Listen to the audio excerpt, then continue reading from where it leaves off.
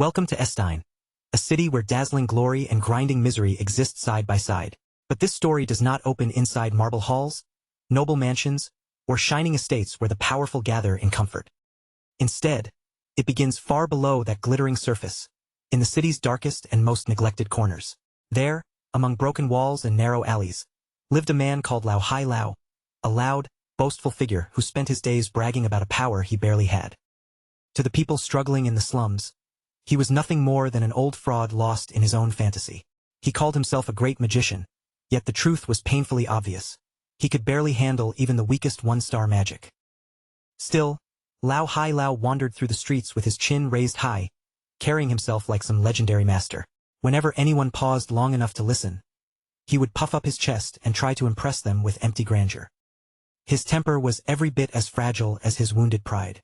The moment children laughed at his cheap little tricks or dared to tease him with a prank, his face would twist in rage, and he would explode almost instantly.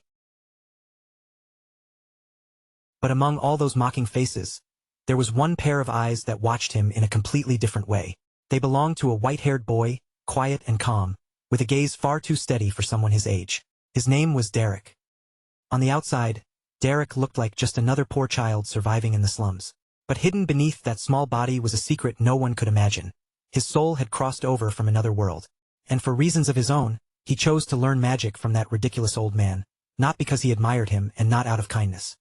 Their bond was never built on warmth or trust. It was a simple exchange of benefits, formed beside dim campfires on cold nights. Lao Hai Lao needed someone to follow him, someone to listen, someone who could soothe his bruised ego and make his lies feel real. Derek, meanwhile, wanted only one thing: knowledge. Even the smallest scrap of magical understanding, no matter how crude or incomplete, was precious enough for him to endure the old man's nonsense. And just like that, time slowly moved forward. Days became months, the air changed, and the seasons passed one after another. When the snow finally melted and spring returned to the city, Derek continued absorbing every lesson placed before him, taking in each detail like dry ground soaking up rain. Then, during an ordinary training session deep in the forest, something suddenly changed. Under Lao Hai Lao's stunned gaze, a faint blue aura began to rise from Derek's body. Derek kept his focus locked in place, sweat sliding down his face as exhaustion pressed on him, yet he refused to break concentration. He could feel it clearly now. Mana was no longer some vague idea spoken about in lessons. It had become a living current inside him. Lao Hai Lao stared in disbelief, unable to accept what his eyes were showing him. Had this child truly understood the flow of mana on his own? Shock and doubt tangled together in the old man's mind. At the same time, Derek's gaze grew sharper, his eyes turning a blood-red shade, cold and cutting like a drawn blade. The very air around him began to tremble with unfamiliar energy. Then, with a calm that felt almost unnatural, Derek slowly stretched out his hand. This was not one of Lao Hai Lao's cheap tricks, and it was not some flimsy illusion meant to fool children. This was real power taking shape before their eyes. A spear formed from pure blue energy burst from Derek's palm, slicing through the air with a sharp, piercing whistle. The blue spear flew straight ahead and slammed directly into a tree trunk, burying itself deep into the wood with brutal force. The impact rang out across the clearing, the sound echoing between the trees like a sudden crack of thunder. The magic Derek had displayed was far beyond anything Lao Hai Lao had expected. For a moment, the entire forest seemed to fall silent. Both of them stared at the result, but the meaning of that moment was completely different for each of them. Derek understood that this was only his first step, but Lao Hai Lao's face had already gone pale, cold sweat soaking his skin. For the first time, the old man felt fear toward the boy he had always treated like a subordinate. After that, Derek remained by Lao Hai Lao's side for an entire year, learning the foundations of magic while carefully concealing just how much potential he truly possessed. He ran errands without complaint. He handled filthy work, swallowed insults, and endured every petty demand thrown at him. And in the end, through patience and persistence, he officially stepped into the rank of a one-star mage. Lao Hai Lao, perhaps desperate to protect the last scraps of his pride, constantly lectured Derek about the superiority of nobles.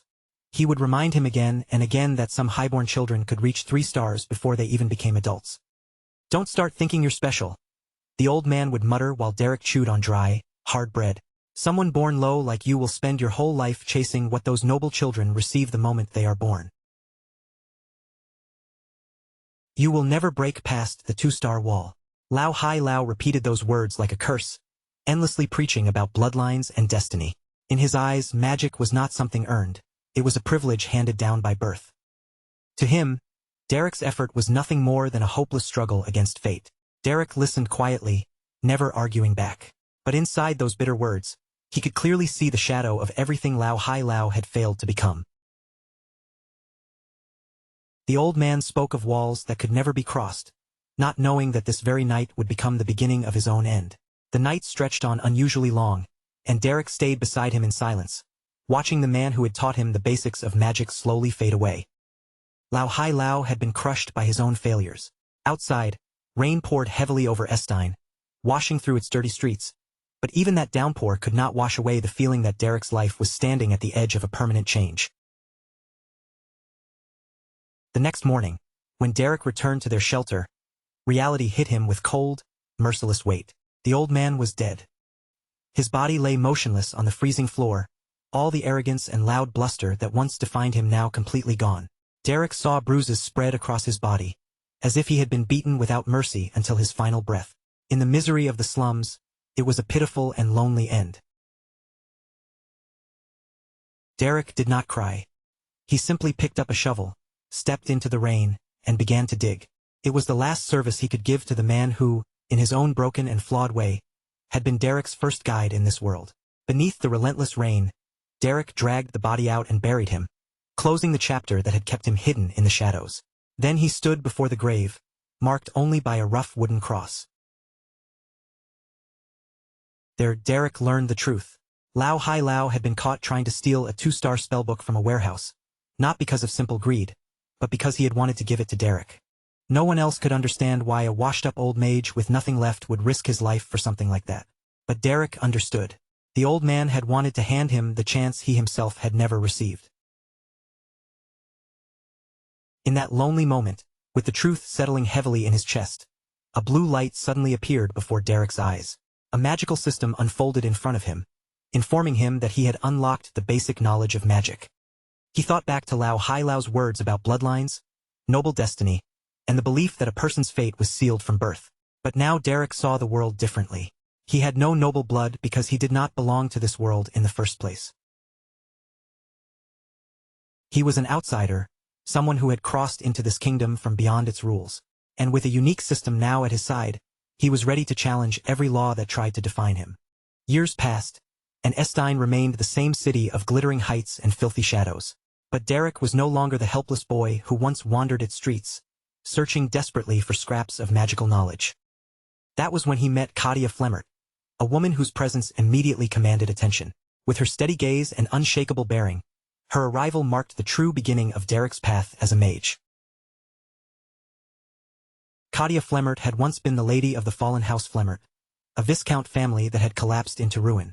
Born as a noble and recognized as a 3-star mage, she carried a reputation strong enough that many mercenary groups sought her skills. During her time in Estine, Katia accepted contracts through the Belden Mercenary Corps, the same place Derek had joined when he was still young. Under her guidance, Derek began to understand what it truly meant to hold power. She taught him more than technique. She taught him discipline, the kind of control needed to survive in a world that looked down on commoners.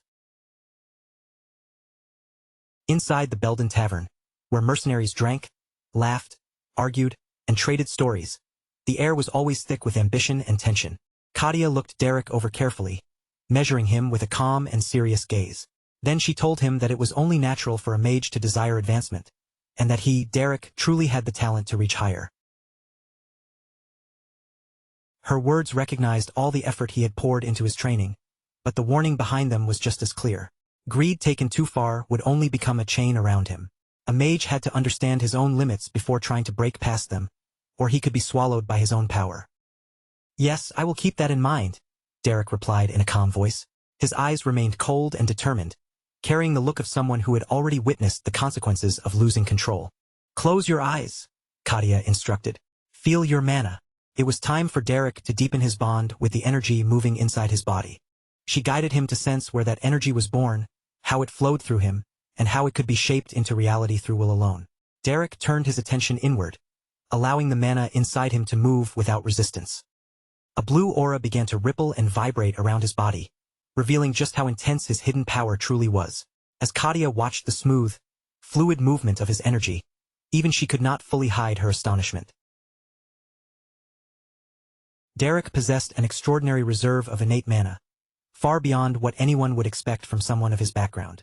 Even more remarkable was how steady his control had become, shaped not by comfort or privilege, but by constant pressure, harsh training, and the brutal experiences he had survived.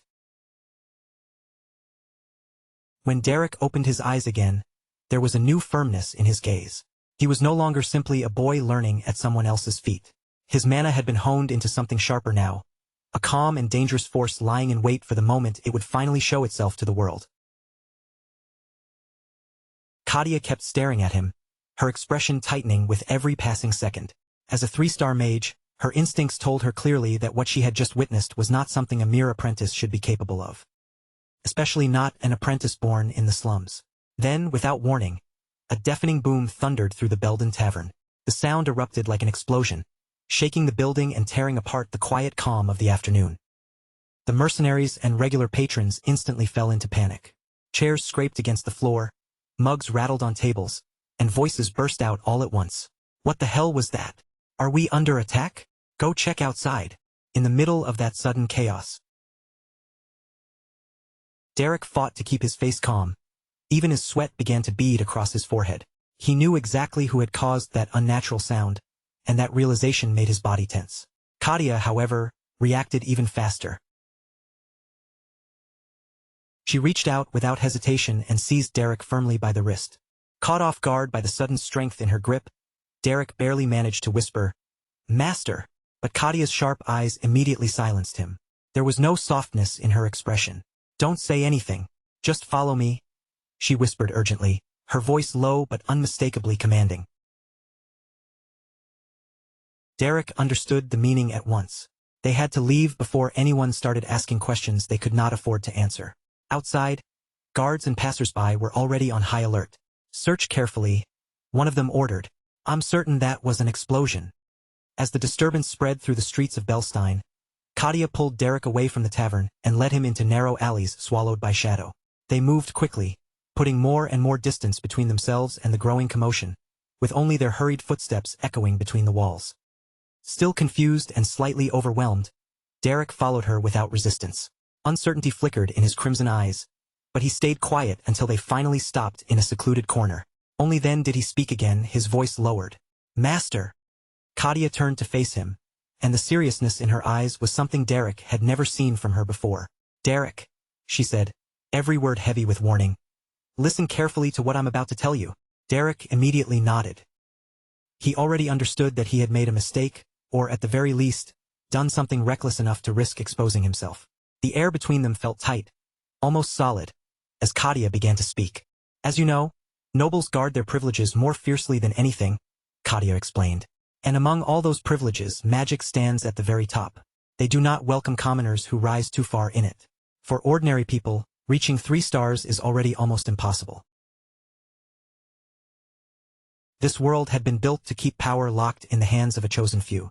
Even those rare commoners who devoted their entire lives to study could barely hope to touch the heights that nobles treated as their birthright." Katia continued, her gaze fixed directly on him. "But what you just used so casually was a 2-star illusion spell, auditory hallucination. And Derek, you performed it perfectly. That perfection was exactly what made it dangerous." At the same moment, Derek's system quietly confirmed the achievement in front of him. At only 14 years old, Derek had officially become a 2-star mage. He had mastered an advanced technique that most people would need decades of effort to even approach.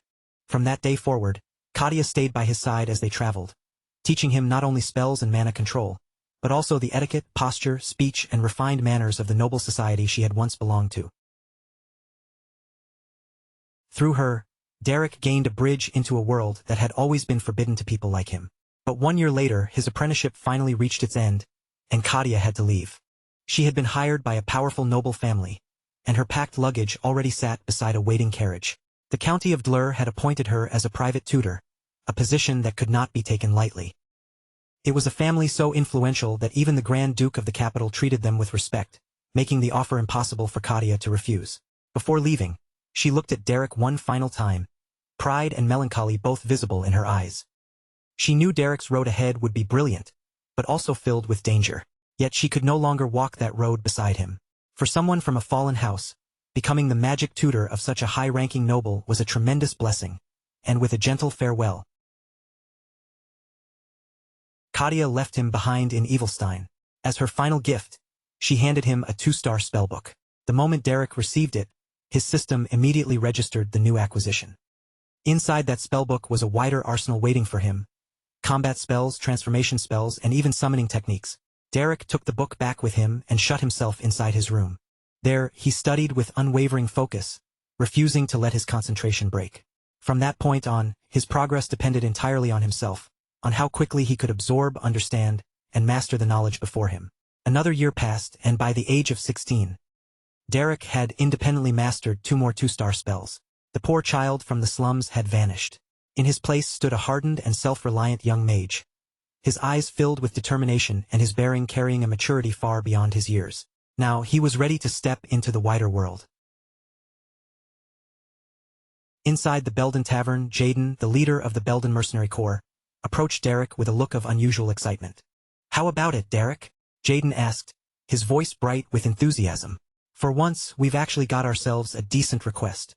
The rugged, broad-shouldered man leaned in and revealed the details. "It's from House Duplin, the Grand Duchy."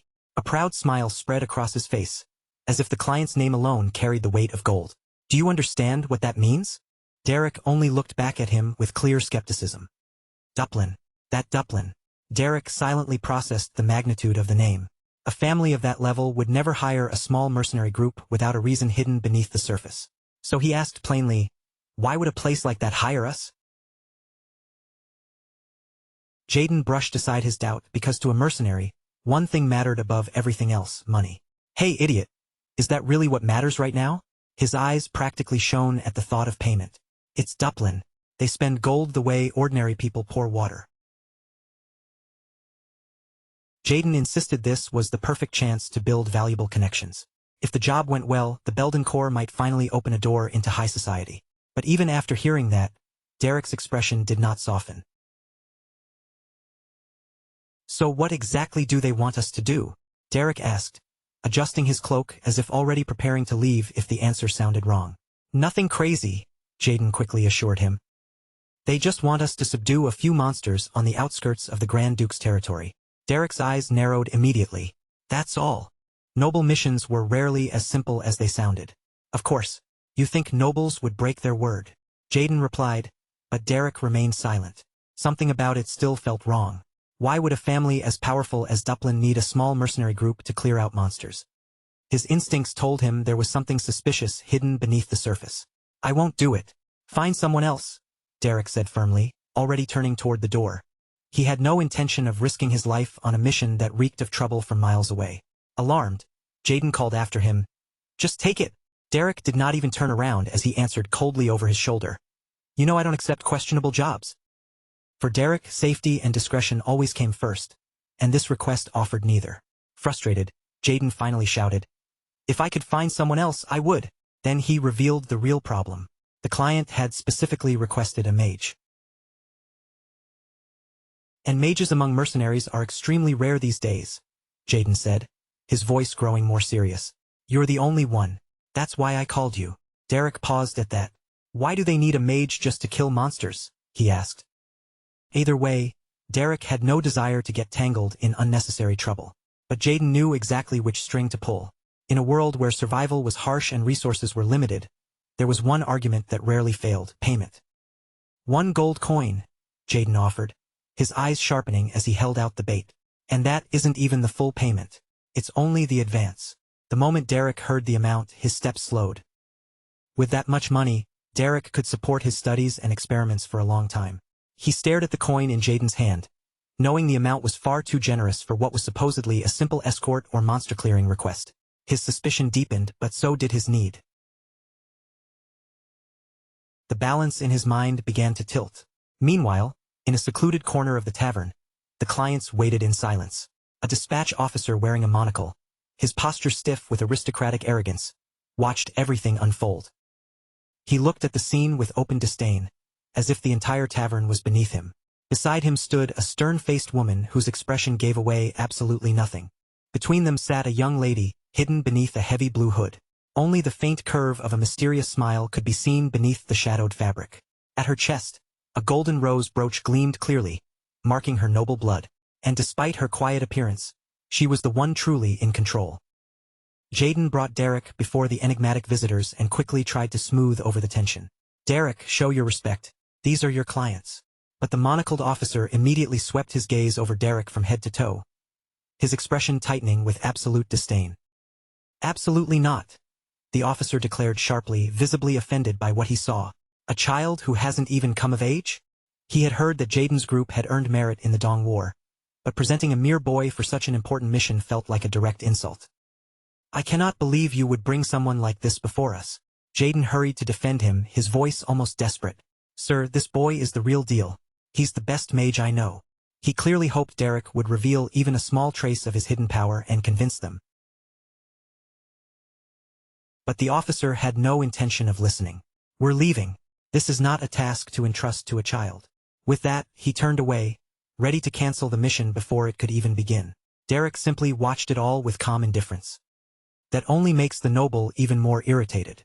The woman standing beside the officer leans in and murmurs a few quiet words, clearly trying to cool his temper before it gets worse. But the damage has already been done. His pride has taken a direct hit, and he simply cannot accept the idea that a young commoner like Derek might possess talent impressive enough to meet the standards of the Grand Duchies. The room grows heavier, thick with the kind of prejudice that needs no explanation. While the officer's arrogance is loud and obvious, the mysterious young lady hidden beneath the blue hood remains silent, her sharp gaze fixed on Derek. Unlike the others, she is not judging him by his clothes or his age. She is watching him carefully, searching for something deeper. What everyone else overlooks, she begins to notice. Beneath Derek's calm expression lies a quiet, sleeping power, and his composure is far too steady for an ordinary mercenary. In that brief moment, her curiosity turns into certainty. They have finally found the right person for their mission. Then, in a soft voice that cuts cleanly through the tension and quiets the entire room, she steps in and brings the agreement to a close. "Derek, let's talk," she says, her voice calm but impossible to ignore. Soon after, Derek and Jaden make their way toward the outskirts of the Grand Duchy of Duplin, leaving the noise of the tavern behind as their strange new job begins to unfold. The land stretching before them is vast and majestic, the kind of scenery that silently announces just how much power the family behind this request truly holds. But there is little time to admire it.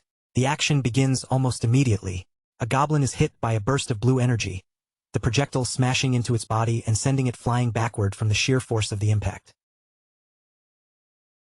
The power behind that strike makes one thing perfectly clear. Derek is not just some ordinary mage wandering around for coin. His red eyes narrow with cold, focused determination as he studies the battlefield in an instant. There is no wasted motion, no panic, and no hesitation. Every spell he releases lands with deadly precision, each one calculated to end the fight as quickly as possible. Then Derek moves. With agility that no one expected from a mage, he slips through the attacking goblins as if he can already see every path opening before him. One goblin rushes too close, and Derek cuts it down in a single clean motion. Its head flies, blood spraying through the air, and in that brutal instant, the young mage proves he is just as dangerous at close range as he is when casting magic from a distance. Another goblin charges from behind him, roaring wildly as it raises an axe and swings with everything it has. But Derek reacts as if he had been waiting for the attack all along, as though nothing on that battlefield can truly catch him off guard. Even with the axe coming down toward him, Derek's expression barely changes. He does not flinch, does not stumble, and does not lose his calm. In one smooth motion, he blocks the strike, then turns the opening into a ruthless counterattack before the goblin can recover. The goblin hardly has time to understand what happened before it collapses, cut down by Derek's merciless efficiency. When the fighting settles, Derek stands among the scattered bodies with a chilling calm around him. Despite his young face, the pressure he gives off feels far older, as if he has survived battles no ordinary mercenary his age should have known. Watching from a distance, the dispatch officer can only stare with his mouth slightly open, completely unable to hide his shock at what he has just witnessed. With monster corpses already piled around him, Derek releases a final surge of crackling electricity across the ground. The lightning races outward in jagged lines, tearing through the remaining goblins and erasing the last traces of resistance. The goblins' screams quickly fade, swallowed by the silence left behind after the battle. Derek stands at the center of the ruined clearing, completely victorious. "It's finished," he says calmly, without even sounding out of breath. Then he turns back toward the clients, blood staining his face, while his composure remains perfectly intact. The dispatch officer, the stern woman, and the hooded girl all stare at him in astonishment. "Oh, excellent," the officer mutters, trying to gather what remains of his earlier arrogance. But even he cannot deny it. The speed and brutality with which Derek cleared the area have gone far beyond anything he expected. Beneath the shadow of her blue hood, the young lady watches Derek with a hidden smile, her fascination growing stronger by the second. He eliminated that many monsters in such a short span of time. In this remote corner of the world, she realizes she has stumbled upon someone truly extraordinary. Later, back at the Belden Tavern, the mood has changed completely. The tension from the mission fades into the familiar noise of mercenaries drinking, laughing, and arguing over one another. But tonight, there is only one topic everyone seems eager to talk about: Derek's unexpected success. Pauline, a strong-willed mercenary with a temper that flares easily, is furious. "So you've become a noble's dog now, Derek?" She shouts the accusation across the tavern, clearly feeling betrayed by his choice to accept a job from House Duplin. Jaden tries to calm her down before the situation gets out of hand, but Pauline is already far too angry to listen. "No matter how lowly we commoners are, we should never crawl around as a noble's dog." As her wounded pride pours out in a storm of anger, Pauline climbs right onto a table, drawing even more attention from the room. Then she turns her bitterness toward Jaden. "Derek didn't even tell you how much they're paying, did he? How much did they offer for him to throw away his pride and crawl at a noble's feet?" Jaden awkwardly tries to explain that crawling at anyone's feet was never part of the contract in the first place. "What? 1 silver? Pauline scoffs, immediately assuming Derek must have sold himself for almost nothing. Instead of answering right away, Jaden slowly raises one hand and spreads out 5 fingers, letting her guess for herself. A smug grin creeps onto his face as she keeps ranting, because he knows the real amount is far beyond anything she has imagined. He savors the moment just a little longer before finally revealing the truth. 1 gold. The second Pauline hears it, she practically screams. Her expression changes in an instant. The anger drains from her face, replaced by pure shock, and then her eyes begin to shine with the exact same greed Jaden had shown earlier. Her attitude flips so fast it is almost shameless. "Then please, let me crawl at their feet too," she pleads with sudden enthusiasm. Jaden immediately yells at her to shut up, insisting once again that crawling is not part of the job. Derek, meanwhile, watches the whole ridiculous exchange with obvious boredom. That night, darkness settles over Evilstein, wrapping the city in shadows, secrets, and quiet unease. Inside the tavern, the celebration continues with noise, drinks, and restless mercenary energy. But for Derek, the true mission has not even begun. He can already tell that something about those clients does not add up. Nearby, Pauline lies sprawled across a table, completely drained after her earlier outburst. "So, what was the request really about?" someone asks, breaking into the brief moment of calm Derek has managed to enjoy. Even as he sits there quietly, Derek's mind is already turning over every detail from the job. "It was nothing special," he answers casually. "We killed a few goblins, and that was it." Jaden nods along, accepting the simple explanation at first, but Derek adds something that immediately catches his attention. Their first impression was terrible. They acted like they had money, but all of them were lying. Jaden looks at him in surprise. "Seriously?" Derek begins laying out his reasoning with sharp, flawless logic. The so-called dispatch officer had demanded youth and social skill, yet he himself possessed neither. A real aristocrat would never behave with such awkward exaggeration, and that was only the beginning of the inconsistencies. Then there was the woman who claimed to be a kitchen assistant. Her hands were far too clean for someone used to heavy labor. Derek is certain of it now. None of them are who they say they are. As he recalls each suspicious detail, he quietly prepares himself for the moment when the truth inevitably comes to the surface. He remembers the woman's hands clearly. Soft, unscarred, and untouched by the kind of hard work a kitchen assistant would do every day. That single detail had been enough to confirm his doubts. And yet, when she handled the payment, her movements carried the natural authority of someone long accustomed to giving orders. As for the supposed officer, everything about him felt false. His gestures, his tone, even the way he chose his words seemed rehearsed, like someone poorly acting out a role they did not truly understand.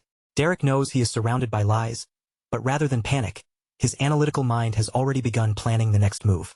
His red eyes glimmer with both curiosity and caution. In this world, knowing too much can be every bit as dangerous as knowing nothing. So, for the time being, Derek chooses to play along. Jaden notices the thoughtful look on his face and gives him the kind of practical advice only a seasoned mercenary would offer. "We're mercenaries, Derek. We don't need to investigate our clients. We do the job, take the money, and that's it." Derek quietly takes in Jaden's words. Jaden may act carefree, but he is not foolish. He understands the rules of their profession better than most. In their line of work, unnecessary questions often lead to trouble that no amount of money can fix. After a short silence, Derek nods. "You're right. Evilstein and the lands around it are wild, dangerous places. Out here, survival and profit matter far more than uncovering noble secrets. As long as the coins keep coming, everything else can be pushed aside." The next day, beneath a clear open sky, the group returns to the lands of the Grand Duchy of Duplin. The scenery remains imposing, but beneath the beauty of the ancient forests, danger waits in every shadowed corner. The monster-clearing mission officially begins, and before long, it is already over. Derek walks calmly among the fallen goblin corpses, his composed expression standing in sharp contrast to the brutality around him. "It's done," he tells the clients. "The goblins won't be coming back for a long time." His efficiency is almost terrifying. Jaden comes over with a triumphant grin, while the dispatch officer looks across the cleared area with a mixture of awe and relief. "Well done," the noble murmurs. Jaden, never one to forget what truly matters, immediately brings up the rest of the payment. Money is the one thing keeping this fragile alliance steady. The officer takes out 2 gleaming gold coins, and the sunlight catches their surface so brightly that the mercenaries can hardly look away. For what was supposedly a simple patrol task, the reward seems almost too generous. That only deepens Derek's suspicions. Jaden, on the other hand, nearly loses his mind with excitement. "Derek, look at this. 2 gold coins. 2! He shouts, grabbing Derek by the shoulders and shaking him in disbelief. "With this much gold, we could—" Derek calmly cuts him off and tells him to lower his voice. Derek wants to speak with the clients properly, without Jaden's shouting turning the moment into a scene. The dispatch officer clears his throat and pulls his aristocratic composure back into place. He knows they have found someone valuable, and he has no intention of letting Derek walk away so easily. The mood changes again, the air suddenly turning far more serious. "Derek, I truly value your abilities," the official says, fixing his gaze on the young mercenary. "I would like to entrust you with a new request. Would that be acceptable?" The offer catches both Derek and Jaden off guard. Jaden clearly had not expected the official to be so direct. He listens closely, his hand still resting on Derek's head from his earlier excitement, while Derek silently measures the weight behind those words.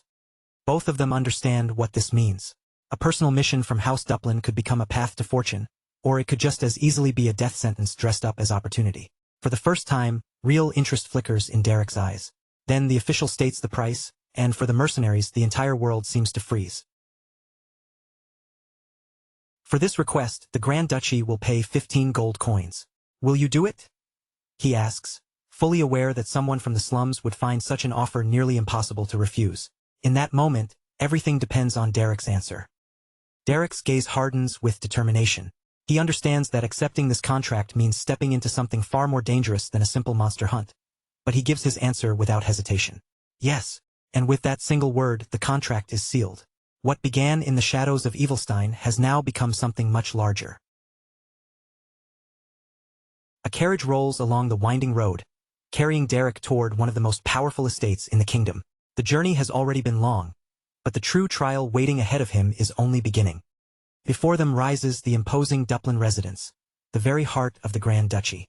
Its grand architecture radiates wealth, influence, and authority, towering over anyone bold enough to approach its gates, and making the power of House Duplin impossible to ignore. Hax, the captain of the Belden mercenaries, found himself almost swallowed by the sheer luxury surrounding them. Every polished surface, every elegant decoration, seemed far beyond anything a mercenary like him was used to. Derek, on the other hand, stood quietly beside him, observing everything with a calmness that felt far too mature for his age. They had been called here, but no one had yet told them why. Before long, a graceful man wearing a monocle stepped forward to receive them. His posture was flawless, his clothing immaculate, and even the way he greeted them carried a refined sense of discipline. His tone was polite, but beneath that courtesy was a clear weight of authority. He introduced himself simply as Delon. Delon then revealed that he was the Grand Butler serving directly under Duke Duplin. With a composed bow, he apologized for having hidden his position earlier, explaining that the nature of his duties had required discretion. The moment Hax heard this, his expression tightened. He had never imagined that someone so high in the Duplin household would personally come out to welcome them. Derek, however, did not react outwardly. He remained still, his eyes quietly moving over the people before him, carefully weighing the meaning behind this unusual reception. Soon after, a stern yet dignified woman appeared and joined Delon's side. She introduced herself as Katerina, the head maid of Duke Duplin's household. With both the Grand Butler and the head maid now standing before them, it was clear that two of the mansion's most important staff members had come to greet them in person. Derek gave a respectful bow and introduced himself with proper formality. Beside him, Hax could barely hide his disbelief that people of such standing had appeared merely to receive them. Yet Derek, though calm on the outside, was just as surprised within. This welcome was far too grand for an ordinary summons. He had expected minor officials at most, perhaps a servant or a low-ranking aide. Instead, the Grand Butler and the head maid themselves had come forward. That could only mean the person who called them here held extraordinary importance within the house. Just then, the sound of steady, firm footsteps drew everyone's attention. Another presence approached from deeper within the mansion, and the entire atmosphere changed in an instant, as if the air itself had tightened around them. Derek's body tensed slightly. The moment he sensed that shift, he understood that this newcomer was most likely the true reason behind their invitation. A figure wrapped in blue came to a stop before them, carrying an aura that demanded attention without a single word. Her bearing was unmistakably noble, and her elegance seemed completely effortless. Hax stared at her in silence, momentarily unable to find his voice under the pressure of her presence. Her long dark hair stirred softly in the breeze, framing her composed face. She did not need to raise her voice or make any dramatic gesture. Simply standing there was enough to command the entire space and pull every gaze toward her. Derek recognized her immediately. She was the same woman he had seen before, the one whose power and beauty were both impossible to ignore, leaving a deep impression even after a brief encounter. She introduced herself as Aisline Elner Duplin, the eldest daughter of the Duplin family. Then, without wasting time on unnecessary ceremony, she presented Derek with a proposal he never expected. She wanted him to become the magic tutor of her younger sister, Dyla. A cold chill ran down Derek's spine. He had planned to stay unnoticed, to keep his abilities hidden as much as possible. Yet now, in the heart of a noble mansion, he was being asked to teach magic to a young noble lady, placing his craft directly under the family's gaze. But inside the mansion, peace was nowhere to be found. While Derek was being led toward a new role, a fierce family conflict was already on the verge of exploding inside Duke Duplin's office. The office doors suddenly slammed open with a violent crash, breaking the heavy silence and sending the sound echoing through the room. Rick stormed inside without the slightest concern for protocol. His face was dark with anger as he demanded that his father and his brother Valerian face a serious problem that could no longer be brushed aside. Duke Duplin lifted his eyes from the documents on his desk, his expression already sharp with irritation at the interruption.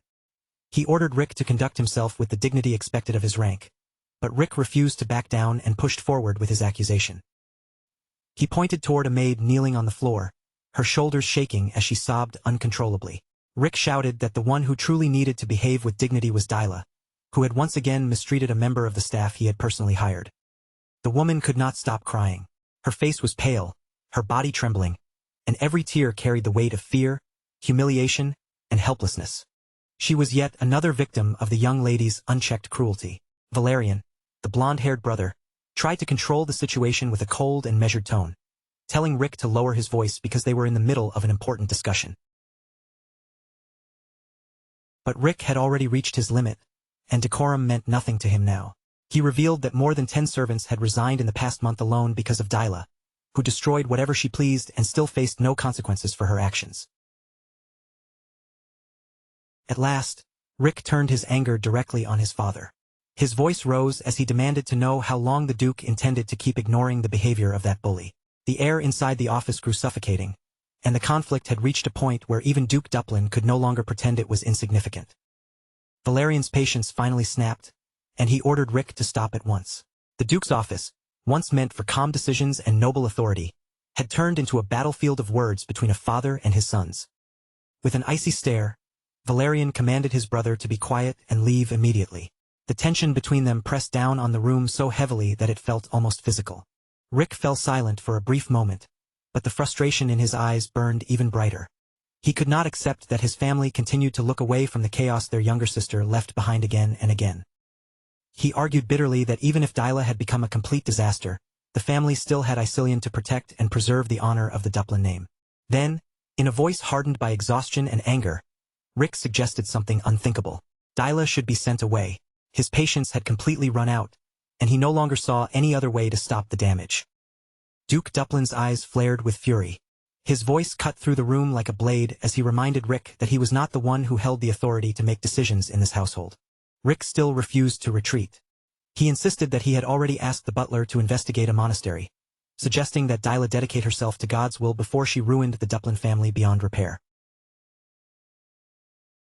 The mention of the family's reputation was the final spark. Duke Duplin erupted, his rage breaking loose in a sudden and terrifying burst of violence. He seized Rick by the hair and smashed his head down against the desk with brutal force. The impact rang through the office, sharp and heavy, leaving everyone frozen in its aftermath. It was a chilling reminder of the Duke's absolute authority. Leaning over his son with a terrifying expression, he repeated that decisions of this kind were not Rick's to make. The room filled with pure dread. Blood began to trickle down Rick's face, yet he clenched his teeth and forced out a quiet warning. One day, his father would be forced to make that decision, whether he wanted to or not. Even beaten and bleeding, Rick's spirit had not been crushed. Duke Duplin stood there without the slightest softness in his expression, radiating the cold authority of a man who had spent his life ruling over others. Meanwhile, outside the office, Aceline was walking beside Derek through the mansion's elegant halls. The polished corridors and refined decorations stood in sharp contrast to the violence unfolding behind closed doors. As they walked, Aceline turned to Derek and asked whether he had ever heard of her younger sister, Dyla. Derek answered calmly that he had seen Dyla's name in the Duplin family records. His tone remained even, but he already understood that this mansion held secrets far deeper than its beautiful walls suggested. Aceline let out a quiet sigh, touched with a trace of melancholy. She explained that there was a reason Dyla was not widely known to the public. The family had deliberately kept her hidden from view. At that moment, the grand doors ahead swung open, revealing the tense scene unfolding inside the room. Derek's fate was about to become tangled with the Duplin family's chaos. Inside, Valerian looked surprised to see Aceline arrive, especially with an unfamiliar young stranger accompanying her. Rick quietly wiped the blood from his face, trying to hide the humiliation before anyone could draw attention to it. Valerian, meanwhile, quickly gathered himself and greeted Aceline with polite restraint, doing his best to preserve appearances in front of their guest. He asked about her time in Evilstein as if nothing unusual had happened. Aceline responded with a diplomatic smile, assuring Valerian that she had been living comfortably under their care. Her voice was smooth and controlled, giving away nothing more than she wished to reveal. Even so, her eyes quickly swept across the room, taking in the tension, the shaken maid, and the traces of violence that had not been fully hidden. Noticing Derek's observant gaze, Valerian hurried to explain that Rick had only suffered a minor injury and suggested that they continue the conversation later. It was an obvious attempt to cover up what had just happened, a thin veil thrown over the brutality of their father's actions. Derek said nothing. His red eyes quietly examined every detail in the room, from the blood on Rick's face to the uneasy expressions around him. The lies, resentment, and fear hanging in the air were impossible to miss, and Derek was clearly no ordinary boy. A heavy silence settled over the office as Valerian and Rick began to assess the young man Aceline had brought with her. Their eyes lingered on him with suspicion, neither of them willing to treat his presence as a simple coincidence. Derek's pupils narrowed slightly. He understood at once that he had stepped into a den of wolves, a place where violence within the family seemed almost accepted as part of daily life. He also did not ignore the sobbing maid in the background. Her trembling figure served as a stark reminder that the danger in this mansion did not come only from raised voices or noble pride. Still, Derek's attention returned forward when Duke Duplin's presence demanded silence from the room. He waited with unwavering calm, ready for whatever this formal meeting would bring. Becoming the family's magic tutor was clearly only the first step into something far more dangerous. Duke Duplin finally opened the conversation, his voice controlled as he expressed relief that Aceline had remained safe and well during her stay in Evilstein. Whatever anger had filled the room moments earlier, he now wrapped himself once more in the composed mask of a noble father. Derek says nothing at first, simply taking in the room with calm, watchful eyes. While the conversation moves around him, he studies every detail. The weight in the air, the faint shifts in posture, the careful tones hidden beneath polite words. Aceline then turns to her father and formally introduces him, presenting Derek as the magic tutor she has brought in to personally oversee Dyla's education. The Duke's gaze settles on Derek with sharp, measured suspicion. He does not look at him like a guest, but like a puzzle waiting to be opened, his eyes quietly pressing past Derek's composed expression as if trying to uncover whatever secrets the young man is keeping underneath. Aceline, sensing that her father may have matters he wishes to discuss privately, gives a polite excuse and steps away with proper courtesy. With that, she leaves Derek behind in the Duke's office, allowing the two men to face each other without anyone else standing between them. Derek is just about to excuse himself as well when the Duke's voice stops him in place. He orders Derek to remain, making it clear that he intends to speak with him alone. In an instant, Derek finds himself standing directly before one of the kingdom's most powerful nobles, with no one there to soften the pressure. Derek keeps his face unreadable, his posture steady and controlled. Rather than rushing to explain himself, he simply waits in silence, allowing the Duke to decide when the conversation will truly begin. Bright sunlight spills through the tall windows of the office, stretching across the polished floor in long golden beams. Yet even with the room bathed in warmth, the silence between them feels cold, heavy, and intentional. The Duke lowers his eyes and returns to his writing for a while, letting the scratch of his pen fill the space instead of his voice. It is a quiet show of pressure, forcing the young mercenary to stand there beneath the weight of the room. At last, the Duke breaks the silence and asks Derek how old he is. His tone carries a clear challenge, as though he finds it difficult to accept that a boy barely 16 years old could possibly be trusted as a capable magic tutor. Derek answers without hesitation, confirming his age in a short, controlled reply. The Duke's probing tone does not shake him, and not even a flicker of discomfort crosses his face. The Duke then turns the conversation toward Derek's magical ability, his voice seemingly casual but his eyes still sharp. Derek keeps his answer modest, claiming that he only has basic knowledge of first-level magic. That answer draws a soft chuckle from the Duke, an unexpected reaction that immediately makes Derek more alert.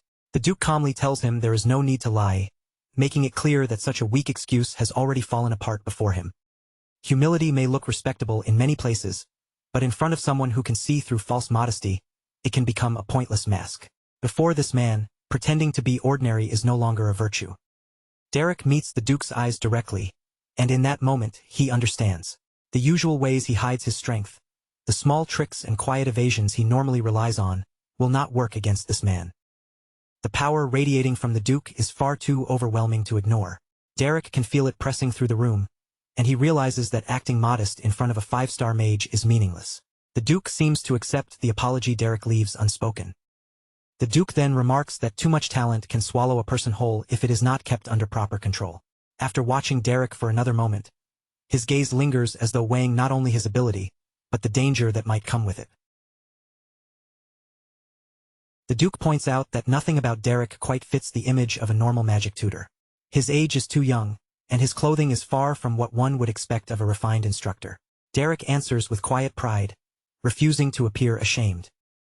He tells the Duke that he is a mercenary, a survivor who made his own way without the protection of grand academies or noble halls. And because Aceline has chosen to trust him with this task, he intends to stand by that trust. The Duke finally chooses not to press him any further. Instead, he grants Derek permission to enter the annex where Dyla resides, then gives an order for a maid to lead him there without delay. Before Derek leaves, however, He stops at the doorway. Rather than walking out immediately, he turns back and asks the Duke to allow him one final word. The Duke's eyes narrow slightly with interest. Curious about what the young mercenary could still have to say, he gives Derek permission to speak. Derek states his principle as a mercenary with steady conviction. Once he accepts a contract, his only priority is to complete it to the very end, regardless of how difficult or dangerous the path becomes. His assignment is to make sure Dyla learns magic well enough to enter high society as a proper member of the Chernobyl family. The Duke's patience begins to thin, and he questions why Derek feels the need to repeat something everyone already understands. To the Duke, the purpose of Derek's presence is already obvious. There should be no reason for him to restate what has been clear from the beginning.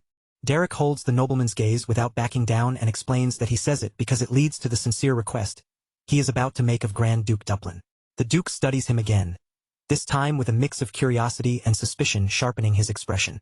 After all, it is not common for a mere mercenary to ask something of a grand noble during their very first meeting. Meanwhile, in another part of the mansion, a violent crash suddenly rings through the annex halls as something shatters with alarming force. A maid's terrified scream cuts through the room as a plate hurtles across the air and smashes against the wall, breaking apart in a burst of sharp fragments. Inside the chambers of the second daughter, chaos has completely taken over. A servant trembles from head to toe, desperately begging Lady Dyla for forgiveness, while the young noble girl's silhouette stands against the light, watching the scene with cold, absolute disdain. With cruel indifference, Dyla orders the woman to vanish from her sight at once. Her warning is chillingly direct. If the maid stays any longer, the next plate will be aimed straight at her face. Elsewhere in the residence, the mood is completely different, calm and controlled. A cup of tea sits quietly on the table, untouched and still, while a far more composed conversation unfolds around it. Aceline is seated with Hax, the captain of the mercenaries, discussing the situation in a much quieter setting. Hax looks genuinely surprised by her choice and asks why, out of everyone available, she decided to entrust this delicate task to Derek. With a tired, resigned look, Aceline admits that she has already tried almost every famous magic instructor she could find across the continent. Yet no matter how impressive their reputations were, not one of them managed to endure Dyla for more than a few days. Hax explains that Derek may have the background of a street survivor, but his manners are not as rough as people might expect. A fallen noble once trained him, teaching him the customs, etiquette, and culture of high society. Aceline admits that Derek struck her as refined and surprisingly kind despite being a mercenary. Because of that, she hoped he might be able to guide Dyla with patience, gentleness, and a steadier hand than the others. Hax can only laugh at how innocent that hope sounds. He warns her not to judge Derek by the calm face he presents to others. That boy grew up on the streets and has survived as a mercenary since childhood, and someone born with nothing does not stay alive through kindness alone. Somewhere inside him, there is a darkness that had to exist for him to survive. Aceline falls silent, her expression slowly changing as Hax's words sink in. For the first time, she begins to understand that Derek may not be the gentle young man she had imagined him to be. Back in the present, Derek moves through the dim corridors of the annex, guided forward under the silent, watchful eyes of the Duke's servants. Every step makes it clearer that he is walking into hostile ground. He finally comes to a stop before the large double doors leading into Dyla's chambers. Standing there, he knows that whatever waits beyond those doors will test not only his patience, but also the skill and resolve he has chosen to bring into this contract. With his mind already settled, Derek raises his hand. His movements are steady, and then his knuckles strike the door. The sharp knock echoes through the thick wood, cutting through the silence like the first signal of a challenge.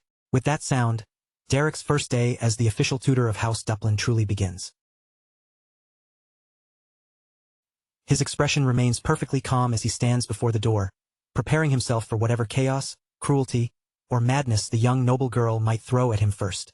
Then Derek grips the handle and turns it firmly. From this moment on, there is no stepping away and no turning back. Inside the room, he enters with controlled composure and greets her in a calm, respectful voice. Light spills in from the window, outlining the figure of a girl seated with her back turned toward him in an unsettling silence. Derek introduces himself by name, saying that he is Derek, and politely asks for permission to come closer. For a moment, the girl does not respond at all.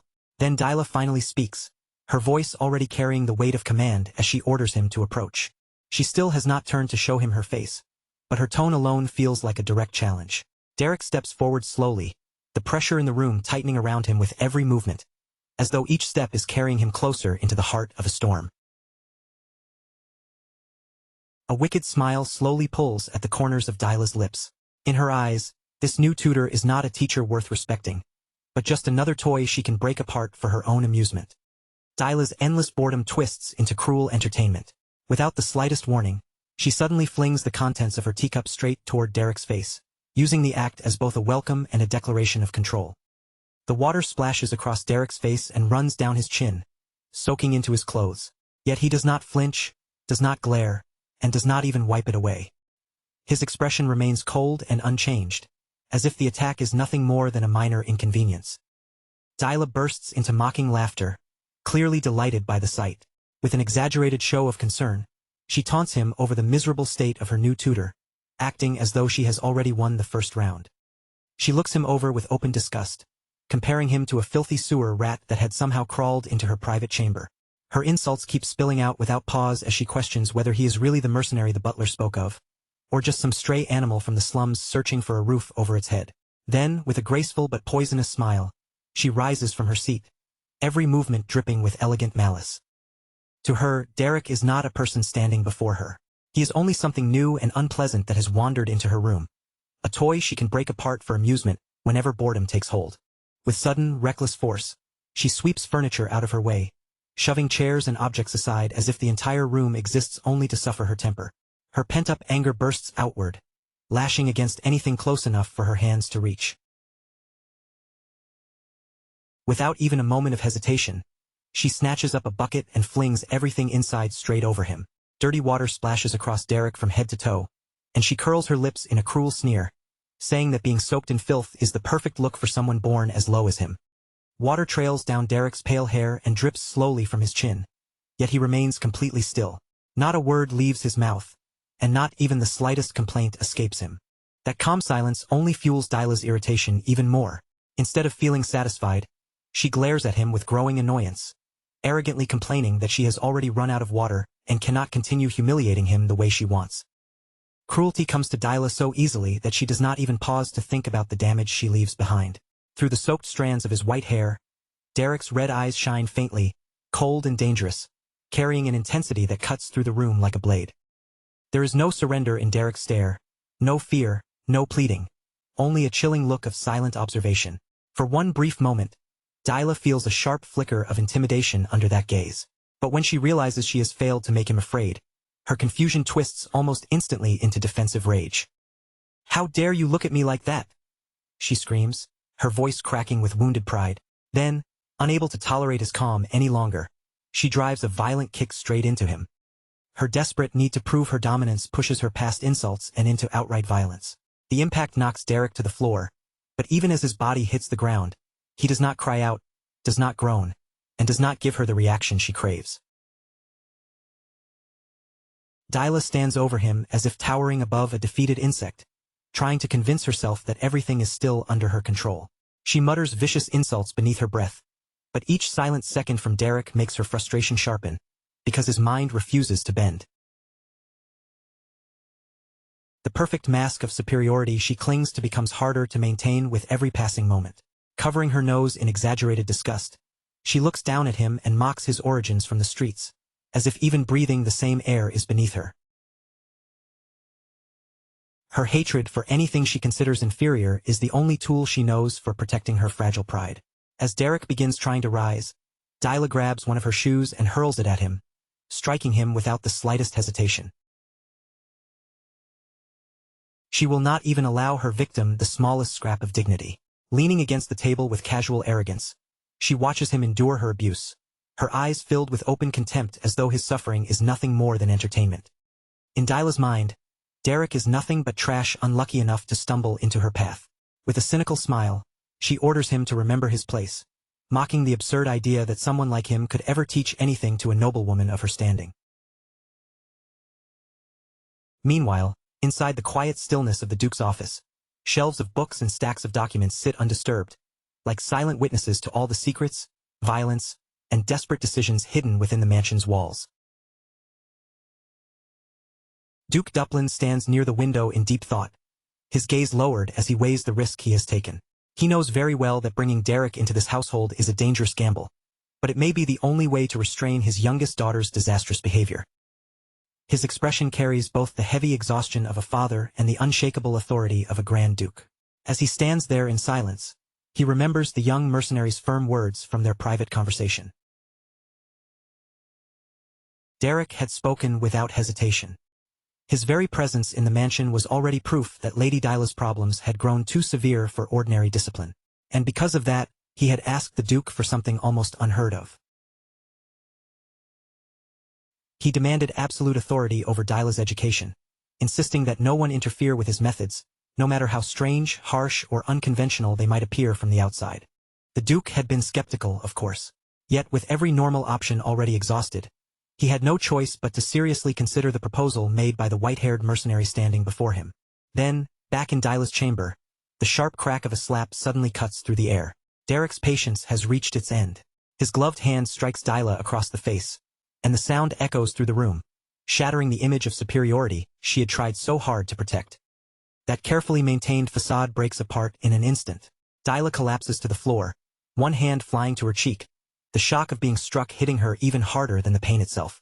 Derek calmly adjusts his glove as if nothing remarkable has happened, and that composure is more terrifying than any outburst could have been. He stands over her like an unmoving shadow, his presence filling the chamber and taking control of every inch of the room. The silence that follows feels heavier than any scream. For the first time in her life, Dyla is facing someone who does not tremble before her family name or bow to her tantrums. Her hand shakes against her burning cheek, and the humiliation cuts far deeper than the sting of the blow. Absolute disbelief floods her eyes. Her mind refuses to accept that a mere commoner has crossed the sacred line between nobility and everyone beneath it. But Derek's cold red gaze pierces straight through her outrage, and he gives her one simple, undeniable order. Stand up. In this annex, the Duke's rules no longer protect her. From this moment on, only the law of her new tutor holds power. 3 years earlier, beneath a clear sky during a quiet carriage ride, a younger Derek once turned to his teacher, Katia Flemmert, and asked a difficult question. What should someone do when they must teach a stubborn student who refuses to appreciate kindness? Katia Flemmert paused for a moment, her calm gaze hiding a will as hard as steel. She answered that she would first try to understand and accept that student. Derek, however, could not fully believe it. To him, the answer sounded far too gentle and idealistic. So he pressed further, unwilling to let the matter end there. And what about the students you simply cannot reason with? Katia gave him an unreadable smile and explained that when communication completely fails, one must search for a different starting point to guide the student back onto the proper path. Then her expression darkened, and her eyes burned with terrifying intensity. That starting point, she said, was to carve fear deep into their very being.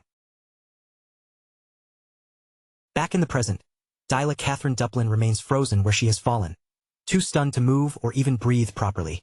Her cheek throbs with heat from a blow she never once imagined she would receive from anyone, much less from a common-born mercenary. Derek looks down at her without even the faintest trace of compassion. His voice stays cold as he orders her to get up and learn how to treat other people with respect. Dyla tries to respond, her trembling hands pressed against the floor, but humiliation overwhelms her before she can gather herself. But Derek gives her no time to recover, no space to hide behind pride, and no chance to turn the moment back in her favor. With swift, precise movement, he suppresses the first sign of rebellion before it can even fully take shape, cutting off her resistance the instant it begins.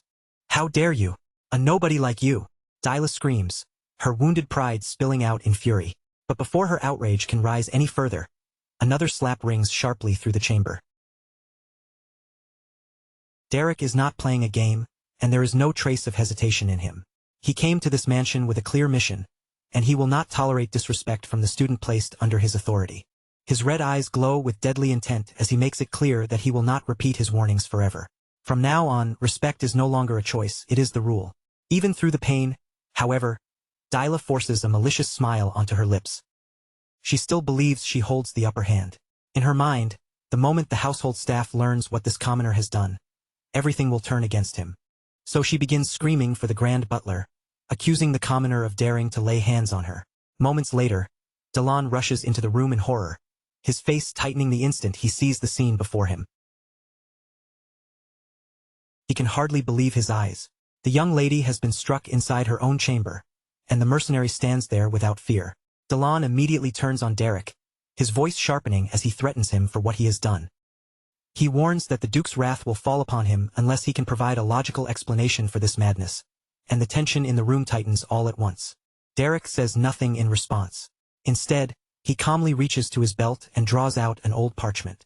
With steady hands, he presents it, and the official seal of the Grand Duke is clearly stamped upon the document. The parchment grants Derek complete authority over Dyla's education, allowing him to use whatever methods he judges necessary to correct her behavior. Delon falls silent as his eyes move across the words. Cold sweat begins to trickle down his forehead when he understands the truth.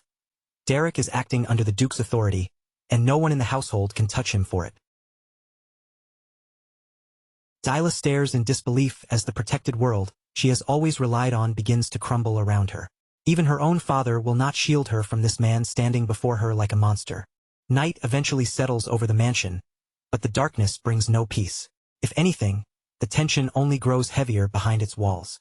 Under the pale glow of the full moon, the corridors still seem to tremble with the aftermath of the conflict. Valerian, Dyla's brother, arrives in a rush after hearing what happened, his fury so intense that he can barely contain it. He storms into the chamber with anger blazing across his face, demanding to see the mercenary who dared to raise his hand against his sister. Derek sits there in complete calm, as if he had known from the beginning that Valerian would come storming in sooner or later. That unshaken composure almost feels like an insult, making the air around him even tenser, like the brief silence just before another violent storm breaks loose. The moment Valerian sees Derek so close to his sister, his self-control snaps. Rage flashes across his face as he shouts, "How dare you touch Dyla?" Fortunately, Rick reacts at once, stepping in before his brother's anger can drag the entire room into another disaster. Derek does not flinch under Valerian's fury. In a steady voice, he answers that everything he did was carried out with the clear permission of His Excellency, the Grand Duke. His cold stare remains fixed and unwavering, making it obvious that youthful noble pride will not frighten him. Rick quickly reminds his brother that Derek was not some random outsider who forced his way into the mansion. He was brought here by Ace Line and personally approved by their father. Then Rick's tone hardens as he asks what Valerian thinks will happen to their eldest sister's position if he keeps behaving this recklessly. That warning lands heavily between them. After a tense pause, Valerian finally forces himself to regain control, though anger still burns in his eyes. He turns to Derek and tells him to come along, while sharply ordering Rick not to interfere any further. Derek follows without complaint, leaving behind the suffocating pressure in the chamber. Before he goes, Rick approaches with a faint, knowing smile and admits that Dyla truly needed to be corrected before she lost herself completely. Then he reassures Derek that Valerian may be furious, but he will not go too far. Derek listens in silence, taking in every word while quietly measuring the complicated bonds within the Duplin family. Behind all their anger and pride, there are fractures here that are far deeper than they first appear. Even in the middle of all this chaos, Derek can tell that some members of the household understand just how severe Dyla's condition has become. As they move down the corridor, Rick lets out a tired breath, clearly frustrated by something he still cannot fully understand. He cannot see why Valerian continues trying so hard to protect someone who seems almost beyond saving. And in a dim, forgotten corner of the mansion, an old doll rests quietly beneath a thin beam of moonlight, like a small, silent remnant of a childhood that has long since disappeared. That abandoned doll feels like a quiet reminder of the innocence Dyla appears to have lost. Valerian then leads Derek into a secluded room and invites him inside with a solemn expression. The atmosphere here is nothing like the mansion's usual luxury. Instead, it feels still, dusty, and heavy with old memories. Valerian explains that this used to be Dyla's room when she still lived in the main house, and it has been preserved exactly as it was on the day she was sent away to the annex. Derek steps forward and approaches an easel, where an unfinished painting waits in silence. On the canvas rests the image of a sunset stretching over a quiet lake, soft and unfinished, yet strangely beautiful. It reveals a side of Dyla that Derek has not seen before. With a melancholy voice, Valerian tells him that Dyla once truly loved to draw. The memory still hurts him, her flushed face lighting up with pride as she showed off her artwork like a child sharing her greatest treasure. She used to be adorable, Valerian says, but even back then, there was always one strange pattern. Dyla never completed her paintings. She would only finish the parts she loved most, leaving empty spaces behind. Those blank spaces now seem like an early sign of the perfectionism and instability that would later consume her. Valerian lowers his gaze, his earlier anger fading into guilt, and offers Derek a sincere apology for losing his temper. Derek brushes off the apology in his usual practical manner, more interested in the reason behind this visit than in wounded pride. He asks why Valerian brought him into a room full of dusty memories, abandoned canvases, and remnants of Dyla's past. Valerian confesses that he wanted Derek to understand one thing clearly. His sister was not always the cruel, unbearable person she has become. Her obsession with pure bloodlines and noble lineage did not exist from the beginning. According to Valerian, it appeared suddenly, as if it had come out of nowhere, and from that point on, it slowly began eating away at her. That darkness was what eventually pushed their father to cast her out of the main house and confine her. She was sent to the annex, cut off from the place she once called home. Valerian admits that even he still does not know what changed her so drastically. While Derek begins flipping through several old books in the room, Valerian explains why the situation has become so urgent. If Dyla fails to learn even the most basic one-star spell, their father will not hesitate. She will be sent to a monastery, and there will be no easy path back for her. That means Derek is her final hope of escaping that fate. Valerian steps closer, almost pleading now, and places both hands on Derek's shoulders as he begs him to save her. No matter how awful she has become, Dyla is still his sister, and he cannot bear the thought of her being banished for the rest of her life. As Derek scans through the pages of Dyla's magic books, his eyes suddenly stop on something. His expression shifts slightly, and he murmurs under his breath, "Wait a second, the margins are not empty at all. They are filled with careful, detailed notes, proving that Dyla had not completely abandoned magic the way everyone assumed. In secret, she had still been studying, trying to grasp the theory by herself." Derek asks whether these books are theoretical texts from the School of Regulations. Valerian confirms it, explaining that they are mandatory foundations for any noble who wishes to begin learning magic properly. A new light flickers in Derek's red eyes. Beneath Dyla's arrogance, hatred, and cruelty, there is still a small spark of determination left inside her. And if that spark still exists, then it can be used. The room around them is filled with melancholic landscapes and unfinished images, each one quietly reflecting the loneliness of a girl who seems to have vanished somewhere along the way. Derek begins putting together a far more complicated plan in his mind. Then, with a decisive motion, he closes the book in his hands. The time for introductions, apologies, and sad stories from the past has come to an end. The real training is about to begin, and it will not be gentle for the young lady. Accepting Valerian's desperate request, Derek declares with cold determination that he will give Dyla one chance. From this point on, the true lesson begins. Night settles over the Duplin mansion, wrapping the entire estate in a heavy silence that feels darker and more ominous than usual. No one inside the mansion can imagine what is about to happen in the young lady's chamber. Dyla lies asleep in her luxurious bed, breathing peacefully, completely unaware of the danger already waiting in the shadows of her own room. It is the last peaceful moment she will have for a very long time. Then, without warning, the crash of a bucket of water tears through the stillness.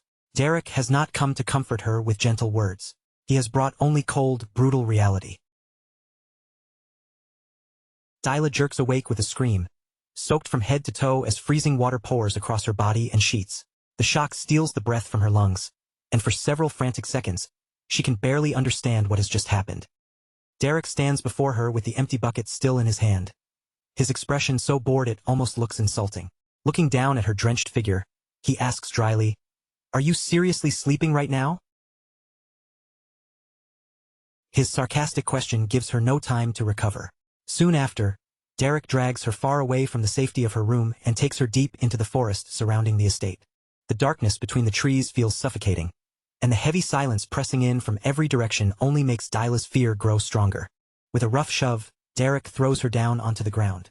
Dyla drops to her knees, trembling from the cold, the dampness, and her own furious disbelief. She looks up at him with hatred blazing in her eyes and spits out her defiance. "What do you think this will change?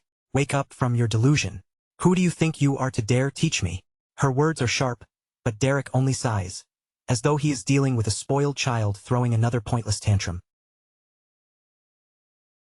You don't even listen, he says, leaning closer with a faint smile that feels far more unsettling than anger would have been. Then Derek's voice drops as he asks if she wants to hear something interesting. He tells her honestly that he has no intention of teaching her magic at all. In the darkness, his red eyes gleam with a chilling light, and Dyla's heart suddenly skips. What? What did you just say?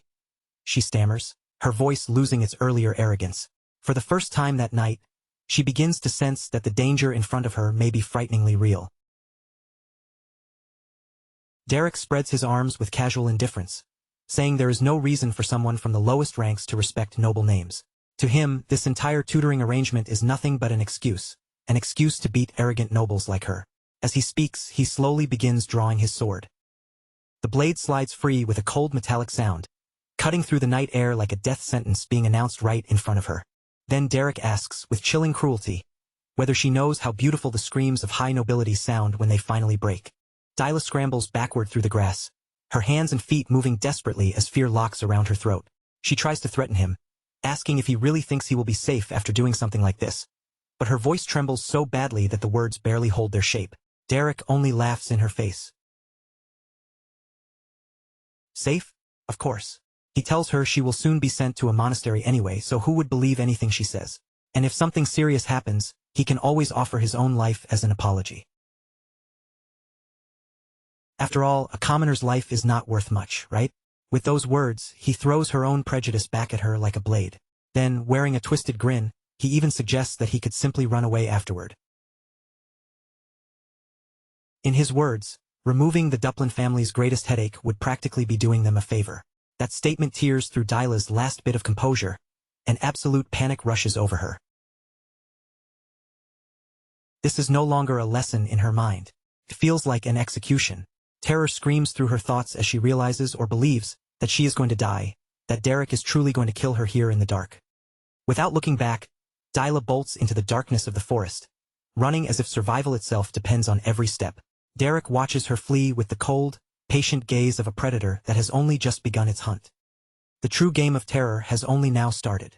Dyla races wildly across the open field, her heart pounding so hard it feels like it might burst from her chest. She understands that if she tries to run back across the exposed ground, Derek will catch her within seconds. Her only chance is to disappear among the trees and use the forest to break his pursuit. With fear driving every breath, she fixes her eyes on the dark treeline and clings to one desperate thought. If she can reach the woods, she will be safe.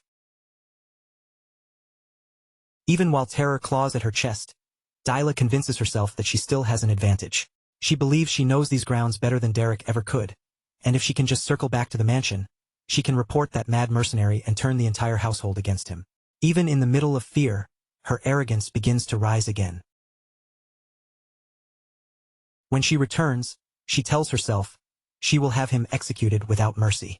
He will be the one to die, not her. But just as that cruel thought flashes through her mind, a blinding light bursts open in the distance, and a wave of scorching heat rips through the night. Far ahead in the darkness, a sphere of pure fire begins to form, burning so brightly that it tears through the shadows of the forest and paints the trees in a terrifying glow. In the middle of a clearing, Derek stands perfectly calm, his posture relaxed and one hand lifted toward the night sky, as if this terrifying display is nothing unusual to him. He is casting magic far beyond what any ordinary mercenary should be capable of using. Dyla freezes on the spot, her eyes widening in disbelief as the spell takes shape before her. Fireball, she whispers, recognizing it instantly. The fear she felt earlier is nothing compared to the shock crushing her now.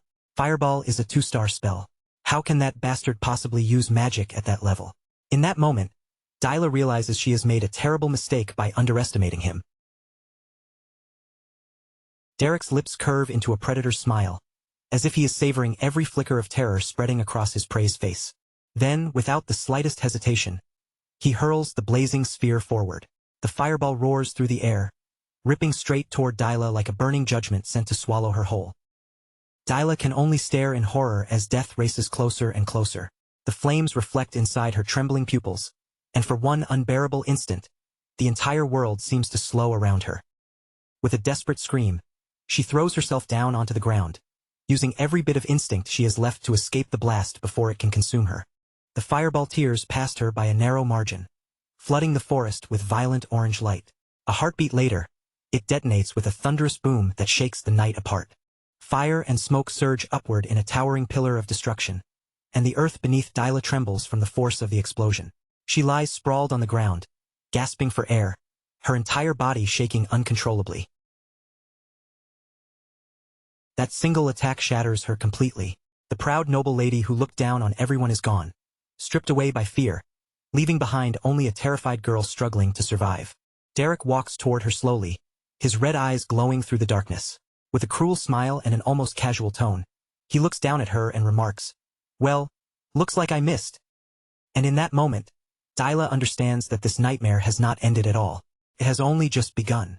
Beneath the enormous full moon hanging over the estate, a hunt has truly begun, one that will forever change the fate of the so-called Devulus. Dyla turns and runs again, driven by nothing but panic. Branches whip across her skin, tearing at her arms and face, while the uneven ground bruises her feet with every desperate step. But fear keeps pushing her forward. Her breathing comes out ragged, cold sweat slides down her face, and for the first time in her life, she feels completely cornered and helpless. Then, with a sharp crack, her foot catches on a hidden root beneath the leaves. She loses her balance and crashes heavily onto the damp earth. All the elegance and dignity of nobility have vanished from her. In their place, only raw survival instinct remains, forcing her body to move even when pride can no longer protect her. A pained cry slips from her lips as she struggles against exhaustion. Her body is reaching its limit, but the man chasing her has no intention of granting her even a single moment of mercy. Suddenly, the air itself splits open. Arrows made of pure blue mana tear through the darkness, flashing past the trees with terrifying speed and whistling toward her with deadly precision. Dyla's eyes fly wide open. Something that feels far too close to death has just passed within inches of her face, close enough for her to feel the danger brush against her skin. She scrambles back onto her feet, moving on instinct alone as blasts of energy slam into the ground around her, throwing dirt and broken grass into the air. The mana strikes are already far too close, a chilling reminder that she is not being chased by some ordinary tutor. She is facing a seasoned warrior who knows exactly how much pressure he can put on her without letting her escape. Derek steps out from the shadows, walking with a calm so effortless that it almost feels insulting. Watching her struggle to stay upright, he comments lightly, "You're pretty fast." He says it as if this entire nightmare is nothing more than a childish game. Dyla glares back at him, hatred and terror twisting together in her eyes. She still cannot believe that anyone would dare treat her like this, and even with her body exhausted, she forces herself to run again. She refuses to surrender to a commoner who has dared to challenge her pride so completely. Derek watches her retreating figure in silence, knowing that this chase is not merely punishment. It is a lesson meant to burn itself deep into her soul. Inside Dyla's mind, everything has fallen into chaos. How much longer does she have to keep running? Can she really escape him at all? Every breath scorches her lungs, and each inhale feels like swallowing fire while her strength drains away step by step. No matter where she turns, Derek's presence seems to surround her. He feels less like a man chasing her and more like an inescapable shadow moving through the forest itself. Derek kneels and places one hand against the forest floor, quietly channeling his mana into the earth beneath him. He does not need to see Dyla with his eyes to understand exactly where his prey is heading. In the darkness, even the forest seems to answer him. His red eyes glow with a predatory intensity, sharp and merciless enough to freeze the blood of anyone who meets his gaze. As he senses the forest around him, Derek realizes something important.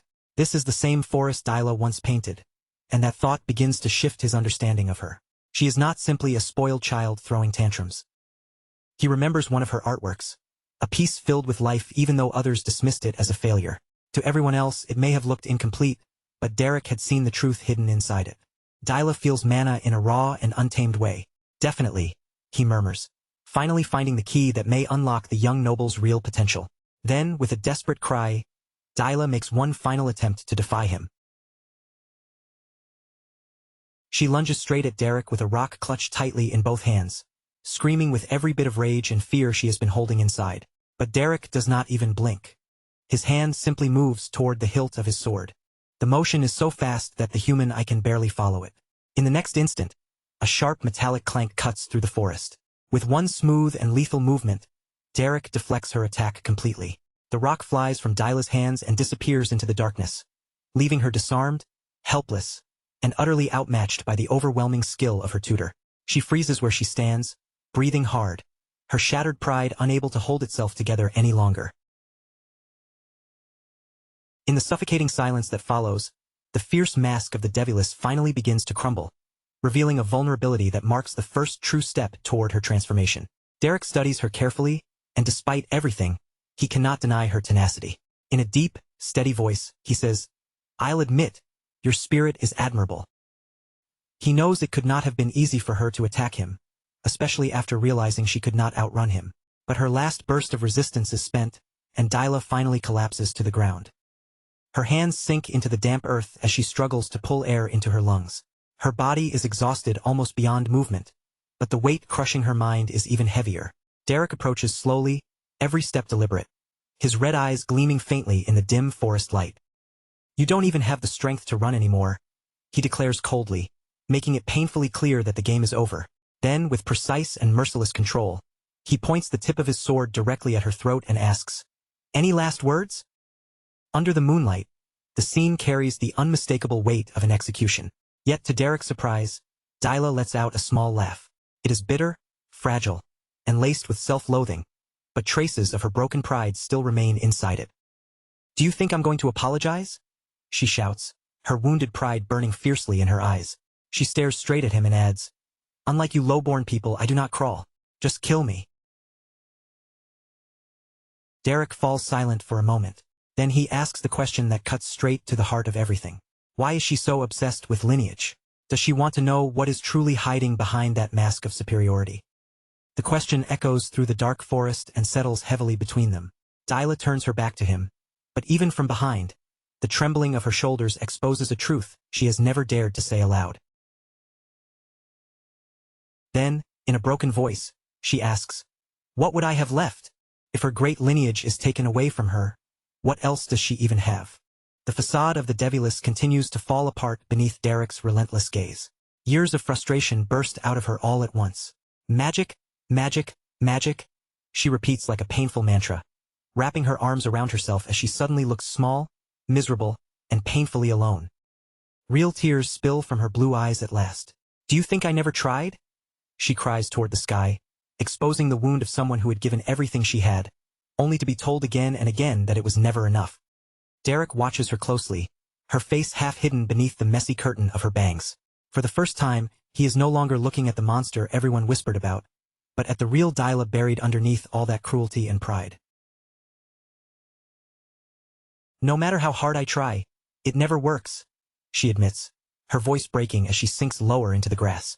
Beneath all her arrogance is a deep fear of being thrown away, a fear that if she cannot succeed in magic or even finish her paintings, then her entire existence has no worth at all. Her tears keep falling without stopping.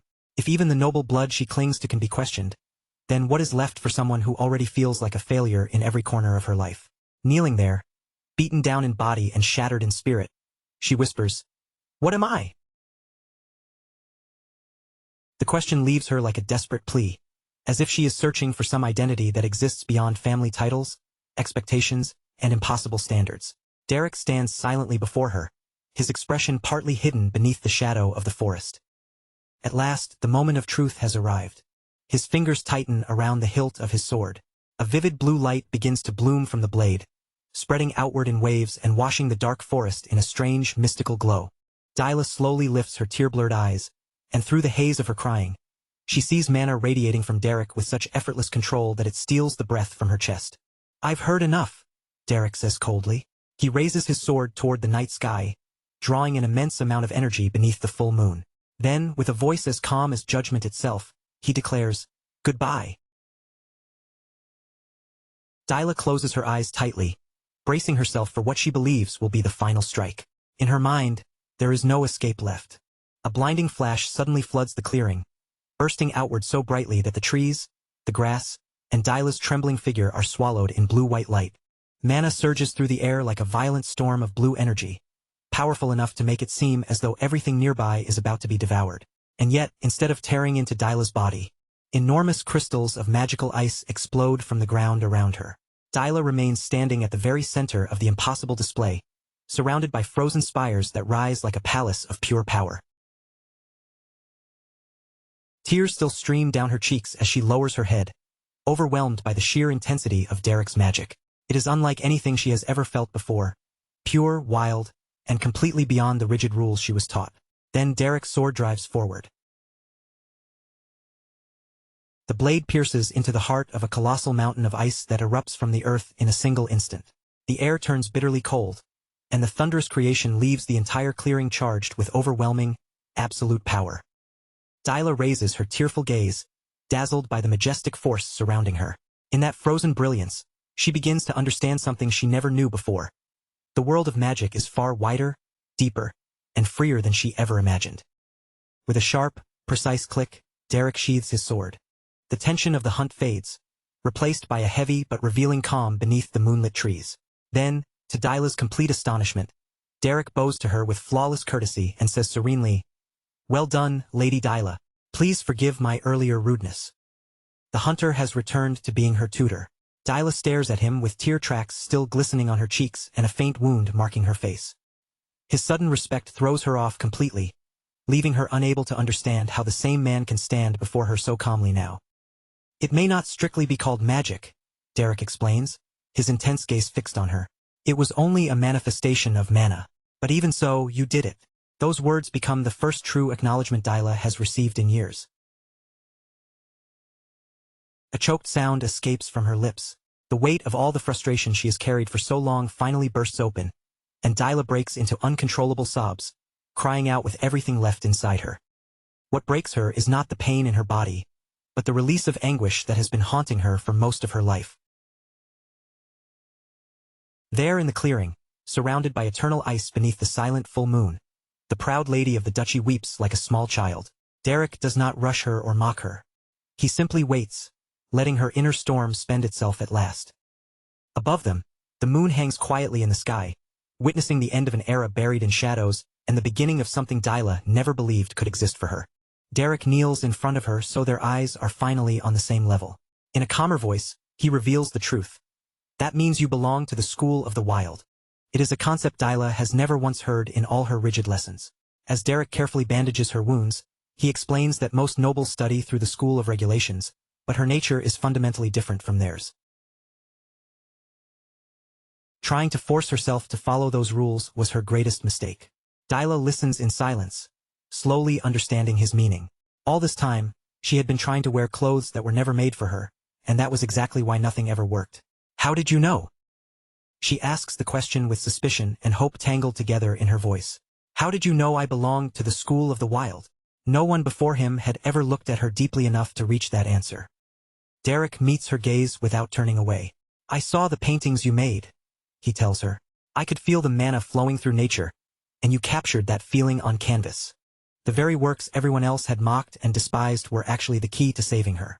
Derek explains that those born with the temperament of the wild often sense the energy of the world from a very young age. Dyla is left completely speechless. For the first time in her life, she feels truly understood. The confusion in her eyes is no longer fueled by hatred, but by astonishment.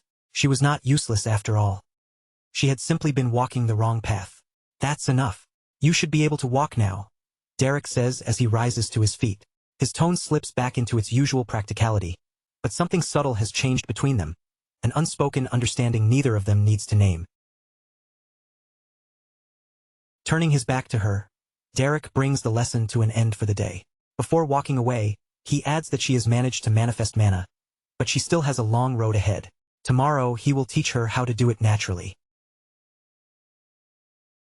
He pauses for a brief moment, his red eyes looking off into the distance. The reform contract has finally taken its first real, successful step. Behind him, Dyla's voice comes out small and hesitant. Thank you."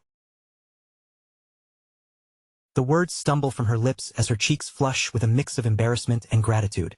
It is the first time she has sincerely thanked someone she does not see as standing above her. Derek says nothing, but for one fleeting instant, his gaze softens so faintly that it is almost impossible to notice. The Devulus has begun to change. "Let's go," he orders simply. Dyla quickly hurries after him through the forest, no longer keeping her distance.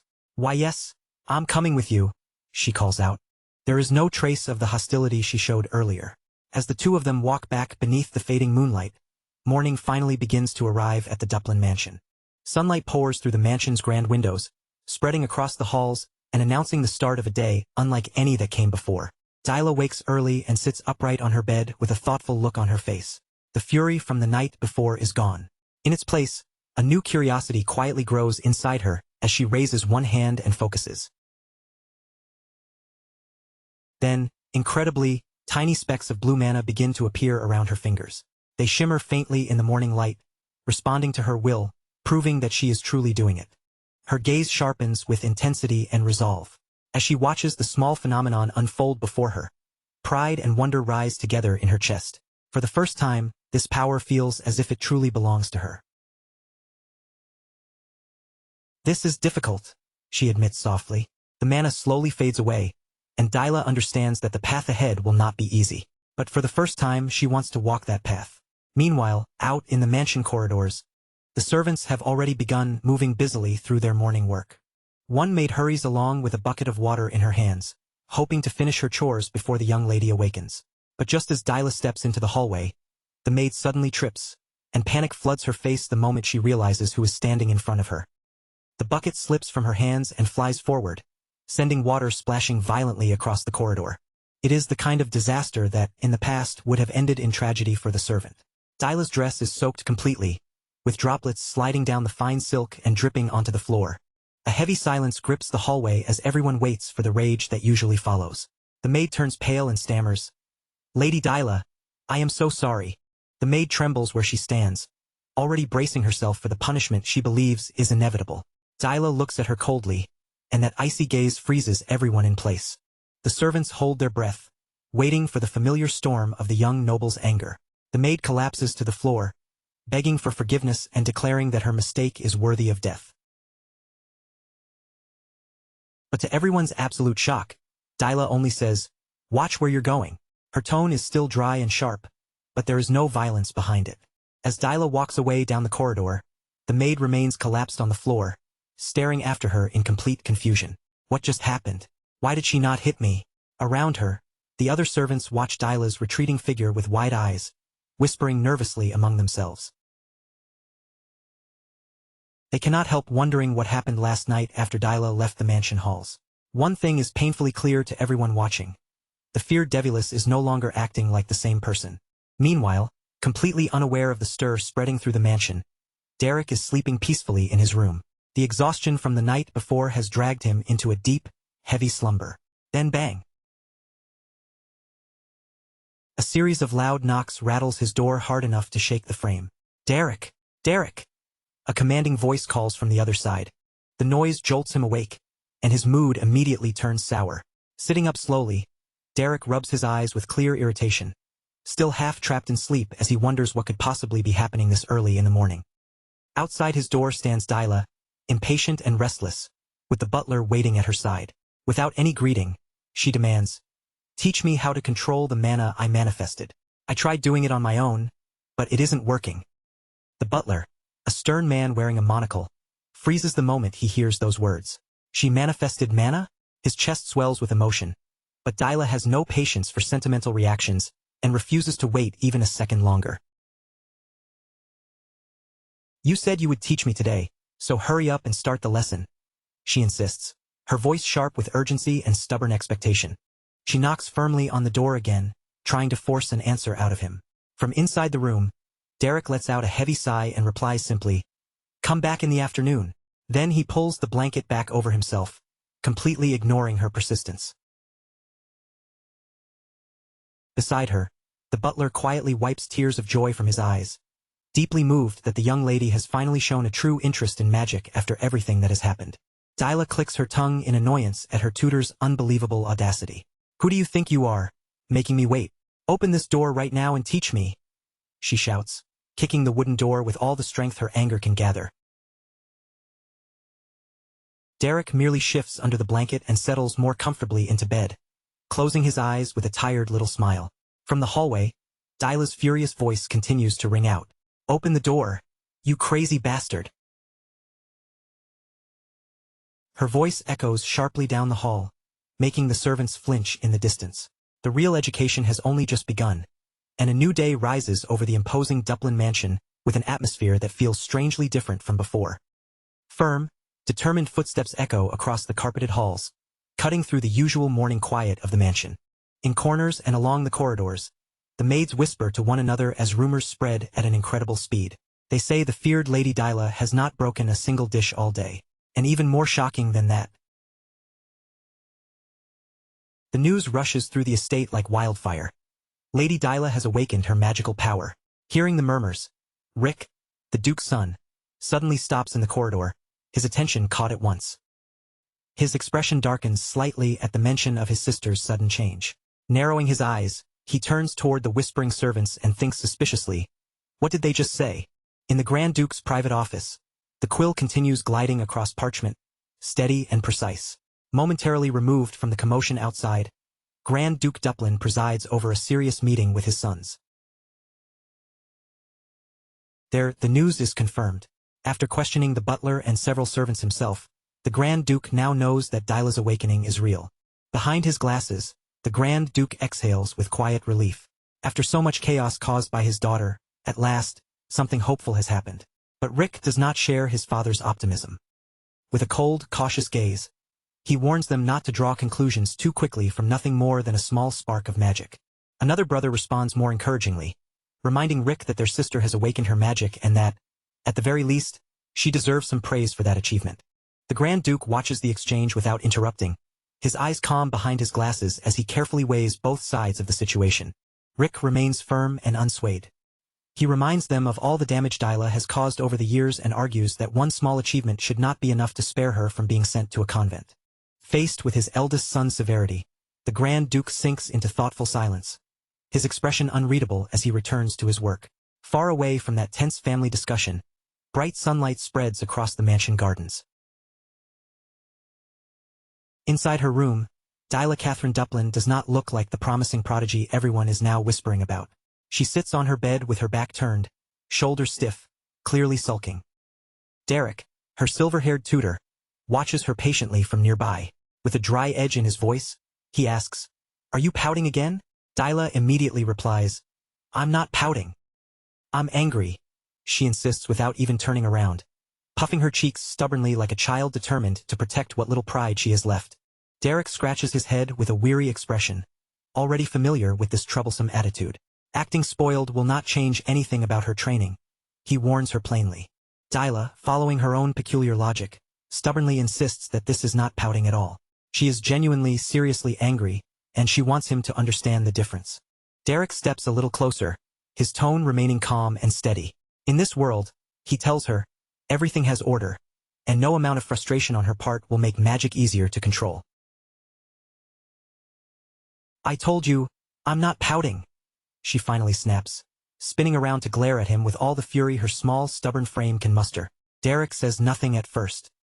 He simply stares at her with those intense red eyes, and that silent gaze alone carries enough pressure to intimidate almost anyone.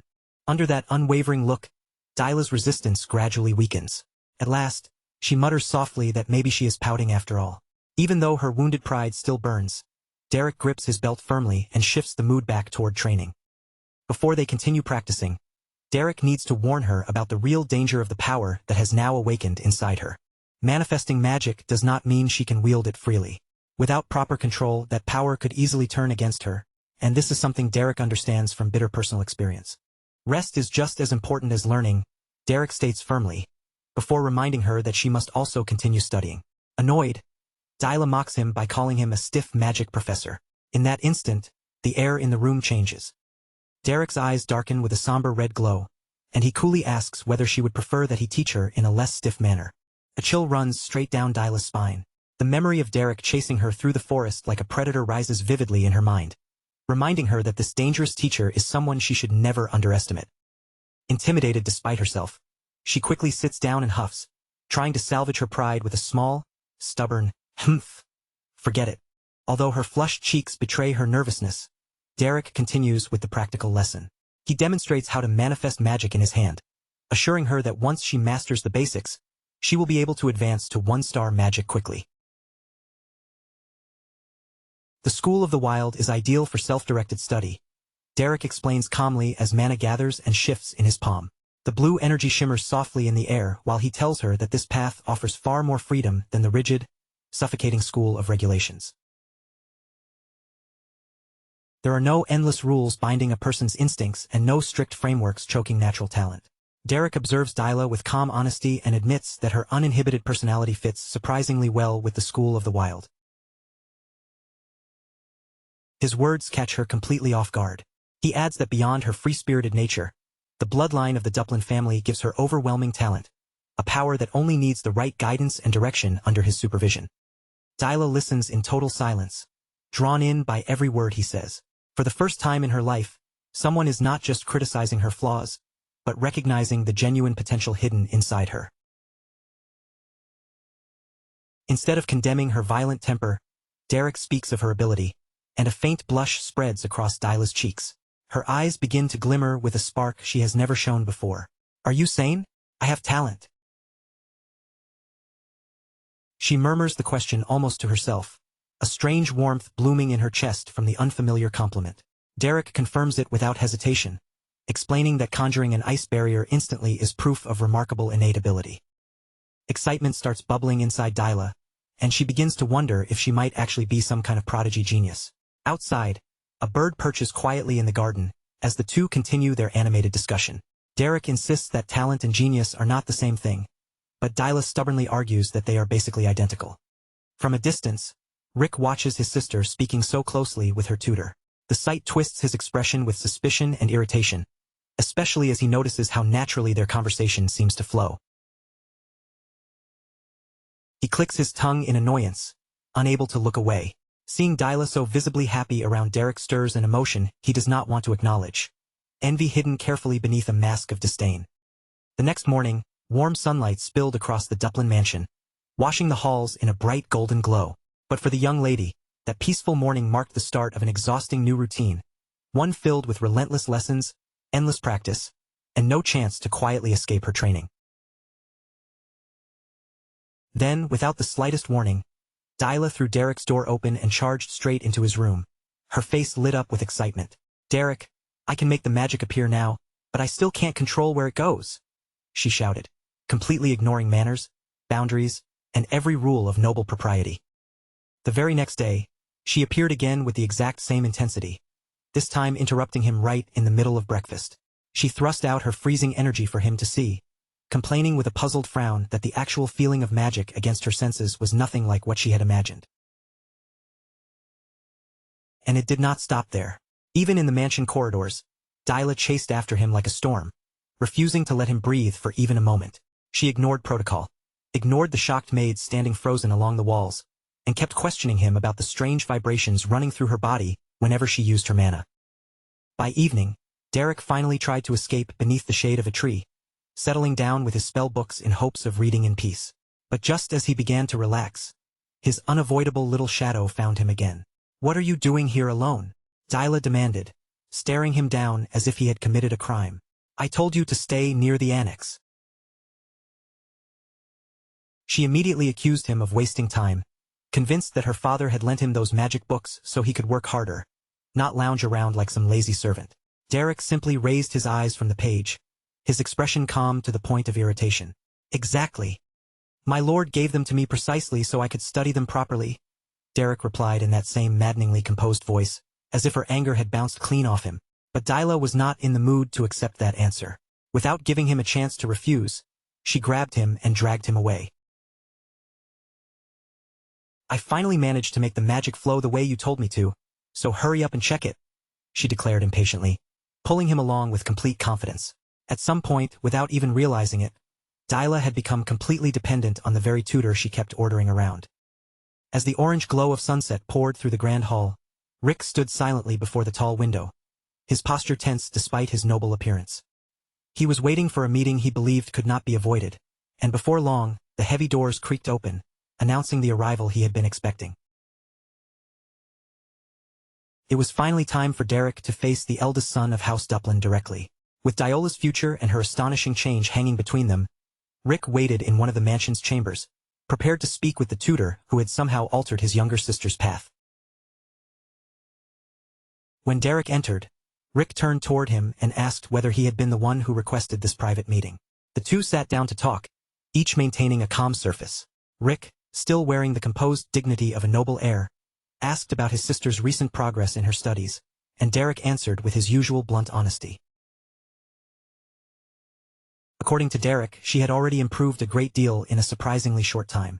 Even so, reaching the point where she could properly master one-star magic would still require patience, continued effort, and far more dedicated practice. The mood in the room gradually grew heavier when Rick brought up their mother, Lady Miria.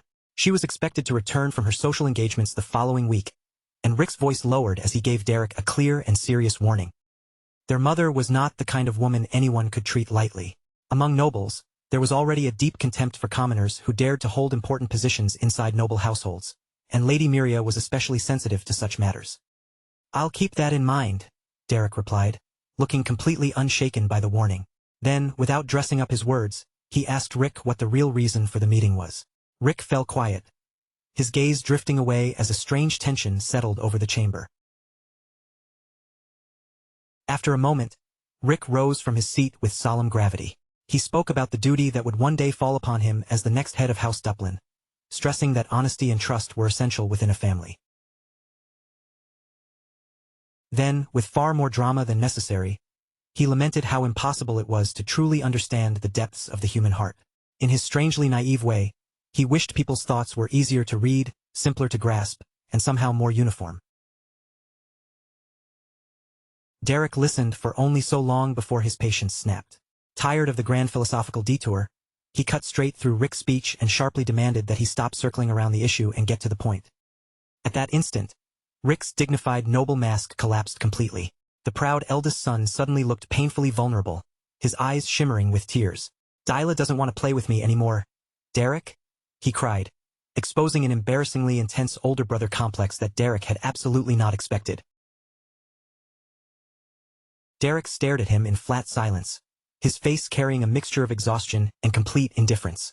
For a moment, he seemed to be wondering how his life had led him to sit in a noble chamber listening to such sentimental complaints. Rick continued, sinking deeper into his memories of the past. He spoke of the old Dyla as though she had been a heavenly little angel, a sweet child who once greeted him with the purest smiles. Now, desperate to win back that lost affection, he clung to Derek as if the tutor held the answer. With a pleading look and a voice full of desperation, Rick begged Derek to reveal whatever magical secret had allowed him to gain Dyla's attention, hoping there was some way to make his sister favor him again. Meanwhile, somewhere out in the mansion corridors, Dyla was running at full speed in search of her tutor. She shouted Derek's name again and again, completely ignoring the maid hurrying after her and trying desperately to make her stop. Back inside that ridiculous private meeting, Rick confessed something even more absurd. He admitted that he had stayed awake late into the night, learning from the servants how to sew rag dolls, all for the sake of making his little sister happy. Then, with completely misplaced pride, Rick revealed the finished doll. Unfortunately, instead of looking like a heartfelt gift, it resembled some cursed object dragged out of a haunted attic. "Don't you think it captures my dear Dyla perfectly?" he asked, his eyes shining with hopeful sincerity. Derek stared at the doll in pure horror, his expression stiffening as if he had just discovered something deeply dangerous. "Are you trying to curse someone with that thing?" he asked, not even mocking him this time, but sounding genuinely concerned. Rick broke down all over again, tears spilling as he accused Derek of having a heart made of stone. In his eyes, Derek was utterly incapable of understanding the delicate, complicated love of an older brother for his precious younger sister. Soon after, a new day rose over the Duplin mansion, and the imposing front of the estate gleamed beneath the morning light. Everything looked calm and dignified from the outside, but that fragile peace was about to be shattered completely. Derek was finally brought before a woman whose presence alone filled the room with aristocratic pressure. She received him with a cold, polished courtesy, saying that she had heard a great deal about the newly appointed tutor and his impressive abilities. A carefully shaped smile rested on her lips, but there was something sharp hidden beneath it. Her eyes moved over Derek with quiet calculation, measuring the common-looking man who had dared to take charge of her daughter's education. Lady Miria Duplin wrapped her offer of a territorial gift in layers of graceful noble kindness, clearly expecting Derek to accept it with humble gratitude. But the moment Derek answered her with icy composure, that elegant smile vanished from her face. I do not belong to any noble house, Derek stated plainly. With that single sentence, he revealed his common origin and challenged the unspoken order of noble society without even flinching. Miria froze where she sat, blinking as though the words had struck her directly. What did you say? She asked faintly, almost hoping she had misheard. But Derek did not lower his gaze, nor did he show even the smallest sign of hesitation. Derek repeated himself firmly, his voice so calm that it seemed to chill the air between them. I am a commoner. There was no shame in his tone, no apology, and no attempt to soften the truth. Lady Miria's face twisted with pure aristocratic horror and disgust. A commoner had not only entered her home, but had also taken the position of her daughter's tutor. In that instant, the room became a battlefield, and his declaration marked the beginning of open social war. But to understand how this painfully uncomfortable confrontation came to be, the story must step back in time. Exactly 1 week before this encounter, Derek had just arrived at the Grand Duke's residence, unaware of the storm waiting for him inside.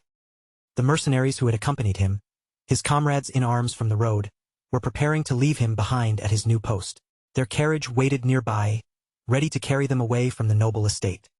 Aceline of Loner Duplin gave him a gentle farewell smile, explaining that she still had matters of her own to handle. Evilstein entrusted Derek to take care of himself, believing he could survive even in a place as troublesome as this mansion. Standing before this nest of nobles, Derek answered with a simple, dry, "Understood." His coldness was almost legendary. Even when his friends were about to leave him behind in an environment completely foreign to him, he showed barely a flicker of emotion. Jaden, the mercenary leader, stepped forward and patted Derek on the shoulder with a teasing grin.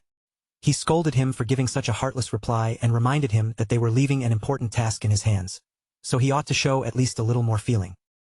They told Derek to finish the job quickly and come back, warning that if Pauline found out he had stayed behind, she would undoubtedly cause an enormous uproar. With one final call of "We're counting on you," the carriage finally rolled away, leaving Derek alone before the mansion's imposing walls. And there he stood, like a lone wolf stepping straight into a golden cage, surrounded by polished elegance, hidden rules, and refined predators waiting behind noble smiles. As the carriage moved farther from the estate, Aceline suddenly covered her mouth in alarm. She had forgotten something crucial, a small warning that could make Derek's life inside the mansion much more complicated. Their mother was returning the following week. Even worse, Aceline realized she had completely forgotten to warn Derek about her. Jaden looked at her in confusion, unable to understand why she seemed so shaken. Was it truly necessary to warn a hardened mercenary about one noble mother? After all, Derek had faced monsters far more terrifying than some highborn lady, or so Jaden assumed. But he did not know Miria. Aceline tried to explain, her expression troubled, though the right words refused to come easily. My mother is a bit, Aceline murmured, trailing off as if even saying it aloud was difficult. Memories of the lady of the house's explosive temper seemed to echo around her, almost as though Miria's furious shouting from the past could still be heard in the air. And then came the scene that proved exactly what Aceline meant. Miria's angry footsteps thundered through the mansion corridors, each step sharp and heavy. She was heading straight for her husband's office, ready to burst inside like a hurricane wrapped in noble elegance. Burning with indignation like a goddess of wrath, Miria stormed into the room, livid after learning that a commoner had been appointed as Dyla's magic tutor. To her, this was not a simple staffing decision. It was a disgrace so severe that it stained the dignity of the family for generations. Grand Duke Duplin, however, remained enviably calm. Without even lifting his eyes from the paperwork before him, he simply asked her to lower her voice. He had known from the start that this decision would cause trouble, but to him, results mattered more than bloodline. Miria had no intention of calming down. She reminded him sharply that this was about Dyla, their beloved youngest daughter. In her mind, it was unthinkable to leave her child's education in the hands of someone who wandered the world as a mercenary. The Grand Duke slowly removed his glasses, the weariness in his face making it clear that this argument had already gone in circles far too many times. He understood perfectly well why his wife despised the idea of commoners occupying important positions, but his decision had not been made on a whim. There were solid reasons behind choosing Derek. In a firm voice, he reminded Miria that every tutor of proper noble blood had already given up on Dyla long ago. Since the nobility had failed her one after another, he had turned to an outside solution, and that solution had come with unexpected merit. These days, Finding a capable magic instructor was no easy matter, and Derek had not arrived at their house by simple coincidence. Derek had been personally recommended by Aceline herself. Even with that explanation, Miria remained completely unconvinced, pressing a hand to her forehead as frustration tightened her expression. She insisted that a family of their status had to preserve at least the minimum dignity expected of nobles. In her eyes, this was not only a question of talent or usefulness. It was also about appearances, reputation, and how the rest of high society would judge them. Miria already had another candidate in mind. Her younger brother, Flamen. He had been occupied before, but now that Dyla had finally manifested magic, the situation had changed. To Miria, trusting someone of her own blood was only natural, and she had no doubts about him at all. The Grand Duke stared at her as if he could not believe what he was hearing. Was she truly suggesting that they pull away a man responsible for governing an entire territory just to make him Dyla's private tutor? Did she really think managing Evilstein was such a light duty that it could be set aside without inviting disaster? But Miria refused to back down. To her, the noble social world was not some harmless game of tea and polite smiles. It was a battlefield in its own right, and she believed the politics of salons and noble gatherings were just as dangerous and vital as any military frontier of the duchy. Her greatest fear finally became painfully clear: prestige. If Dyla made her debut in high society while being taught by a nameless commoner, Miria was certain her daughter would be mocked, whispered about, and turned into the laughingstock of the entire aristocracy. Just then, the doors suddenly swung open, cutting straight through the heated argument and freezing the tension in the room for a brief instant. A new figure stepped in to calm the chaos. Valerian, a handsome young man with shining golden hair and a gentle expression. In a soft tone, he asked his mother to calm herself, hoping she had not come all this way only to argue with his father. But Miria had no intention of letting the issue disappear so easily. Turning her gaze toward her son, she insisted that the true question was whether this commoner mage truly possessed the ability and qualities needed to teach Dyla. To her, the problem was not only protocol or social rank. It was also whether Derek was competent enough to stand in that role at all. The tension inside the office grew so sharp it felt as though a blade had been drawn between them. Every gaze shifted toward the entrance as another shadowed figure approached, and the atmosphere sank even heavier. It was Rick. Miria greeted him with visible relief and pride, clearly expecting her eldest son to stand on her side against the commoner tutor. Rick walked into the room with a cold, controlled composure, his expression calm enough to hide whatever he was truly thinking. He admitted that a commoner teaching a noble was certainly not normal. But then he added that if the man truly possessed the proper qualifications, perhaps the matter was not as grave as their mother believed. It was a surprising statement, but there was a trap folded neatly inside it. Rick suggested testing Derek's abilities himself, proposing a magical duel as the cleanest way to settle his mother's doubts. It was a direct and dangerous challenge, and the Grand Duke shut it down at once. Enough! His voice left no room for argument. He assured them that Derek was a genuine mage whose level did not need to be questioned, and that he trusted the recommendation that had brought Derek to the mansion. Rick fell silent, but the green light in his eyes carried an unsettling sharpness. On the surface, he appeared to accept his father's judgment, yet beneath that calm face, his mind had already begun preparing the next move in this quiet struggle for control. If Derek was truly as capable as everyone claimed, then there was another way to prove it. They could test Dyla. If the teacher was excellent, then the student's improvement should be clear. The logic sounded flawless, but its cruelty was impossible to miss. Valerian looked stunned, unable to understand where Rick was trying to lead the conversation. Why had he suddenly become so interested in their younger sister's abilities? Rick, however, remained cold and relentless. If Derek really was an extraordinary teacher, then Dyla should already be showing remarkable progress. So Rick proposed that he personally duel Dyla and verify those results himself, turning what sounded like an examination into a trap aimed directly at his sister. The Grand Duke said nothing for a moment, carefully weighing the bold and malicious suggestion his eldest son had just placed before him. He knew better than anyone that Dyla had only just begun her training. A duel against Rick could crush her completely. Still, Rick turned and left the office with firm, deliberate steps, leaving a trail of uncertainty behind him. Valerian rushed after him, shouting his name in disbelief, while the tension within the family reached a point that could no longer be ignored. "What the hell are you thinking? A magical duel?" Valerian demanded, catching up to him. To him, forcing an experienced mage like Rick to face their novice sister was pure madness. Rick stopped walking and turned to confront him. Did Valerian truly believe Dyla had suddenly changed? In Rick's eyes, her past failures were a stain too deep to be wiped away by a few lessons. Valerian tried to appeal to whatever affection might still remain in him. "She's still your only sister," he said quietly. They shared the same blood, and as her brother, Rick's duty should have been to protect her, not humiliate her in front of the family. In that moment, the difference between the two brothers could not have been clearer. Rick let out a cold, bitter laugh. "Blood," he repeated, as if the word itself was ridiculous when placed beside the disgrace he believed Dyla had brought upon them. His contempt for Dyla had grown so deep that he no longer looked at her as family. To him, she was nothing more than a blemish on the Duplin name. His anger finally erupted as he declared that the very blood they shared was what had been dragging House Duplin toward the abyss. Allowing Dyla to appear in high society, he believed, would be the final blow to their prestige. Valerian stood speechless before that level of hostility. He searched Rick's face for even the smallest trace of brotherly warmth, but all he found was a dark, vengeful determination that refused to soften. "Is that truly how you feel?" Valerian asked in a low voice. Rick did not even stop walking. In his mind, Dyla had already crossed the line first and betrayed the honor of the Duplin family. According to Rick's twisted judgment, the best future for her would be permanent confinement in the annex, kept out of sight and hidden from the world. Valerian remained silent, his heart heavy, because he understood that Rick's words were not empty threats.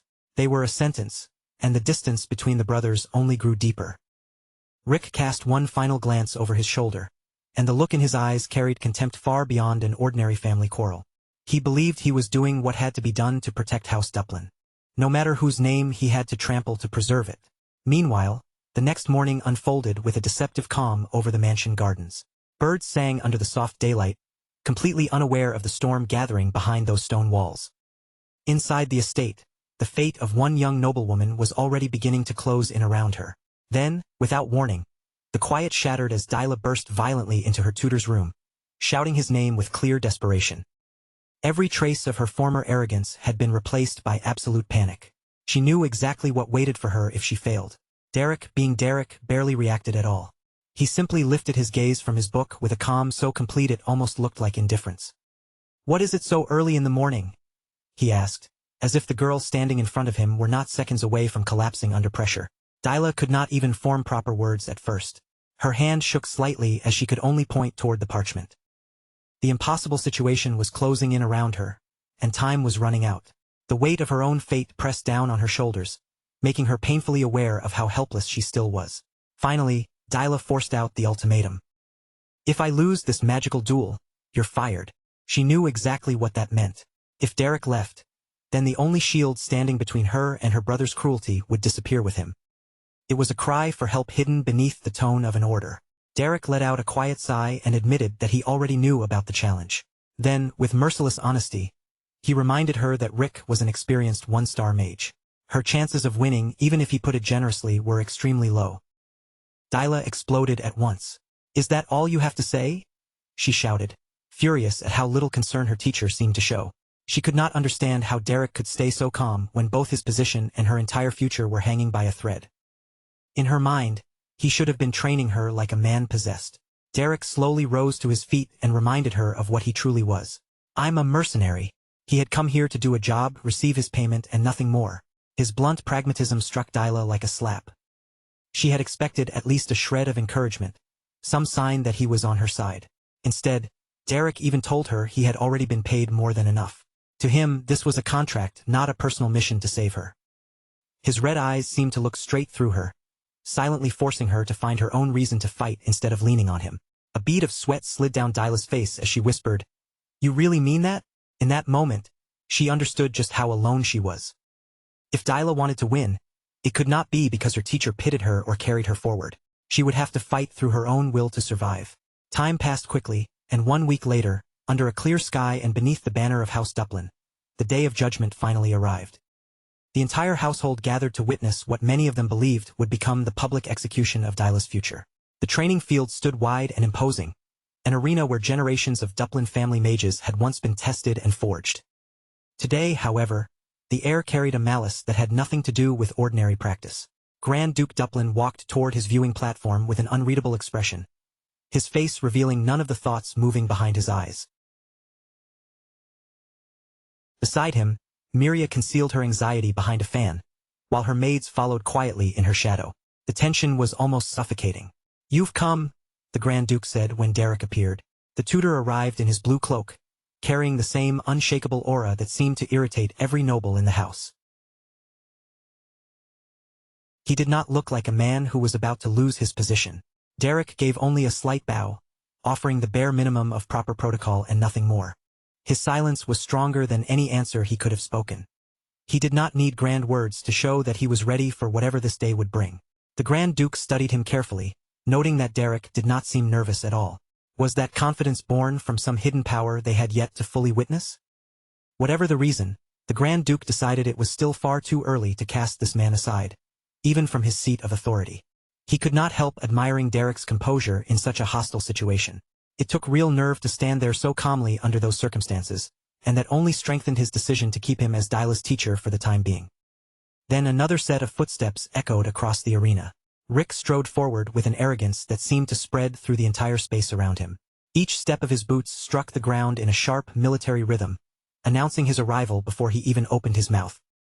Rick's cape snapped in the wind behind him as his hand tightened into a fist.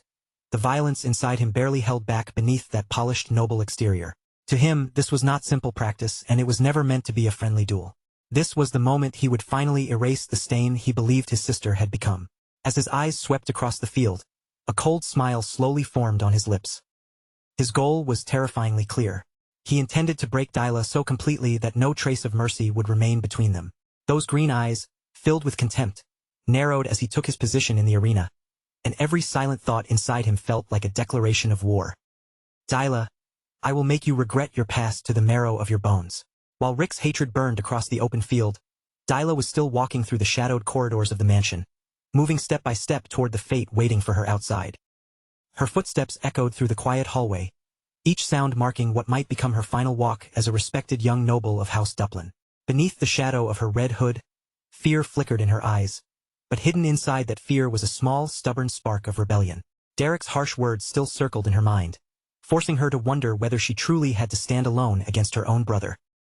Her voice shook as she faced Derek one more time. Do you really mean it? She asked, unable to accept that he could care only about his payment while her entire world was tipping toward ruin. She searched his face desperately, looking for even the faintest trace of warmth or humanity. Derek kept his distance from her, not only with his body, but with his expression as well. In that flat, unreadable tone of his, he told her that her magical growth had already begun. Even if she could not properly use one-star magic right away, it would not be long before she reached that point. It was not comfort. It was a cold, technical judgment. He reminded her that her potential had not appeared by accident. Whether she liked it or not, the blood of House Duplin flowed through her veins. Dyla froze, stunned by the words. Why would a man who clearly despised noble titles suddenly mention her lineage? She could feel that there was something deeper hidden behind what he was saying. Then Derek turned away and finally revealed the heart of his teaching. His way was the school of the wild, not a graceful path built on inherited lessons or refined noble etiquette. It was a path of self-study and survival, a brutal way of learning where you had to bite first before the world sank its teeth into you. Overwhelmed by fear, anger, and confusion, Dyla burst into tears. Why are you telling me this now? She cried, unable to bear it while the duel against Rick was already looming over her.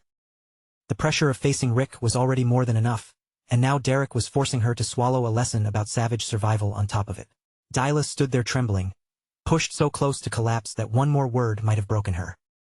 Derek said nothing for a long moment. His red eyes watched every tear, not with pity, but with the cold focus of a craftsman studying a blade that had not yet been tempered. He knew this pain was necessary. Lowering her head, Dyla finally stopped hiding from herself. I know I'm not a good student, she admitted, her voice small and raw. For the first time, she exposed the insecurity she had buried beneath all that arrogance, finally saying aloud what she had been too proud to face. Her spoiled attitude had never been true confidence. It was only a shield, something she used to hide how inferior she felt beside her siblings. Through her sobs, she made one desperate request. Even so, I want to keep learning magic from you. She rejected the thought of any other teacher and clung to Derek as the one hope she had left for redemption. In that moment, Dyla chose to place her fate in the hands of this cold, merciless man. Derek turned his back slightly, silently taking in the honesty his disciple had finally shown him. He understood that he had achieved what he intended. The spoiled noble shell had cracked, and beneath it, the will of someone who truly wanted to survive had begun to show. Silence settled between them as Derek adjusted his combat gloves, then warned her that he knew nothing about noble duel etiquette. He had never participated in one of those refined noble contests, and he had no intention of following their ridiculous rules now. His methods were not elegant, not ceremonial, and certainly not gentle. They were direct, practical, and far more dangerous. Derek looked straight into her eyes with a fierce intensity that made her breath catch. "But I can teach you how to win a fight." Then he asked the question that would decide the path ahead of her. "Do you want to win?" In Dyla's mind, the poisonous whispers of high society rose again. It seems Lady Dyla has no magic after all. She remembered every cruel remark, every mocking smile, every voice that said even the most famous teachers had abandoned such a hopeless case. The comparisons echoed in her skull without mercy. How could someone like that be born into House Duplin? They would sneer. They called her the end of her family's golden era, a burden who created nothing but trouble. But as the tears slowly dried on her cheeks, the look in her eyes changed. The wounded girl who only wanted someone to save her disappeared. "Yes," she answered, her voice hardening. "Make me win." There was steel in her words now. Dyla had accepted Derek's methods, no matter how harsh they were, and she was ready to prove every person who mocked her wrong. Back in the present, inside the arena, she stepped forward with firm resolve. This time, everything was different. She had not come merely as Rick's younger sister, nor as the pitiful girl everyone expected to watch crumble in humiliation. She had not even come as the helpless youngest daughter of House Duplin. The air around her seemed to tremble with a new energy, a confidence born from accepting her own darkness and the fierce desire to win, no matter the cost. From the shadows, Derek watched her quietly. The faint look in his eyes said enough. He was satisfied with what stood before him now. Dyla stopped at the center of the stage and faced her brother in front of the entire noble audience. Beneath that red hood, there was no longer the weak young lady everyone thought they knew. There was only Derek's disciple, a mage prepared to do whatever it took to survive. And with both siblings standing across from each other, the true battle was finally about to begin. She had once stared at her instructor in complete shock, her voice trembling as she asked whether he was truly serious, while her red cape shifted beneath the bright morning sun. Now Derek watched carefully and understood what had changed. Dyla was no longer stepping forward only as a sister, or as the youngest daughter of a noble house. She was standing there as his disciple, and as a mage in her own right. High above the arena, the family crest fluttered in the wind, watching over the duel like a silent witness. A gentleman with a mustache stepped forward, cleared his throat, and announced the advanced rules to everyone gathered there. The condition was simple but brutal. Whoever activated their protective artifact first would be declared the loser. Between the two duelists, a magical device floated in the air, glowing softly as it waited to ensure their safety if the battle went too far. Rick fixed his serious gaze on Dyla, his eyes dark and unwavering. But this time, she did not flinch beneath that pressure, and she did not take even a single step back. Without hesitating, Rick began to cast a powerful spell. Fierce winds rose around him and swept through the arena, tugging at Dyla's clothes and making her cape whip sharply behind her. A sphere of green light gathered in his outstretched hand, swelling larger and brighter as concentrated magical power compressed inside it. The air around his palm seemed to twist under the force. Then, with a cold apology that carried no real warmth at all, Rick unleashed the spell. A devastating wave of cutting wind shot straight toward Dyla, tearing across the space between them. The blast ripped over the stone floor, smashing through everything in its path with vicious force. Its glow flashed in Dyla's eyes as it closed in on her at terrifying speed.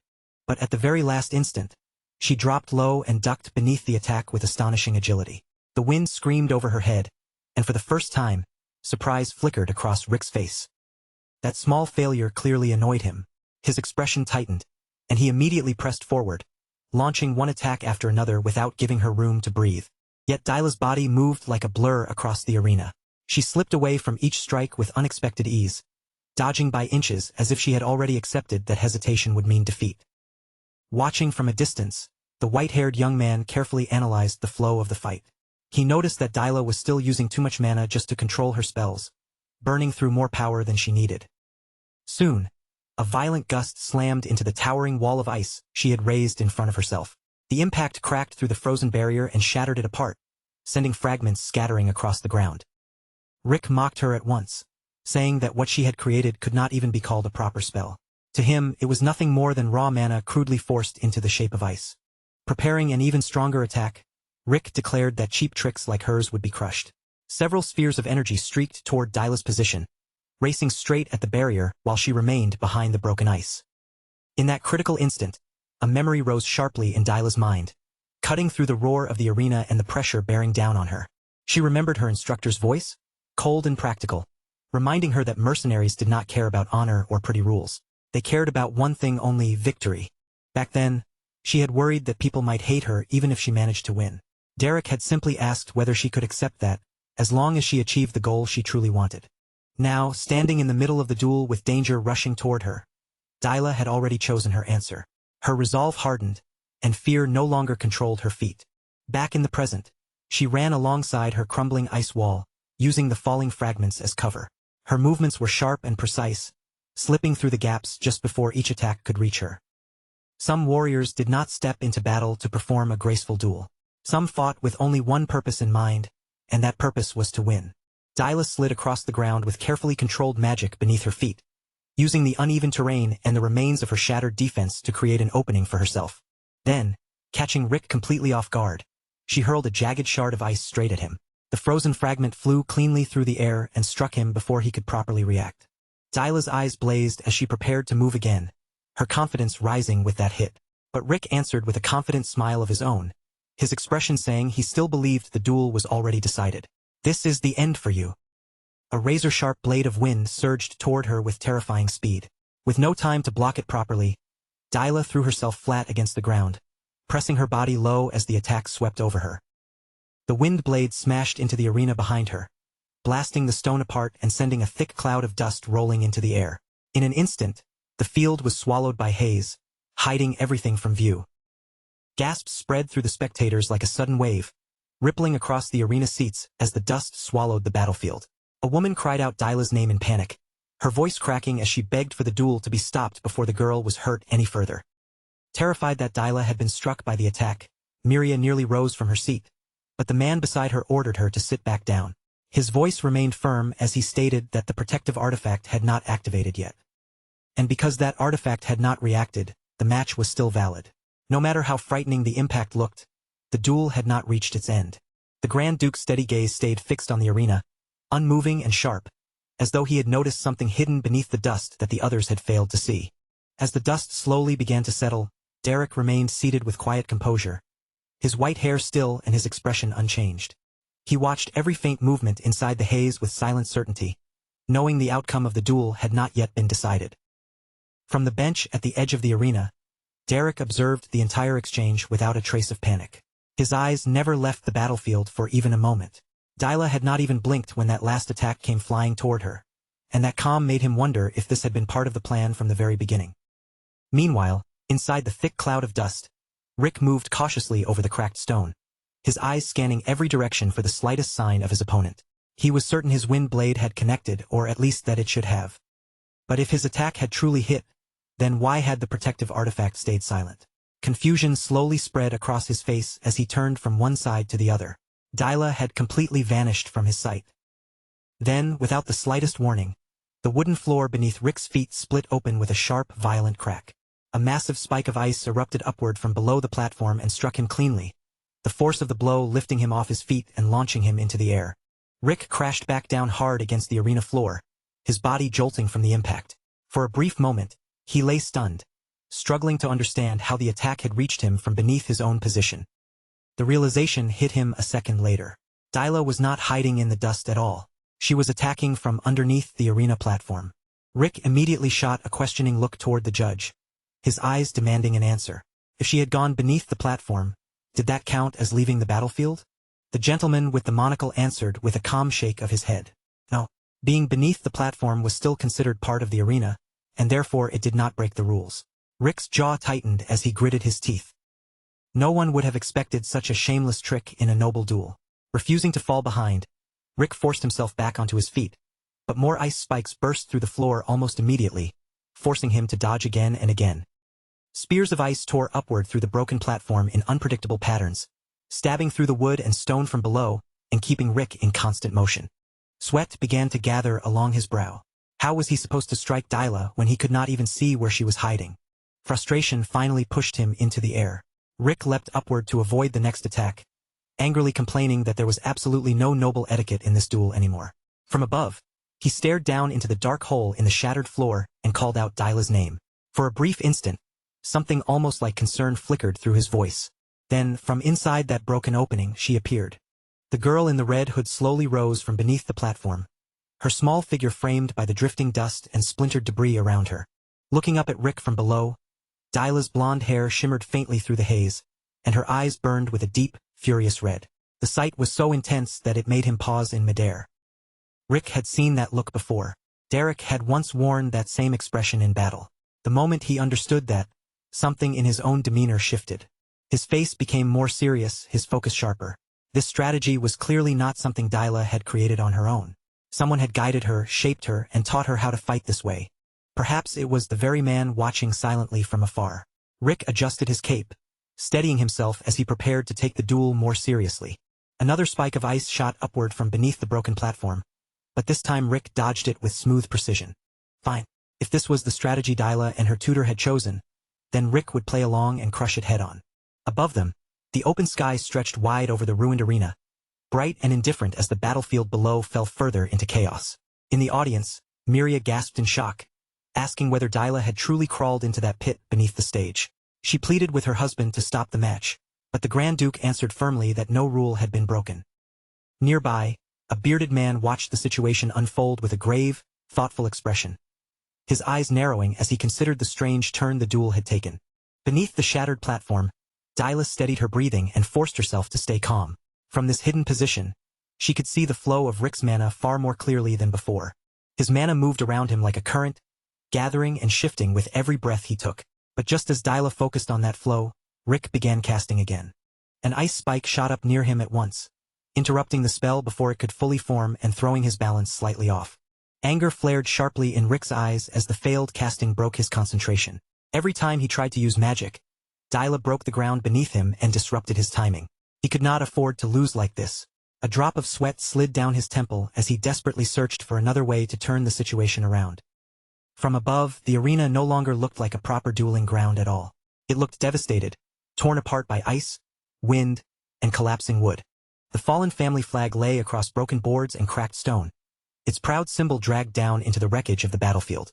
Dyla noticed it then. Rick's mana flow had suddenly stopped. He was no longer preparing an ordinary spell. He was planning something else. Her whole body tensed, ready to strike the instant he began another cast. But before she could move, the judge suddenly stiffened and called out toward the young master. In a flash, Rick leapt upward and landed lightly on top of the fallen flagpole, balancing on it with precise control. From that height, Dyla would not be able to react in time if he changed the rhythm of the fight. But casting properly from such an unstable position was nearly impossible, so Rick made a bold decision. Blue energy began to gather around him, dense, violent, and heavy enough to distort the air. If he could not aim at Dyla precisely, then he would simply destroy everything around her. Without even using an incantation, Rick released the gathered power all at once. Derek's gaze sharpened instantly as he sensed the danger in that reckless burst of magic. A massive explosion of blue energy tore through the arena, swallowing the broken platform in a violent surge of force. The wooden stage shattered completely beneath the impact, and the fallen flagpole snapped at its base as if it were nothing more than a dry branch. Rick fell along with the collapsing structure, the entire battlefield erupting around him in a storm of splintered wood, broken stone, dust, and flying debris. From the audience, Miria screamed Rick's name in panic, her voice cutting through the roar of the collapsing arena. When the smoke finally began to thin, Rick emerged from the chaos and landed firmly on his feet, his posture steady despite the destruction around him. His eyes locked onto a single moving shadow cutting through the dust at high speed, and in that instant, he knew Dyla had survived the blast and was already on the move. It was Dyla. Rick instantly formed a brilliant blue magic arrow in his hand, the condensed energy flashing between his fingers before he fired it forward like a bolt of lightning. The projectile cut through the dusty air in a straight line, slicing toward Dyla with terrifying speed. Its blue glow reflected clearly in her eyes as it closed the distance, but Dyla did not flinch, did not step back, and did not even let her expression waver. At the very last possible instant, she raised her hand and caught the magic arrow in mid-flight, stopping it right before it could pierce through her. Blue light burned fiercely against her palm as she held the raging energy in place. Her hair whipped wildly around her face from the force, but her eyes stayed calm, focused, and locked on Rick. Then, under Dyla's control, the arrow began to change shape. The unstable projectile twisted and condensed, transforming into a blazing blue blade of gathered magic. With one sharp motion, she redirected that stolen power and sent it hurtling straight back toward Rick. Dyla sprinted forward immediately behind her counterattack, refusing to give Rick even a second to recover. He had believed that landing even one magic arrow would secure his victory. Instead, Dyla leapt into the air and drove a powerful kick straight into his chest, striking him with all the force her small body could gather. The impact rang out across the ruined arena, echoing through the dust and broken boards like a heavy blow against stone. For a brief moment, their eyes met at close range. Then Rick's body buckled from the force, and he dropped down to his knees before her. In one smooth, ruthless motion, Dyla reached down, grabbed a handful of dirt from the ground, and flung it straight into Rick's face. The particles struck his eyes, and Rick cried out in shock, stunned that she would use such an unfair and dirty tactic in a noble duel.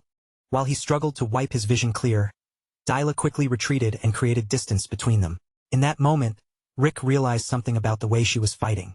She was using kicks, dirt, and every crude trick she could reach. Was she out of mana? No, that was not it. She was pushing herself all the way to her limit, forcing her body and magic past exhaustion just to prove that she was worth something. Despite the pain, a faint smile touched Rick's lips. If this was the resolve she had chosen, then he would answer her with everything he had, not as a cruel executioner, but as a true brother facing her head-on. A bright shimmer spread across the sky above them, and the atmosphere in the arena shifted as both siblings prepared for the next exchange. Dyla stood facing him, her blonde hair disheveled and her breathing heavy, yet her feet remained planted on the ruined ground.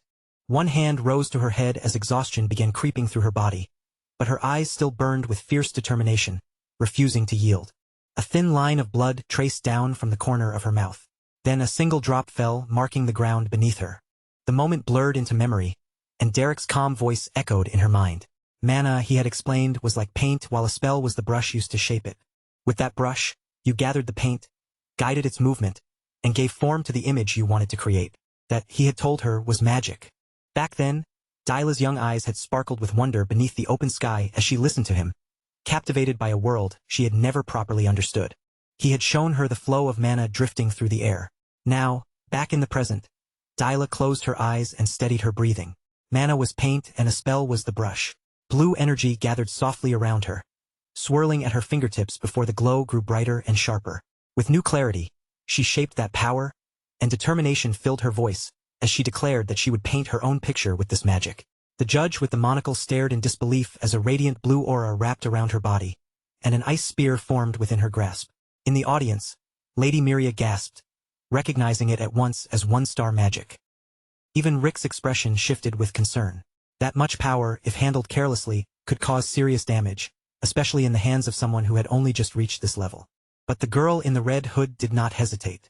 Her gaze remained steady and unwavering.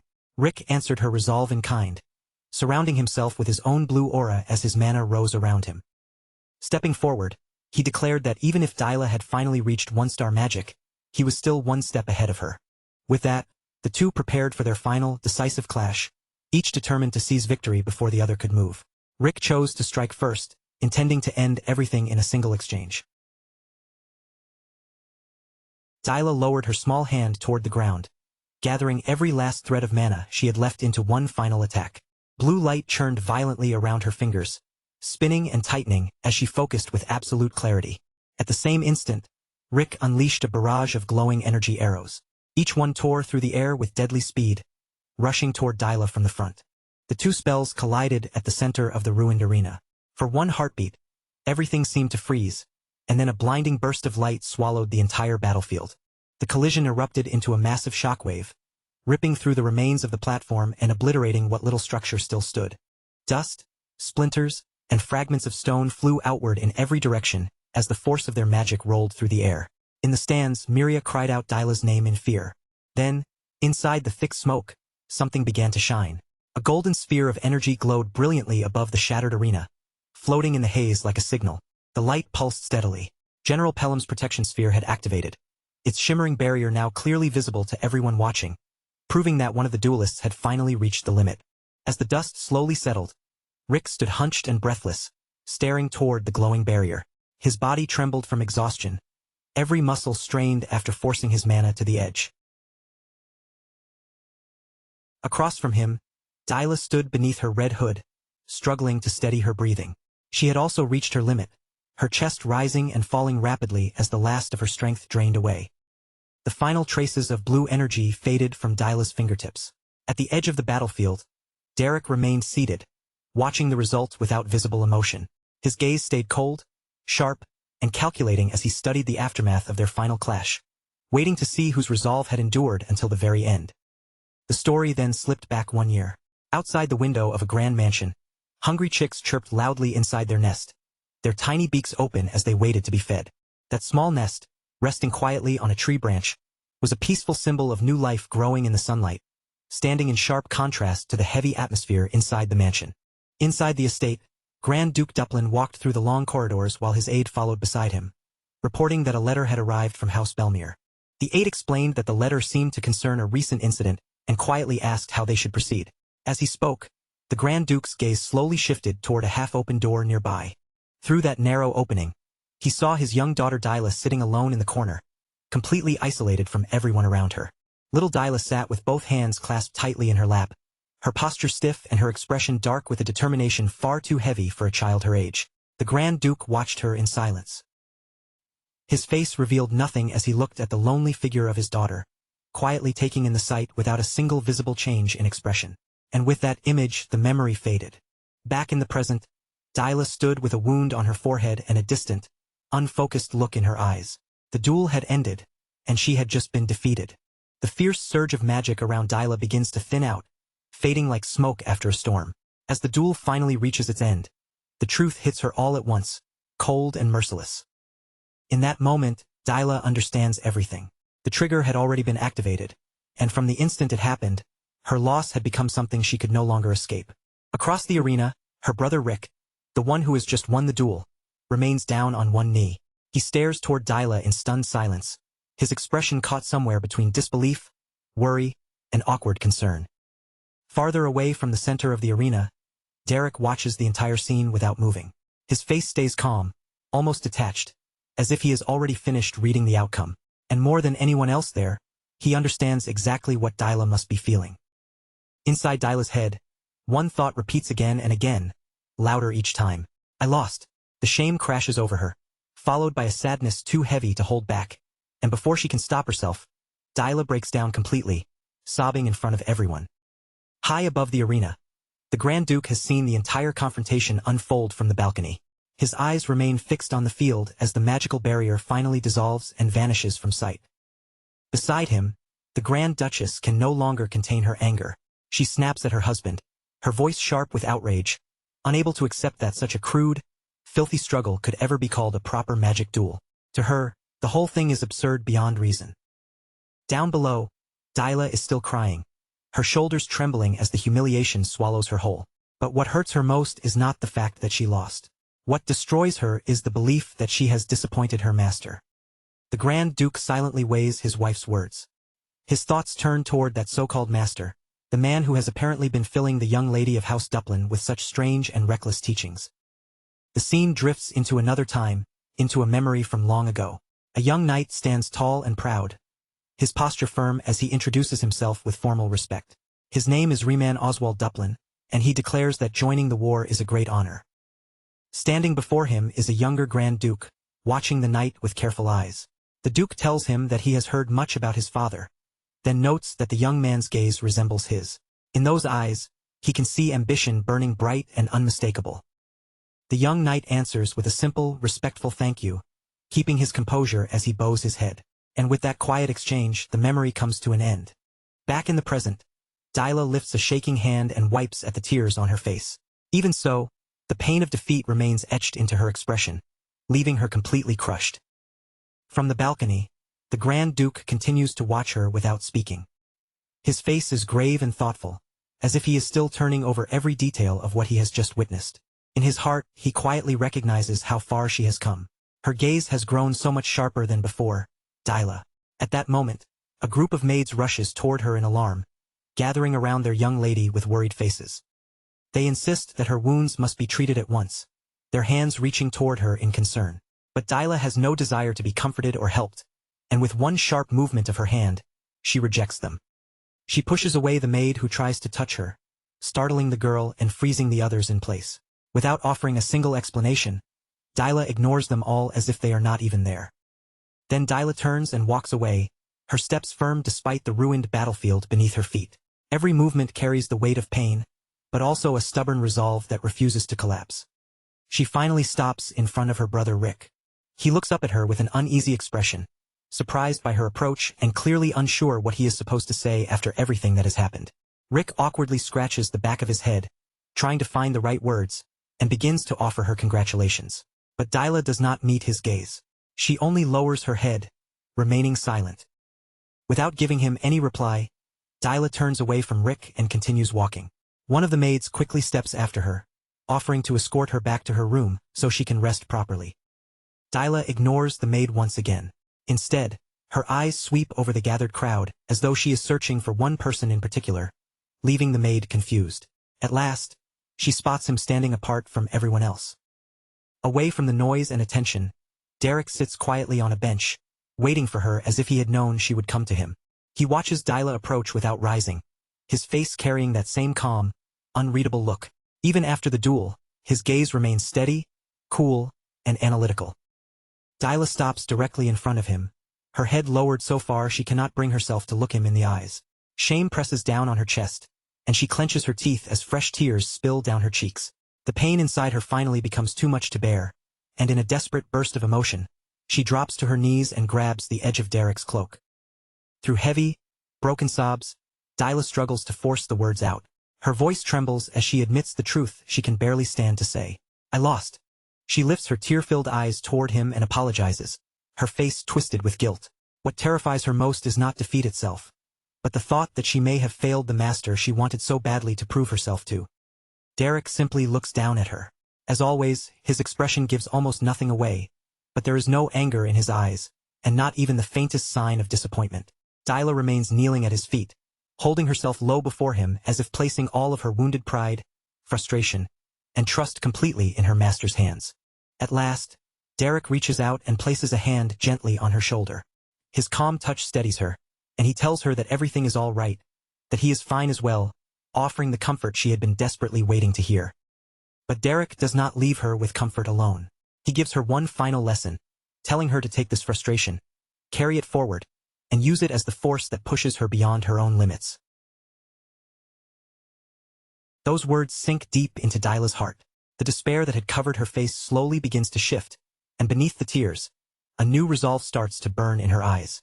Finally, unable to hold anything back any longer, Dyla releases all of her pain, shame, and frustration in one piercing scream that cuts through the air. The maids stare in stunned silence, unable to believe what they are seeing. Their noble young lady is pouring out such raw emotion in front of a mere commoner, without restraint or concern for appearances. Then, all at once, the sharp sound of furious footsteps draws near. Someone is approaching quickly, and the anger in each step is impossible to miss. It is the Grand Duchess. Miria hurries toward them, her face twisted with anger as she calls out her daughter's name. Her voice rings across the grass, sharp enough to make everyone nearby tense. She drops to her knees in front of Dyla, instantly wearing the face of a worried mother. With a gentle hand, she touches her daughter's cheek and says that Dyla must have suffered terribly. Dyla, still overwhelmed, can only whisper one word, "Mother." The Duchess pulls her into an embrace, wrapping her arms around Dyla as she assures her that everything will be all right. Then she insists that Dyla must go and receive treatment for her injuries immediately. Dyla, worn down by the duel, the shame, and the flood of emotions, has no strength left to resist. She simply nods while continuing to cry softly in her mother's arms. As the maids finally lead Dyla away, the Duchess lifts a hand and wipes at a tear that looks carefully placed. She maintains the image of a grieving, devoted mother for everyone still watching. But the instant Dyla disappears from view, the Duchess's expression changes completely. The sorrow vanishes, replaced by a cold, furious anger that had been waiting underneath all along. Now that her daughter is no longer there, the Duchess turns her attention to the real target of her rage. Her eyes settle on Derek with a sharp, unforgiving glare. She strides toward him across the grass, each step firm and deliberate. The gentle motherly act is gone, leaving only the fury of a noblewoman who believes she has been insulted. Derek watches her come closer, slightly puzzled by the sheer intensity of her glare. Before he has any chance to speak, the Duchess erupts, her anger exploding without warning. She spits out an insult, calling him a vulture-like wretch, and demands to know what he thinks he has done. Her voice drips with contempt as she mocks his pathetic one-star magic. Then, without hesitation, she slaps him hard across the face. The crack of the blow is followed by her hand grabbing his clothes, pulling him forward in anger. She accuses him of filling Dyla's head with cheap tricks and dirty methods, saying he has stained the purity of a noble lily. To her, he has forced the young lady of the ducal house to perform something shameful and disgraceful before everyone. Derek takes the slap without flinching. Even as a red mark begins to rise across his cheek, his face remains calm and neutral, showing no fear, anger, or humiliation. The Duchess keeps shouting, declaring that there is a world someone like him could never possibly understand. It is a world of values, dignity, and noble pride, things she insists must be protected no matter the cost. When she sees her husband approaching, she immediately turns toward him as if demanding his agreement. Pointing at Derek, she complains that what they saw was not a true magic duel at all, and accuses him of being the one who taught Dyla such disgraceful things. But before the Grand Duchess can continue, another sharp slap cuts through the air. This time, the blow lands on her face, not Derek's, and she goes completely still, frozen in disbelief. The Grand Duke seizes her wrist before she can act again, his grip firm and impossible to shake off. In a cold, commanding voice, he asks whether she truly cannot see who is the one behaving disgracefully here, leaving the Duchess staring at him in utter shock. Her voice falters as she stammers out a question, unable to understand why he would defend Derek. To her, Derek is nothing more than a useless commoner. The Duke answers without hesitation, calmly agreeing with that much. Yes, Derek is a worthless commoner. But then the Duke adds the one thing that silences everything around them. He is also their daughter's master. With a stern look, the Duke asks what kind of parent would humiliate and mistreat their own child's teacher in such a shameful way. Through the entire exchange, Derek says nothing at all. He simply stands there in silence, watching the argument unfold around him without trying to defend himself. Then the Duke turns toward Derek, and in front of everyone, he does something no one expected. He apologizes on behalf of his wife, explaining that her outburst is merely a twisted, excessive form of maternal love. Derek looks up at him, visibly surprised by the Duke's sudden intervention. He had never imagined that a noble of the Grand Duke's status would step forward and defend him like this. After a brief pause, Derek accepts the apology with his usual calmness, saying that it is fine. The Duke then shifts his tone and invites him to come to his office, saying there is something they should discuss in private. Derek agrees and follows the Grand Duke without protest. Behind them, the Duchess is left standing there in front of everyone, her pride and authority openly wounded. She grits her teeth so hard her anger is almost visible, one hand pressed against her stinging cheek. All she can do is watch as her command is ignored and her dignity is trampled in silence. Inside the Grand Duke's office, the atmosphere changes completely.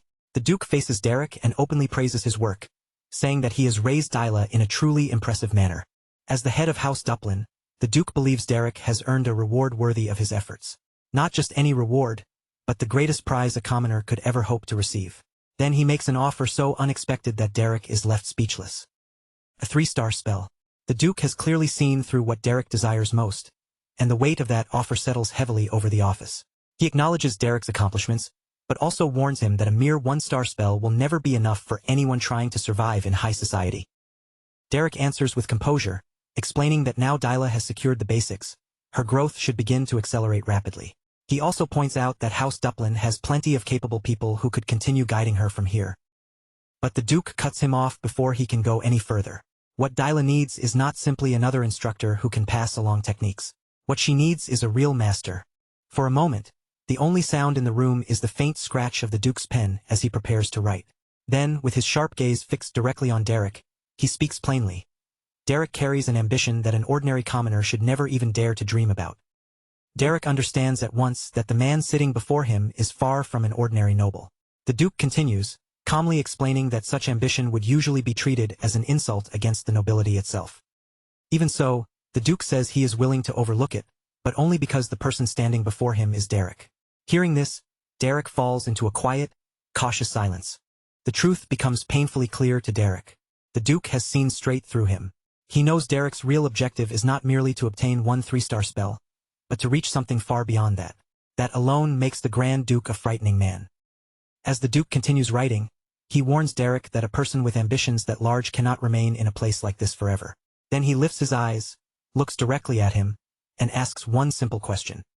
Is Derek prepared to leave? Derek gives a clear answer, he is. Seeing that the ambition in him is real, the Duke accepts it and sets down one condition. Derek must remain at the mansion for a little longer and continue teaching Dyla until the Duke is satisfied with her progress. Inside Derek's mind, the limits placed on commoners echo bitterly. There is a ceiling they are never supposed to rise beyond, a highest level they are expected to accept without question.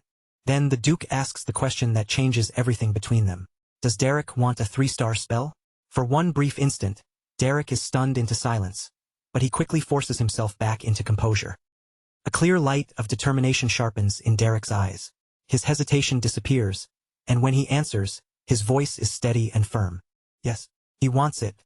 Not long after, a hidden door opens inside the mansion, revealing a passageway glowing with secret light. With that, the agreement between Derek and the Grand Duke is sealed. Derek steps into the Grand Duke's private library, entering a place packed with knowledge he once thought would always remain far beyond his reach. His hand comes to rest on one of the heavy tomes, and even before opening it, he can feel the weight of the power and knowledge stored inside its pages. When Derek opens the book, his eyes fall on pages covered in complex runes and intricate diagrams. Every line seems carefully crafted, pointing toward the key to Master Ina. A 3-star spell. Derek stands there in silence, taking in the sheer scale of what lies before him. The knowledge is dense, advanced, and far beyond anything most mages could easily touch. A quiet whisper slips from his lips, and a faint smile forms on his face. Incredible. He thinks of the countless mages who spend their entire lives struggling just to obtain even a single 2-star spellbook. And yet here, spread out before him, is not just one book, but an entire library filled with 3-star spellbooks. At that moment, the Duke's deal finally begins to make perfect sense. Holding the book in his hands, Derek realizes he now has a firm reason to stay in the mansion. Knowledge like this is worth almost any risk. Still, one quiet thought slips through his mind. Derek knows all too well that if his mercenary companion Pauline ever hears about this new arrangement, she will not let it pass quietly. It would almost certainly cause a huge commotion. Meanwhile, somewhere in the city, a noisy tavern is buzzing with life. Jaden, the leader of the mercenaries, is occupied with his usual affairs, while Pauline sits nearby looking strangely embarrassed, confused, and bothered by something she cannot seem to settle. The scene shifts once again. Beneath a bright blue sky and warm sunlight, a new day of training begins, carrying a much lighter air than the tension from before. Dyla stands proudly with her chin lifted high, confidence practically sparkling across her face. In a loud, self-satisfied voice, she announces to anyone willing to hear it that she is now officially a 1-star mage. Derek does not even bother lifting his eyes from the book in his hands. With complete indifference, he answers in a dry tone that technically, since she has successfully cast a 1-star spell once, she can indeed be called a 1-star mage. His cold reaction immediately makes Dyla's excitement stumble.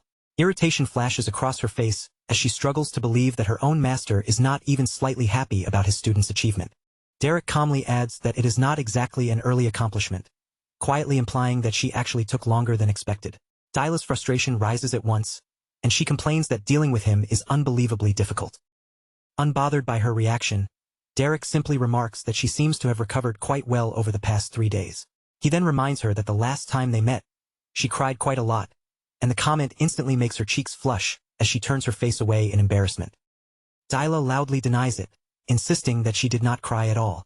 According to her, a little dust had merely gotten into her eyes, though even she sounds unconvincing as she continues muttering complaints under her breath. Still pouting, Dyla says her father really should have warned her sooner. She had been seriously worried that Derek might be thrown out of the mansion after everything that happened. Derek pays no attention to her grumbling and smoothly changes the topic. He announces that it is time to begin the lesson, adding that since she learns quickly, she should soon be able to master other 1-star spells as well. The word quickly catches Dyla's attention. Her eyes narrow with curiosity, and she asks what he means by that. For once, Derek gives her a small and simple compliment. He explains that her growth truly has been fast, because being able to cast a 1-star spell so soon after awakening her mana is actually quite rare. The moment those words reach her, Dyla's pride returns in full force. Brimming with excitement again, Dyla starts enthusiastically naming the flashy spells she wants to learn next. She suggests Mana Arrow, then immediately brings up the Wind Blade spell her brother Rick used in the duel.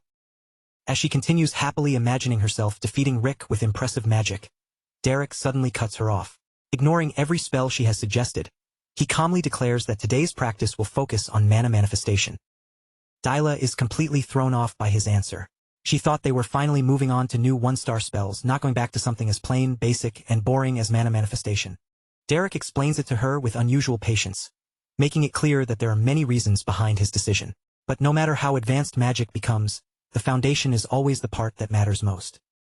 Just as Derek is about to continue and explain the details more carefully, Dyla suddenly lets out a defeated sigh and cuts him off. To his slight surprise, she gives in and agrees to follow the training after all. She mutters that if Derek says this is the right path, then it probably must be. Even so, the disappointment on her face is impossible to hide. She had gotten her hopes up for something exciting, only to be pulled back to basics, leaving her expression caught between confusion and reluctant curiosity.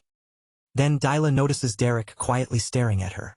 Her hand instinctively rises to her cheek, and she asks if there is something on her face, wondering why he is looking at her that way. Derek answers casually, saying it is nothing. He says he is just surprised to see her listening so obediently for once. Coming from her, that kind of calm cooperation feels so unnatural that it almost makes him suspicious. The moment she hears that, Dyla is immediately offended. Her cheeks flush red as she straightens up defensively, insisting that she has always respected him from the very beginning. But before she can finish making herself sound innocent, Derek cuts her off again. An unpleasant memory rises clearly in his mind. Dyla wearing a mischievous grin as she dumps a bucket of dirty water over his head. In the same calm voice, Derek reminds her that she once poured filthy water on him. And not just once either, twice. The moment he says it, Dyla's face twists with embarrassment, as if she has been exposed in the worst possible way. She mutters awkwardly that she cannot believe he still remembers something like that. Derek simply replies that it is rather hard to forget. Desperate to escape the uncomfortable silence, Dyla suddenly forces out a nervous laugh. She immediately starts commenting on how lovely the weather is, using the excuse as clumsily as possible. Then, before Derek can say anything more, she quickly runs off to begin practicing mana manifestation. With her exaggerated enthusiasm on full display, Derek watches from behind with a faint smile. He is clearly amused by how desperately she is pretending to be excited about such a plain and tedious exercise. Time slips by, and before long, night settles over the Grand Duke's mansion. Under the pale glow of the full moon, the estate becomes quiet, wrapped in the cool stillness of late evening. After hours of relentless training, Dyla ends up lying flat on the ground, completely drained. Faint blue mana still circles weakly around her body as she struggles to breathe and recover her strength. At that moment, Derek suddenly appears above her, floating slightly off the ground as if it is nothing unusual. Looking down at her, he casually remarks that she is going to be very busy from now on. Derek lands lightly beside her and looks over her exhausted figure.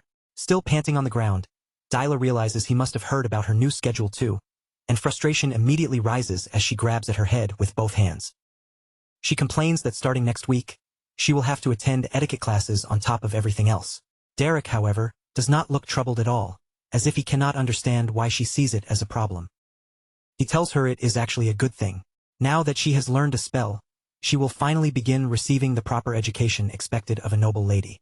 Dyla stares at him in disbelief before launching into a list of all the endless subjects waiting for her. Etiquette, languages, geography, history, botany, piano, sewing, one after another, she names them with growing despair. She cannot understand why she has to learn so many things, and she wonders how her older sister ever managed to endure all of it. Derek answers her seriously, saying that this is exactly why Aceline is known as the flower of Duplin and the shining center of high society in Evilstein. Dyla lets out a tired sigh and admits that the only thing she truly wants to study is magic. Derek responds calmly, telling her that if that is what she wants, then she should simply keep studying it. Since the Grand Duke personally hired him, they have far more freedom than before. But Dyla still does not look convinced. She wonders if they will really have enough time for magic with all those new lessons taking over her schedule. Derek reassures her with quiet confidence, asking who could possibly fire him now that he has the Grand Duke's direct support, and Dyla can only give him a bitter little smile. She explains that even if her father accepts Derek, her mother will never stay silent. The Duchess will keep searching for any possible excuse to drive him out of the mansion. Derek asks her directly why the Duchess is so desperate to have him expelled. With worry tightening her expression, Dyla explains that her mother believes learning from a commoner like him will pull her away from the dignity and grace expected of a noble. According to Dyla, The Duchess is afraid she might even end up becoming a mercenary. Derek takes that in silently, and from the viewpoint of the nobility he can understand it. The duel they fought truly did lack the polished elegance and noble dignity they value so highly. It had been a raw, rough, unrefined fight from beginning to end. Then, all at once, an idea begins to form in Derek's mind. With a new firmness in his eyes, he tells Dyla that the solution is actually very simple. Dyla looks at him in confusion, unable to follow. Derek's gaze sharpens with quiet strategy as he addresses her calmly. Silencing the Duchess is not that difficult. All Dyla has to do is remove the very reason her mother can object, and the statement leaves her completely speechless. Dyla has absolutely no idea what he is trying to say. At that moment, Derek's plan is still too abstract for her to grasp, and she can only stare at him in bewildered silence. The next morning, bright sunlight spills over the Grand Duke's mansion, washing the estate in a fresh golden glow. A new day begins, and with it, Derek's plan quietly starts to move. Inside the mansion, Duchess Miria walks through the halls with a troubled expression. Several maids follow close behind her, keeping pace as her thoughts grow heavier with every step. She has already decided that she must act. In her imagination, one terrible possibility after another begins to unfold. To her, Derek is a dangerous teacher, a commoner who might drag her innocent daughter into the crude and vulgar world of mercenaries. She imagines him turning Dyla into a rough, unruly fighter, stripping away the elegance of a noble lady and replacing it with wild habits that would shame their entire house. Her worst nightmare appears vividly in her mind. Dyla dressed like some savage, barging into high society with a wild boar slung over her shoulders. The image alone is enough to terrify everyone and stain the name of House Duplin forever. Just thinking about it sends a sharp headache through the Duchess's head. She cannot allow such a disaster to happen. With renewed determination, she reminds herself that no matter what that commoner teaches her daughter, she still has power here. And no matter what her husband approves, she is still the lady of the house. Her word carries authority within these walls. Again and again, she repeats the same thought to herself. She must find a way. Her resolve hardens completely. She will expel Derek from the mansion and protect the honor of her family before his influence can spread any further. Just then, a voice calls out to her. "Mother, it is Dyla." The Duchess turns around, ready to face her daughter, but the moment she sees her, her mind drifts unexpectedly into the past. For one brief instant, the Duchess no longer sees the troublesome girl standing before her. Instead, she remembers a small, innocent child smiling in her arms, and that tender memory softens her heart. A single tear gathers in her eye, yet that memory only strengthens her determination to protect her daughter.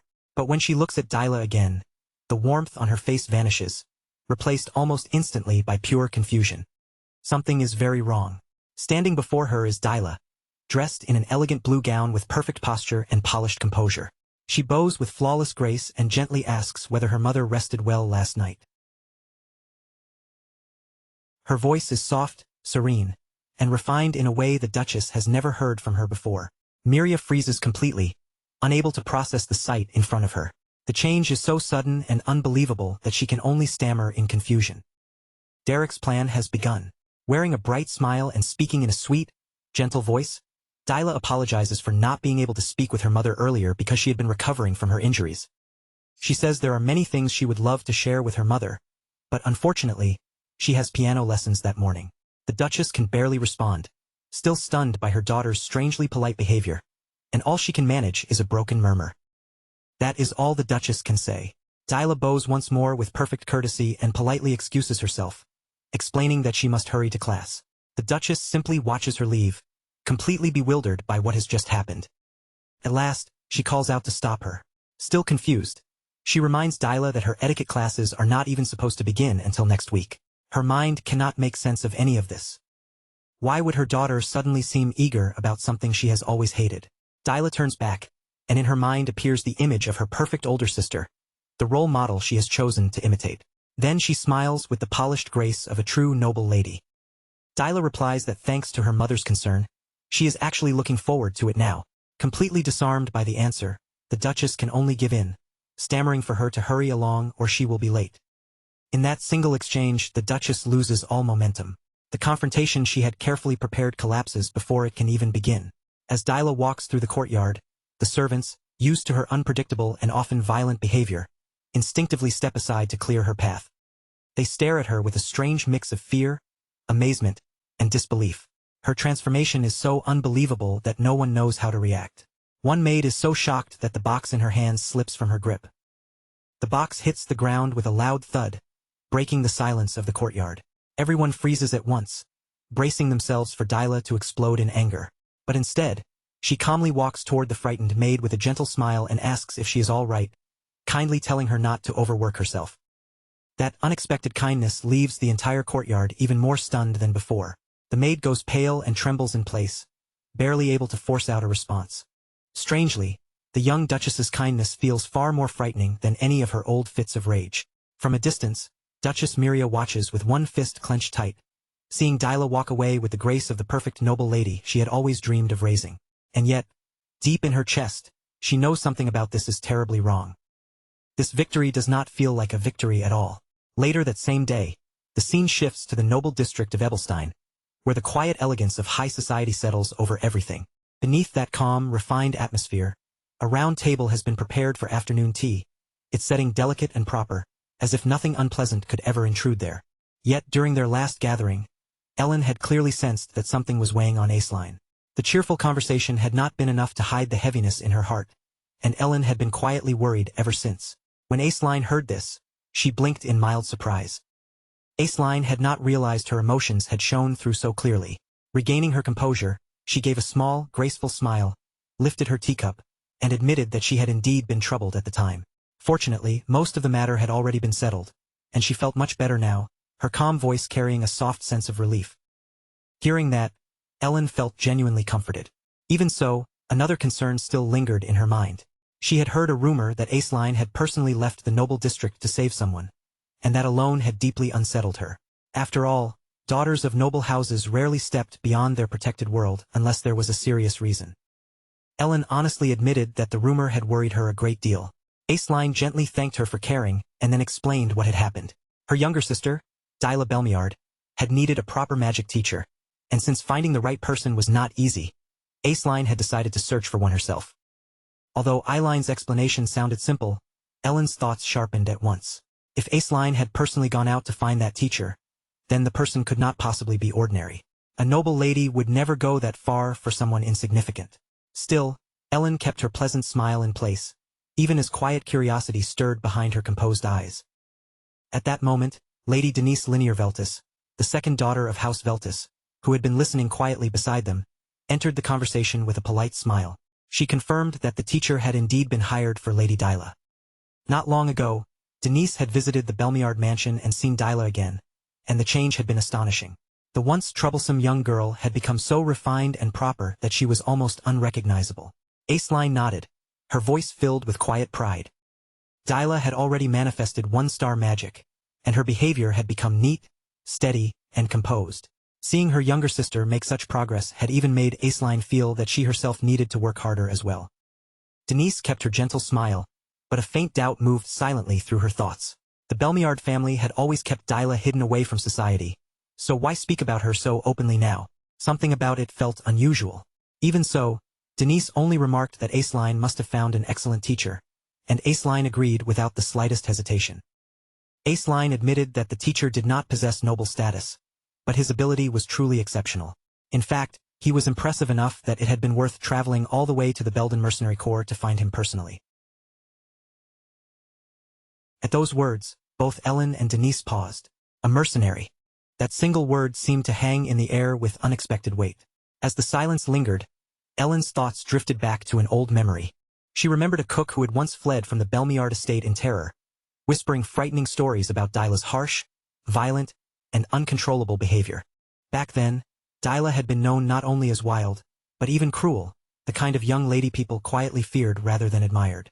And yet now, that same Dyla had become disciplined, refined, and even a one-star mage. Transforming someone like her could never be done with simple skill alone. It required strength, patience, and the ability to control a truly difficult student. Ellen slowly took a sip of tea, hiding the sharpness of her thoughts behind the elegant motion. Whoever this teacher was, he was clearly not an ordinary man. If Dyla continued improving at this pace, his name would eventually spread through noble society. It would be wise to learn who he was before everyone else began paying attention. With a warm yet curious smile, Ellen finally asked for the teacher's name. Aceline looked slightly puzzled by the sudden interest, as if she had not expected the question. Ellen simply explained that if he was guiding Dyla, then he would surely become famous someday. There was no harm in knowing his name in advance. Aceline accepted that reasoning without suspicion and answered calmly. The teacher's name was Derek. Then the scene quietly shifts to the sitting chamber of the Grand Belmiard mansion, where Lady Dyla sits beside her mother on a beautifully embroidered sofa, speaking with bright enthusiasm as she explains that Derek has also been teaching her a little etiquette along with magic. With a soft laugh, Dyla admits that etiquette is extremely difficult to learn alone. Her mother replies with a composed smile, saying she understands, and that it is admirable for Dyla to study so diligently by herself. But Dyla quickly corrects her, explaining that it was not truly self-study at all. Derek had patiently taught her everything. Curious, her mother asks what had been so difficult back when Dyla tried learning on her own. Dyla laughs again and answers honestly that almost everything had been difficult. Then, with cheerful sincerity, she adds that she can only manage even this much because Derek has been helping her. At that moment, irritation quietly flares inside her mother's heart. Her face remains calm, and her elegant smile does not waver, but her thoughts are anything but peaceful. That damn Derek. Inwardly, she fumes over the name. How many more times must she hear it? She does not know exactly what Derek has done to influence Dyla so deeply, but she cannot allow things to keep going like this. There has to be some way to handle the situation. When their conversation comes to an end, she excuses herself with dignified composure, carefully hiding the anger simmering beneath her refined exterior. Soon after, she begins moving through the mansion halls, determined to gather information for herself. She first approaches a maid and casually asks about Dyla's recent behavior. The maid smiles warmly and replies that Lady Dyla has been very kind to the servants lately, and that she has become noticeably gentler. Still unsatisfied, the mother continues her quiet investigation and speaks next to a gardener. He also smiles as he remarks that Lady Dyla seems to be in an unusually good mood these days. Her personality has softened greatly, and the change has happened in only a few short weeks. Finally, she goes to the butler. The butler pauses thoughtfully before answering, then says the transformation is truly surprising. The refined demeanor Dyla now displays is something he had previously seen only in Lady Aceline. Perhaps, he suggests, Lady Dyla is finally trying to become a true noble lady. There is now a natural dignity in Dyla's behavior that had never existed before. But instead of comforting her mother, every one of these remarks only deepens her resentment. Her face flushes red with suppressed anger, yet she forces herself to remain composed and quietly withdraws from the servants without revealing what she is feeling.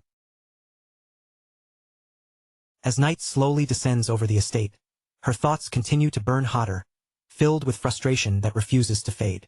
Outside, beneath the faint silver glow of the moon, Derek is alone on the castle grounds, practicing his magic in the quiet darkness.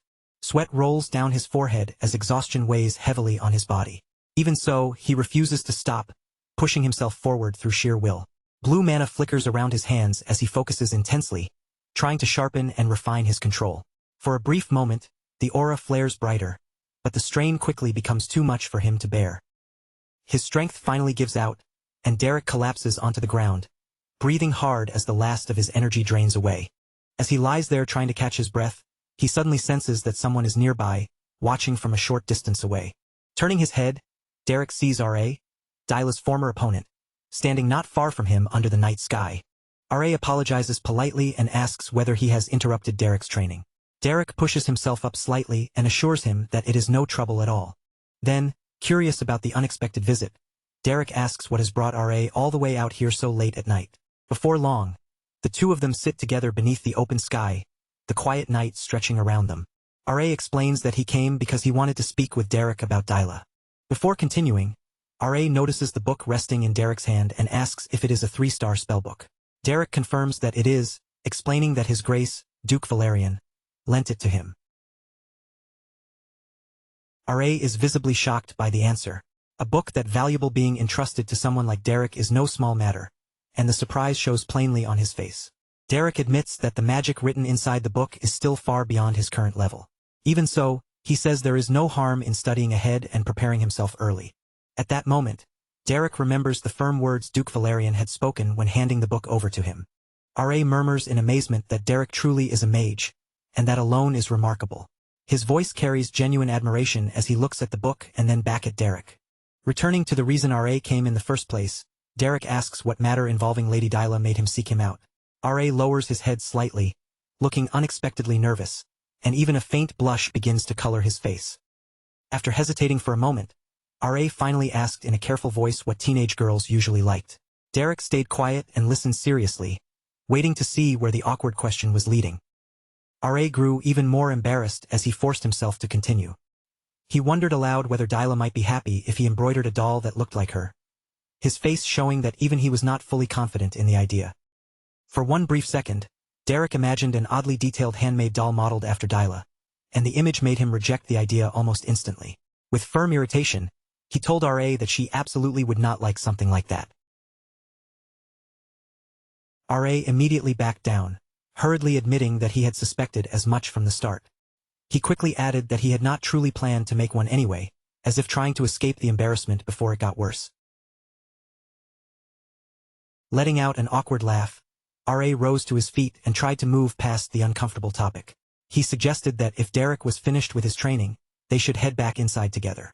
Derek stood up as well, and the two of them began walking back toward the castle under the quiet night sky. As they moved side by side, R.A. suddenly spoke again, this time offering Derek his gratitude. Derek glanced at him with clear confusion, not immediately understanding why R.A. would thank him so suddenly.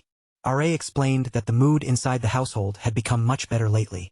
Even Duke Valerian had started paying closer attention to the management of the territory, and although the Duke rarely showed his emotions, R.A. felt that he seemed quietly satisfied. Derek replied that reading Duke Valerian's true feelings was never easy. R.A. gave a soft laugh and admitted that everyone in the mansion would probably agree with him on that. After walking a few more steps, R.A. suddenly stopped. He lifted his gaze toward the still night sky, as if sorting through thoughts he had been carrying for a long time. In a thoughtful voice, R.A. said that perhaps he needed to accept certain things. People could change, especially when they were still young and had not yet settled completely into who they would become. Maybe he had simply failed to notice Dyla's transformation before, or maybe some part of him had been avoiding it. But now that she had truly changed, R.A. felt that he needed to change his own way of seeing her as well. Turning toward Derek, R.A. thanked him sincerely and said that Dyla's change had happened because of him. Derek offered no answer. He only continued walking, silently accepting the words without reacting much. After a short pause, R.A. brought up something else.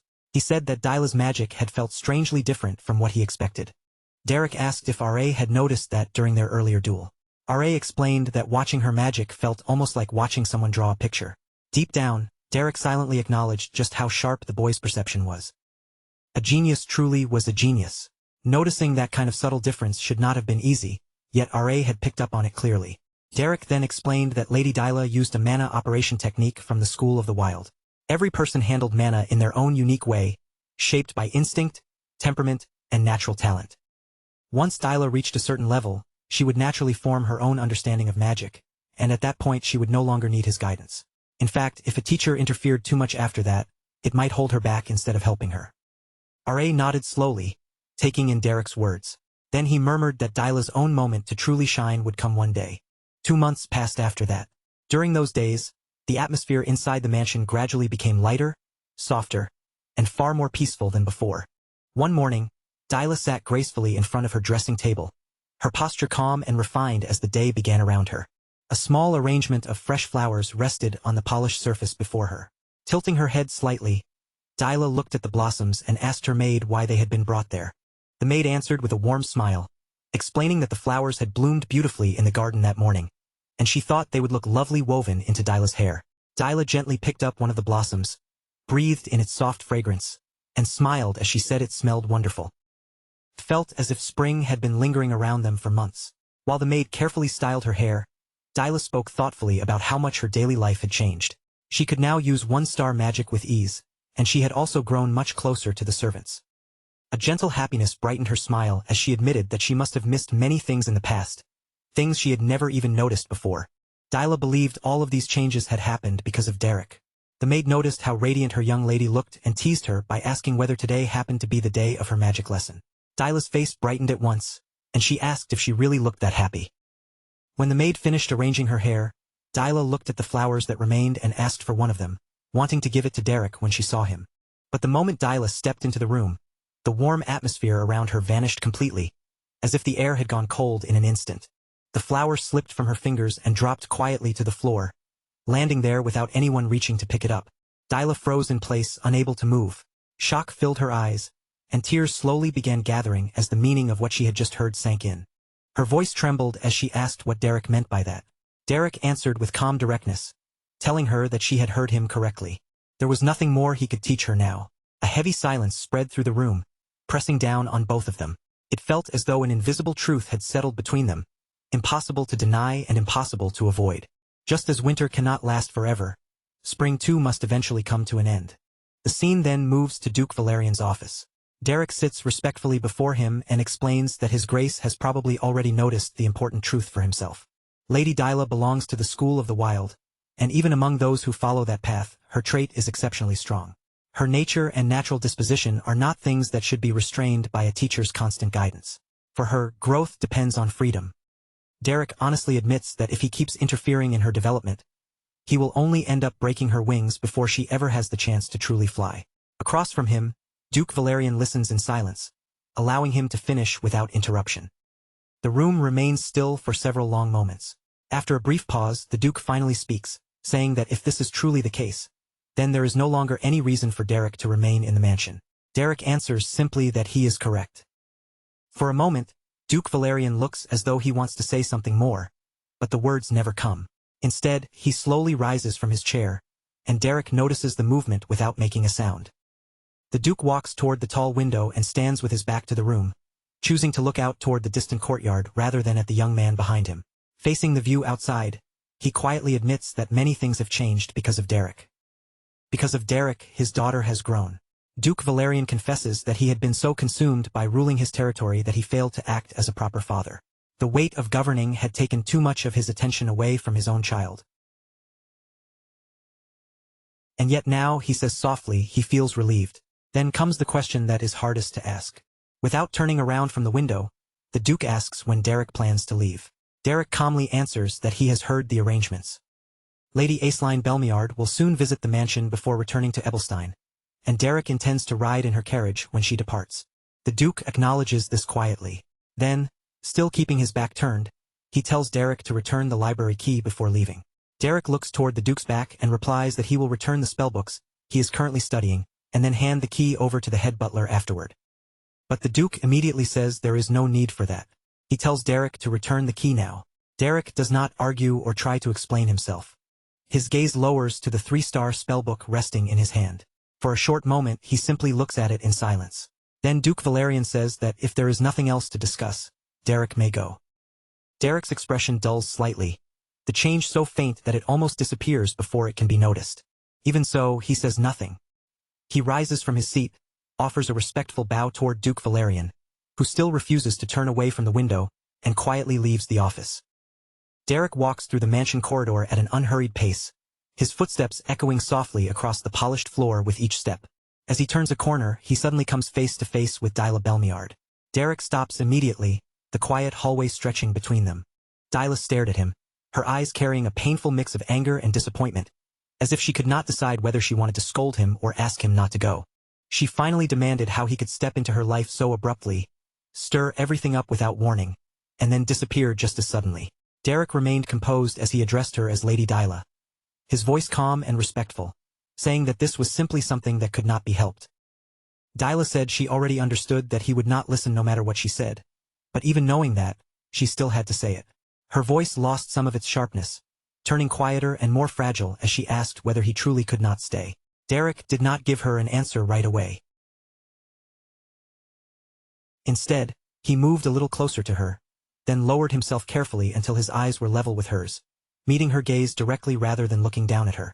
In that same steady tone, Derek explained that, just like before, he would return to life as a mercenary. He would keep studying magic on his own, step by step, and one day, once Lady Dyla had sharpened her abilities even further, she would travel to Ebelstein for her official debut. Dyla slowly lowered her head, trying to hide her face, but the tears gathering in her eyes gave her away. No matter how hard she tried to hold herself together, the sadness pressing down on her was plain to see.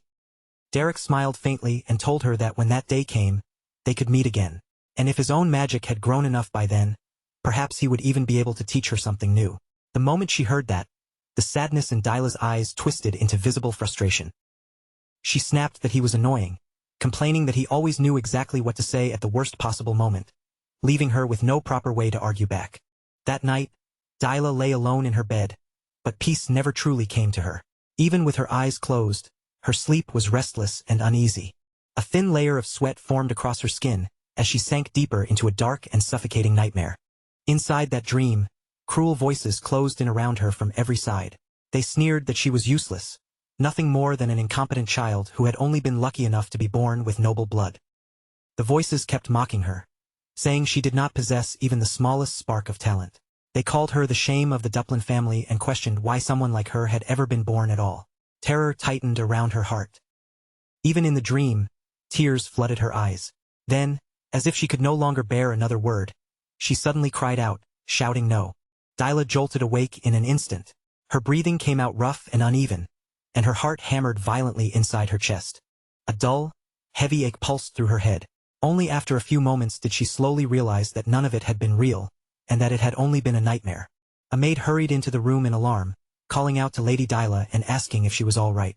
She explained that she had heard Dyla shouting and had rushed over immediately. She had come to see what had happened, but Dyla only stared at her in silence, still shaken and fragile from the nightmare. Then, in that vulnerable moment, memories of her old behavior began rising in her mind one after another, and a strange thought quietly took shape. What if she gave Derek a reason to stay? What if she returned to the way she used to be, slapping maids, throwing tantrums and spreading trouble through the mansion? If she became that difficult, unruly girl again, then perhaps Derek would have no choice but to remain by her side. For a brief moment, she truly considered doing it, letting that dangerous idea linger in her mind. The maid asked again, her voice filled with worry, whether something was wrong or whether Lady Dyla was feeling unwell anywhere. For one sharp instant, Dyla almost lashed out at her out of habit, the old response rising to her lips before she could stop it. But she caught herself in time. Instead of snapping, she answered in a calm voice that she was fine, and deep inside she made a firm decision. She would not become that person again. With a gentle smile, she reassured the maid that there was no need to worry. As the maid finally relaxed, Dyla lay back down against her pillow. In that quiet moment, she understood something clearly. Acting that way would never make her someone truly valuable. Morning finally arrived, and warm golden sunlight spilled across the castle grounds. The air felt fresh and clear, yet a quiet sense of farewell hung heavily over the courtyard. Lady Aceline was already seated inside the carriage when Derek arrived with his luggage in hand, his expression as calm as ever. Aceline looked at him and asked if it would be all right. She asked whether dropping him off at the commercial district of Ebelstein would be suitable. Derek replied that he would appreciate it. Aceline smiled gently and told him to take a moment to say his goodbyes, since they would be departing soon. Derek then turned around and looked back behind him. The people of the household had all gathered there to see him off. The prince was the first to step forward, his gaze fixed on Derek as he asked whether he was truly leaving. Derek answered that he had to return to the place he originally came from. R.A. gave a faint smile and said that life in the mansion probably had not been easy for him. Even so, Derek had worked hard all this time. The prince then added that if anything ever happened, Derek should contact him, and he would help in whatever way he could. Derek lowered his head respectfully and thanked him. After that, he raised his gaze again, and this time his eyes moved toward Dyla. Dyla had already been looking at him before he turned her way. For a short moment, neither of them said anything.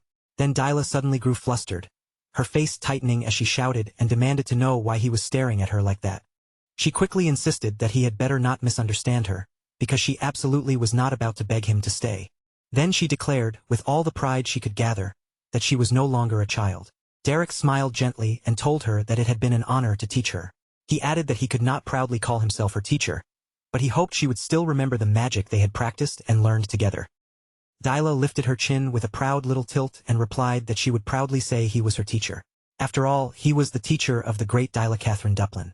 That meant he would no longer be able to live quietly, no matter where he went. Derek did not show much of a reaction, but behind Dyla's confident smile, the sadness lingering in her eyes was impossible to hide. She turned her face slightly away, her cheeks growing warm with embarrassment, and told him to take care of himself. She warned him not to do anything reckless or dangerous that might get him hurt. Derek answered that he would be fine, then gently told her not to push herself too hard either. Dyla immediately insisted that she was already capable. She said she was an adult now and could take care of herself. She repeated the words firmly, almost as though she was trying to convince Derek and herself at the same time. Those words stirred an old memory deep inside Derek. Long ago he had once said the exact same thing, that he was already an adult. He had insisted back then that he could take care of himself. He had said it to a woman who answered not with a lecture, but by pulling him into a tight embrace. With a gentle smile, she had told him to remember her words. Then the memory slowly faded away, and the present returned around him once more. Derek softly called Dyla's name. Then he reached out and gently patted her on the head. Dyla's eyes widened at once, completely caught off guard by the unexpected gesture. As his hand rested lightly against her hair, Derek quietly told her that she did not have to force herself to grow up so quickly. Tears began to gather in Dyla's eyes again, but she stubbornly held them back, refusing to let even a single one fall. Derek slowly stepped back from her and turned away to leave. The moment his gaze moved elsewhere, Dyla quickly raised her hand and wiped at her face, trying to erase the tears before anyone could notice.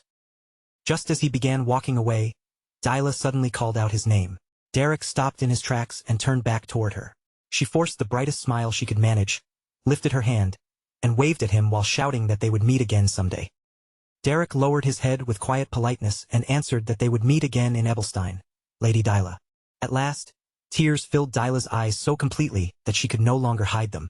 In a soft, trembling voice, she simply answered, "Okay," and with that final farewell behind him, Derek left the castle. By the time evening settled over the city, Derek had arrived in the commercial district of Ebelstein. The streets were crowded and noisy, overflowing with merchants, travelers, and the restless energy of the city. Nearby, two men were shouting at the top of their lungs, cheering someone on with wild excitement and urging them to hit their opponent even harder. Drawn in by the commotion, Derek quietly stepped closer, blending into the edge of the crowd without drawing attention to himself. At the center of all that noise stood a young woman with blonde hair, her fist raised as she continued throwing punches. In front of her was a boy whose face was already stained with blood, his battered appearance making it clear he had taken more than a few hits. She struck him once more, then suddenly stopped mid-motion, as if she had felt someone's gaze on her. Slowly, she turned around, and the instant she saw Derek standing there, her whole expression brightened with surprise and delight. She called Derek's name with unmistakable excitement in her voice. Derek looked back at her calmly and answered in his usual simple way, saying that he was back. Soon after, Derek returned to the familiar tavern known as Belden's Tier. The tavern was warm and lively inside, filled with the easy noise of drinks, voices, and movement, a sharp contrast to the quiet heaviness that had surrounded Derek earlier. Behind the counter, Jaden stood with a casual grin, holding up a drink as he told Derek that it was honey wine, the kind nobles like to act elegant about while drinking, even though Derek used to love it too. Derek accepted it quietly and thanked him. Jaden waved the thanks away with an easy smile, saying it was a welcome drink, so it would be on the house. As Derek took the cup in hand, Pauline watched him closely from the side, her eyes narrowing a little as though she were inspecting every inch of his face. After a moment, she asked if he had always looked that pale, or if living like a noble had somehow made him even paler. Derek seemed not to fully understand what she was getting at, so he only looked at her with mild confusion. Seeing that blank reaction, Pauline kept teasing him, saying that when she heard he had become a magic teacher, she figured the nobles must all be taking some kind of strange drug together. Then she leaned in, pressing him to tell her what had actually happened. Derek answered calmly that he had simply worked there and that there really was not much to tell.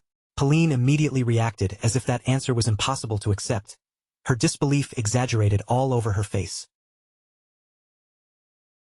Leaning back with a playful smirk, she said that he even sounded like a noble now, then asked whether it would really kill him to talk about it a little.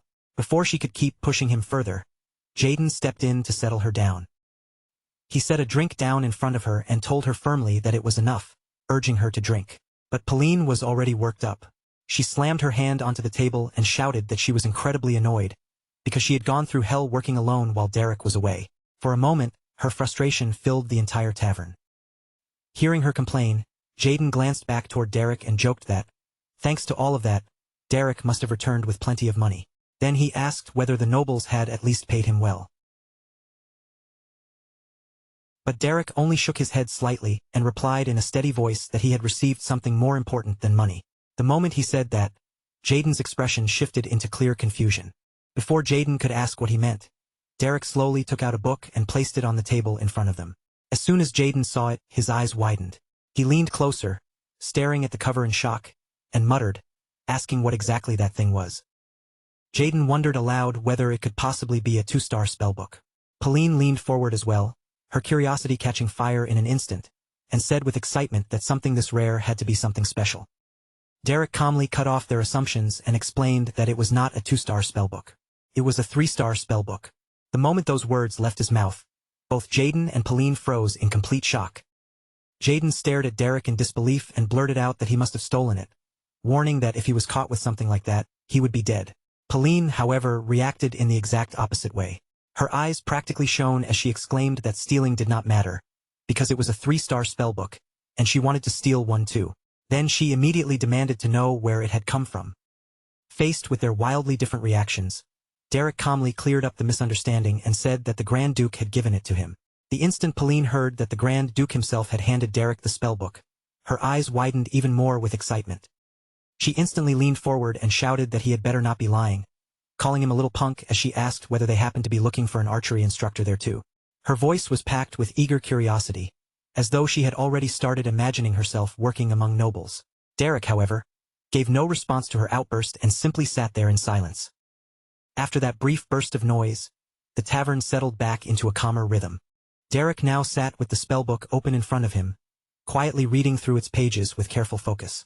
Without even lifting his eyes, he asked whether any requests had come in lately. Nearby, Pauline was already lying down, fast asleep after all the earlier excitement. From behind the counter, Jaden looked surprised and asked if Derek really planned to take on a request right after coming back. Derek answered plainly that he did. If it was something light like a simple subjugation job, he wanted to do it because he felt as if his edge had dulled a little. Jaden immediately shook his head with a confident grin and said there was no way Derek had lost his edge. Then he added that in this line of work, mages were always in short supply, so if Derek wanted a job, there would be more than enough waiting for him. Derek closed the book partway and answered without hesitation that he wanted to start tomorrow, as soon as possible. And by the next morning he had already set out.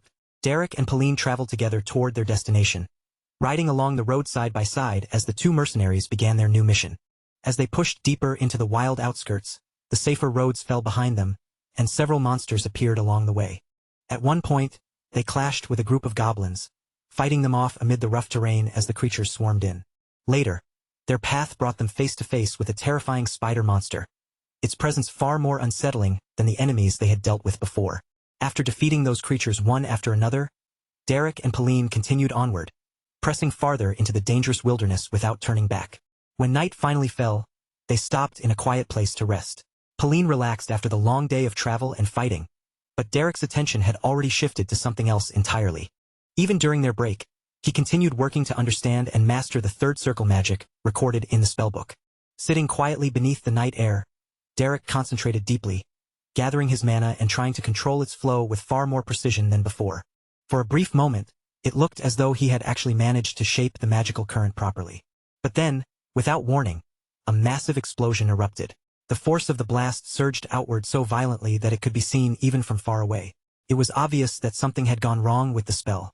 After the explosion died down, Derek sat down again and returned to the spellbook, studying it with even more care than before. Within its pages, he began noticing new patterns and complicated magical circles that he had not fully understood earlier. Determined to improve, he kept analyzing them piece by piece, refusing to stop just because he had failed. As time continued to pass, the world around them slowly began to change. Days slipped into weeks, and the scenery gradually transformed, until the signs of winter finally arrived across the land. Snow blanketed the ground, and the air turned sharp and bitterly cold, carrying the unmistakable chill of the season. Eventually, after their long journey, Derek and Pauline returned once more. The moment they stepped back inside the tavern, Pauline shivered from the cold and immediately began complaining in a loud voice. Pauline shivered the moment she stepped inside, rubbing at herself against the cold as she complained that it was freezing and asked how much colder the weather was planning to get. Hearing them come in like that, Jaden let out a warm laugh and said it really was good to be young, especially since they had gone all the way to the Kemp Mountains and back in weather like this. Derek silently placed several items from their hunt onto the counter, while Pauline sighed in frustration and muttered that she kept telling him they should have waited until it warmed up. But when Jaden looked down at what they had brought back, his eyes widened slightly despite himself. He shook his head with a laugh and said the two of them were probably the only people reckless enough to return with a harpy's head in weather this terrible. After hearing Jaden's earlier remark, Derek answered quietly and thanked him, saying that after that trip, he finally felt alive again. Jaden smiled a little at Derek's response, then continued by saying that after working that hard, Derek would probably be resting tomorrow. But as luck would have it, a request had just come in that seemed to fit him perfectly. Derek lifted his gaze with interest and asked what kind of request it was. Jaden explained in a calm, easy tone that it was expensive and simple, though it might turn out to be a little troublesome in its own way. He said the request had been sent over from the Royal Mercenary Corps on West Street. Then Jaden asked if Derek had heard of Count Belmiard, explaining that they were looking for a commoner who could help with magic sparring. To put it plainly, Jaden said, they needed someone to act as a punching dummy. Derek would only have to go there, take a few hits, and the job would be done. Soon after, the setting moved to the Nobles District, where a large magic sparring arena stood waiting. The training ground was spacious, clean, and well-maintained, clearly built for noble mages to practice in comfort. Inside the arena, an old man stood beside a young girl with striking red hair. The girl looked around with curiosity and asked who she would be sparring with that day. The old man answered evenly that the session was meant to help her practice offensive magic. He explained that they had arranged for a commoner to assist her. The girl, Ellen, immediately frowned, her disbelief showing clearly as she questioned what he had just said. She asked if he was seriously telling her to beat up a commoner right now. Hearing the resistance in her voice, the old man responded in a firm and controlled tone. He told her that this was also part of her training. They had promised the commoner enough compensation, so she could practice as much as she wanted without holding back. Ellen sighed and crossed her arms, clearly unimpressed by the explanation. She said that, sure enough, the so-called practice was basically just beating the hell out of a commoner, which felt exactly like something nobles would do. The old man tried to justify the arrangement a little more, adding that the commoner could at least handle one-star magic. Ellen raised an eyebrow at that and asked her teacher whether he had forgotten that she would soon become a two-star mage, pointing out that the gap between one-star and two-star was enormous. To her, that difference was like heaven and earth. A moment later, the scene shifted inside the sparring arena itself, where Derek was already waiting quietly for his opponent to arrive. He sat there calmly, his posture steady and composed, showing no trace of nervousness at all. Then someone suddenly stepped in front of him. It was the same red-haired girl from earlier, Ellen. She looked at him with open curiosity and asked if he was the sparring opponent assigned to her today. Derek responded calmly, introducing himself without any extra hesitation. After hearing his introduction, the girl gave a small nod and replied that her name was Ellen. But as Derek's name settled in her mind, a faint sense of familiarity stirred inside her. Derek, she wondered silently. She felt as though she had heard that name many times before, though she could not immediately place where. After a short pause, the old teacher spoke again and calmly brought the conversation to an end, telling them to head to the arena. Even as they moved toward the sparring ground, Ellen kept thinking to herself, studying Derek's appearance with a puzzled look. She wondered silently whether he was truly a mage, because he looked far younger than she had expected. That thought lingered in her mind for a moment, but she quickly pushed it aside and began preparing herself for the match. Once they stepped into the arena, Ellen straightened her posture and fixed her attention on Derek. Her expression sharpened into seriousness as she prepared for the sparring session. Then she looked directly at him and asked whether he knew the basic etiquette of magic sparring. Derek answered without hesitation, his voice calm as he said that he knew the basics. Hearing that, Ellen nodded slightly and told him to resist as much as he could, adding that she would try to end things quickly. But even while saying that, she was already thinking quietly to herself. She told herself that she would do what she had to do, but if she blasted him out of bounds with a shockwave, the match would be over in no time. Meanwhile, Derek considered her words carefully before speaking again. He repeated the idea of resisting as much as he could, then calmly asked exactly how much resistance she wanted from him. Ellen immediately looked at him with a mix of confusion and annoyance, asking what kind of ridiculous question that was. Derek explained in the same calm tone that he needed to know how much he should resist if he wanted to be useful to her training. The old teacher standing nearby remained silent as he listened to their exchange. Hearing Derek speak in such an unusual and serious way, Ellen could not help letting a small smile appear on her face. She shook her head slightly and told him he certainly had a funny way of talking. Then she repeated herself, saying that he should resist with everything he had. The moment Derek heard those words, a faint smile quietly appeared on his face. At the same time, energy began to stir around him as he prepared for the sparring match. With calm confidence, he answered that he would do as she commanded. Blue magic slowly gathered in Derek's palm as he stood in the arena, facing Lady Ellen, and the space between them grew heavy. The air seemed thick with tension and magical power, yet neither of them made a careless move. Both remained composed, standing in silence as they prepared for what was about to unfold. Lady Ellen began to chant, her voice soft, steady, and refined. Every word carried control and precision as power condensed into her hand. As she studied the young man in front of her, she had to admit that this commoner possessed rare talent. Reaching the level of a one-star mage at such a young age was certainly not a small achievement. Even so, in Ellen's eyes, his calm confidence was beginning to look far too close to arrogance. To her, he seemed unaware of the invisible boundary that stood between nobles and commoners, and she believed it was her place to remind him. The instant her chant ended, she released the magic she had gathered in one swift motion. A destructive wave surged forward, tearing through the air with overwhelming force as it rushed straight toward Derek. But Derek reacted instantly. Without the slightest hint of panic, he stepped lightly to the side and shifted back just enough, avoiding the attack with clean and effortless precision. The spell shot past him and slammed into the trees behind the arena, exploding with violent force. Thick trunks were sliced apart as if they were nothing more than paper, sending splinters and dust scattering across the ground in a chaotic burst. Lady Ellen narrowed her eyes, disbelief flashing through them. The ease with which he had dodged her attack made it feel almost as though he were mocking her. Meanwhile, Derek simply watched her in silence, his expression calm and his posture relaxed, as if he were quietly waiting to see what she would try next. That composure only irritated Ellen even more. Anger rose inside her, because in her mind, no matter how skilled he might be, a commoner had no right to stand so calmly before a noble mage.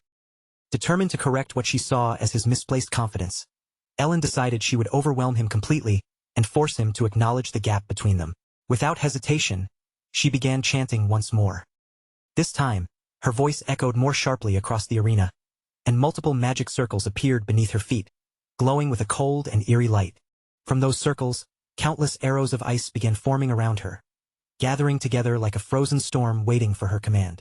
She watched the ice arrows take shape with quiet certainty, convinced that someone at Derek's level could never withstand an attack like this. Then, with a decisive gesture, she released them all at once. The air instantly filled with a massive wave of icy projectiles, rushing toward Derek from every direction and leaving no clear path of escape. Yet even then, he did not falter. He simply raised one hand and cast what looked like a very basic spell. The moment the two magics collided, Lady Ellen's eyes widened in shock. That basic-looking spell shattered every ice arrow in an instant, breaking them apart before they could get anywhere near Derek. The icy projectiles burst into countless glittering fragments, scattering across the arena like shards of falling glass, with several pieces skidding all the way to Ellen's feet.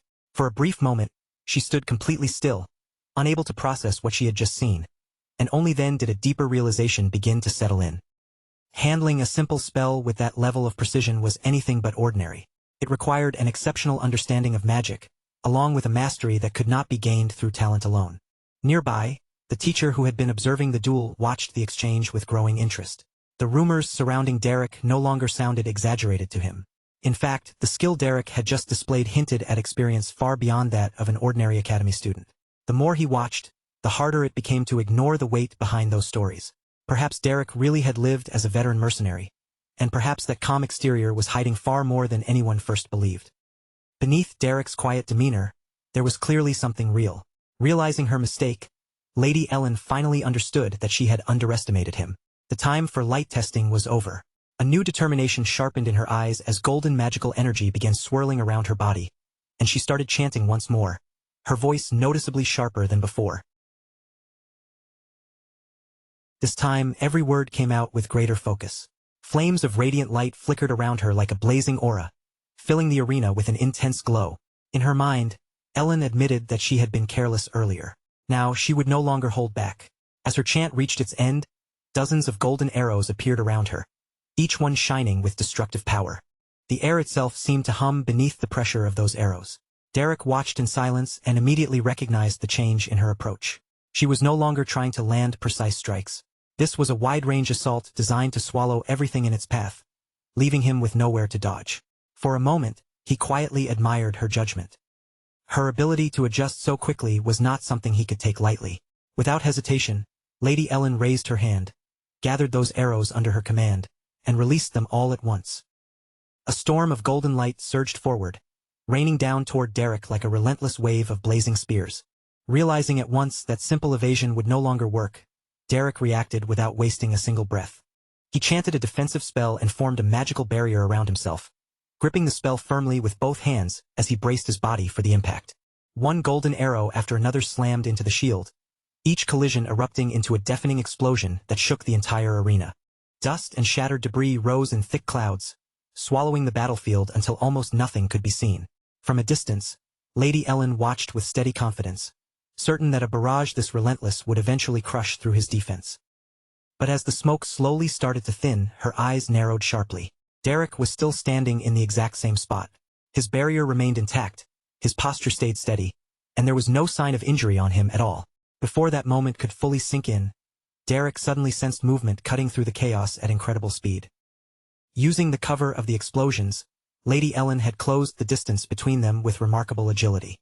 In her hand, she gripped a massive ice spear, its sharp edge gleaming coldly as she launched a sudden close-range attack straight at him. For the first time, Derek's expression shifted slightly with surprise. At this distance, there was barely any time to react. Even so, he admitted inwardly that her combat instincts were impressively sharp. Without delaying even for a moment, Derek flicked his fingers and released a small spell between them. A blinding flash of light burst out in front of her, freezing the exchange for an instant and forcing Lady Ellen to squeeze her eyes shut as she muttered a frustrated curse. Struggling to steady herself, Ellen cautiously opened one eye again, only to find that Derek had vanished from where he had been standing. Her vision was still blurred from the flash, so she forced herself to calm down and focused on controlling her breathing. If she could not trust her eyes, then she would have to rely on her ears instead. She sharpened her senses and listened carefully for even the faintest movement. A moment later, she felt a subtle trace of magic brush past her, and a bead of sweat formed on her forehead as unease crept in. Something had moved without making a sound. Then, as if he had emerged from nowhere, Derek appeared in her sight again. He stood calmly in front of her, almost as though he had never moved at all. Around his body floated 3 small spells, each one quiet, steady, and perfectly controlled. Without a moment of hesitation, Derek released those spells one after another. Lady Ellen reacted quickly and barely managed to avoid each attack, but every dodge cost her more balance and composure. Confusion clouded her thoughts as she wondered how he had gotten so close without making even the slightest sound. This time, Ellen forced herself to look more carefully, choosing to analyze the situation instead of simply reacting to it. And then the answer struck her. The secret was hidden in the silence itself. Derek had used a delusion-type spell that erased sound completely. He had already predicted that once her vision was taken from her, she would depend on her hearing, and he had prepared for that from the beginning. That realization hit her hard. It meant his earlier attack had not actually failed. He had controlled it. He had missed on purpose. From the very start, Derek had been holding back against her. That thought irritated Ellen more than anything else. Meanwhile, Derek remained as calm as ever, his control over those simple spells never wavering as he launched another attack. She was forced to block it in a hurry, tightening her focus at once. But in that same instant, her eyes widened, because Derek had already started moving again. He rushed forward suddenly, closing the distance between them with a sharp, aggressive burst of speed. Even under that pressure, a confident smirk appeared on Ellen's lips. Rapid spell manifestation was her greatest strength. She believed that the instant magic formed in Derek's hand, she would be able to counter it faster than he could release it. But just as she prepared herself to respond, something completely unexpected shook that confidence. When Derek stepped forward, the magical energy did not gather in his hands. Instead, it flared beneath his feet. For a brief moment, Ellen froze, caught entirely off guard by a technique she had never expected to see. Instinctively, she jumped backward, her mind racing as she tried to understand what was happening. Then it became clear. Derek was channeling magic through his feet. As she continued retreating, her focus sharpened even further. But the situation only grew more overwhelming. Even the tips of his toes glowed faintly, releasing small bursts of magic with every step he took. Every movement carried a hidden attack, and every step came with a rhythm she could not easily predict. Ellen struggled to keep up, barely dodging as the pressure around her kept building. But that irregular rhythm, so different from the structured flow she was used to, gradually broke apart her timing. In the end, it became too much for her to handle. Her footing slipped, her balance collapsed, and she fell to the ground. From the sidelines, the observing teacher watched with widened eyes as a realization began forming in his mind. Derek's technique closely resembled the methods of the school of the wildest style, where magic was not locked into rigid forms but allowed to flow freely through the body and emerge from any point without warning. Against that kind of unpredictability, those trained in the disciplined school of regulation would always have trouble reading the next move. Back in the arena, Lady Ellen placed a hand against her head and looked up at Derek, letting out a soft laugh that carried a hint of nervousness. The arrogance from earlier had vanished from her face. In its place was genuine surprise as she admitted openly that Derek was an extremely interesting opponent. There was honesty in her voice as she confessed that she had underestimated him, thinking the rumors were nothing more than inflated claims from a boastful commoner. Then Ellen slowly rose to her feet and stepped closer, her movements calm but careful, while Derek stayed alert and watched her every move. Derek watched her closely, keeping his guard up as he searched her expression for even the smallest sign of deception. Then Ellen lowered her head slightly, offering him a gesture that felt unexpectedly sincere. She told him that their fight had shown her something genuinely fascinating, and that she was grateful for the lesson he had given her, even if he had never meant to teach it. A gentle smile appeared on her lips, softening the sharpness she had shown throughout the duel. For one brief moment, it seemed as if the match had finally reached a peaceful end. But that calm did not last. In the very next instant, Ellen showed exactly how quickly she could adapt. Borrowing the principle Derek had just revealed, she sent magic through her foot. A sharp spark of light burst from the tip of her toe and shot forward like a sudden arrow. Derek reacted at once, raising his hand without the slightest hesitation. He intercepted the incoming attack in midair, catching the spell within his own magic before it could reach him. With one swift motion, he twisted its direction and redirected the spell, sending it flying straight back toward Ellen. Lady Ellen cried out in surprise, her calm composure cracking as she hurried to dodge.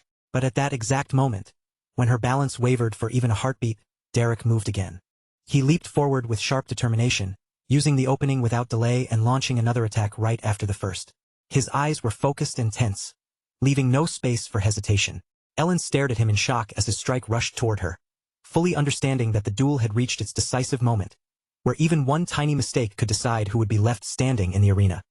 Derek descended from above with swift, controlled movement, his hand burning with sharp, crackling purple energy. The power wrapped tightly around his arm, flickering intensely as he closed the distance between them. Below him, Ellen looked up with her eyes wide, caught between shock and disbelief. For a brief instant, her body refused to move, frozen beneath the pressure of his approach. Sweat traced down her face as her mind struggled to keep up. Derek's gaze never wavered, his crimson eyes glowing with piercing focus, while his expression remained partly hidden behind the high collar of his cloak. Just as the clash was about to reach its most dangerous point, a sudden, sharp ringing sound cut through the arena. The clear chime of a handbell echoed across the field, snapping the tension apart in an instant. At the edge of the arena, the bald teacher stood firmly in place, his stern face visible behind his glasses as he rang the bell again and again, signaling the end of the match. That sound forced everything to stop. Derek landed on the stone floor with a heavy thud, and the violet energy around his hand faded away as quickly as it had appeared. Without hesitation, Derek straightened his posture, returning to his usual composure almost immediately. He placed one hand over his chest and bowed deeply in respect, his voice calm and steady as he thanked Ellen for the match. Ellen stayed silent for a moment, her breathing still uneven from the sudden end of the duel.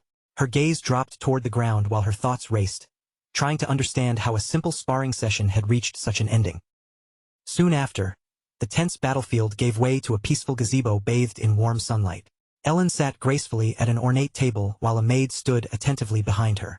Looking toward Derek, she openly admitted that he was a truly splendid mage, her voice carrying both sincerity and lingering amazement. Standing across from her, Derek did not accept the praise so easily. Instead, he replied with the same calm manner, telling Lady Ellen that her reflexes were what had impressed him, and that they were unlike anything he had encountered before. Ellen met his gaze and offered him a small, knowing smile, lightly remarking that he must have plenty of experience dealing with people if he could flatter her so naturally. Her tone softened as she continued, saying that although she had heard he was a commoner, the level of skill he displayed could only come from relentless, bone-deep effort. At those words, Derek's expression changed slightly. He lowered his gaze for a moment, his face growing more solemn, and explained simply that effort had never been a choice for him. As a mercenary, it was something he needed in order to survive. Hearing that, Ellen's expression shifted as well, the sharper edge in her demeanor easing into something more thoughtful. She told him to set aside the humility, admitting that she personally admired people who worked hard. Even so, her gaze drifted slightly to the side, toward the background where her bald magic teacher sat quietly with a book in hand. With a subtle warning in her voice, Ellen advised Derek to be careful, saying that the old man probably would not take a liking to him and that it would be best not to earn his disapproval. Then she took a slow, composed sip of tea and shifted the conversation, mentioning that she had learned a great deal from their sparring session. She also spoke of an upcoming match at the Roja Salon, quietly hoping for a favorable result. Derek listened attentively, his posture relaxed yet respectful, and reassured her that with her level of ability, she had little reason to worry. At that, Ellen gently placed her teacup back onto its saucer, the soft clink cutting through the calm. Her expression changed again, her eyes sharpening as her thoughts turned elsewhere. In a firmer voice, she said she had no interest in small fry. The opponent she truly wanted to defeat was aceline Eleanor Duplin. As Ellen spoke that name, the image of a refined blue-haired girl rose vividly in her mind.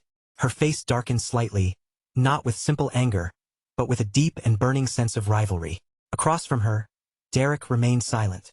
His red eyes stayed fixed on Ellen, quietly watching her every word and every subtle shift in her expression, as he began to understand the true weight behind her ambition.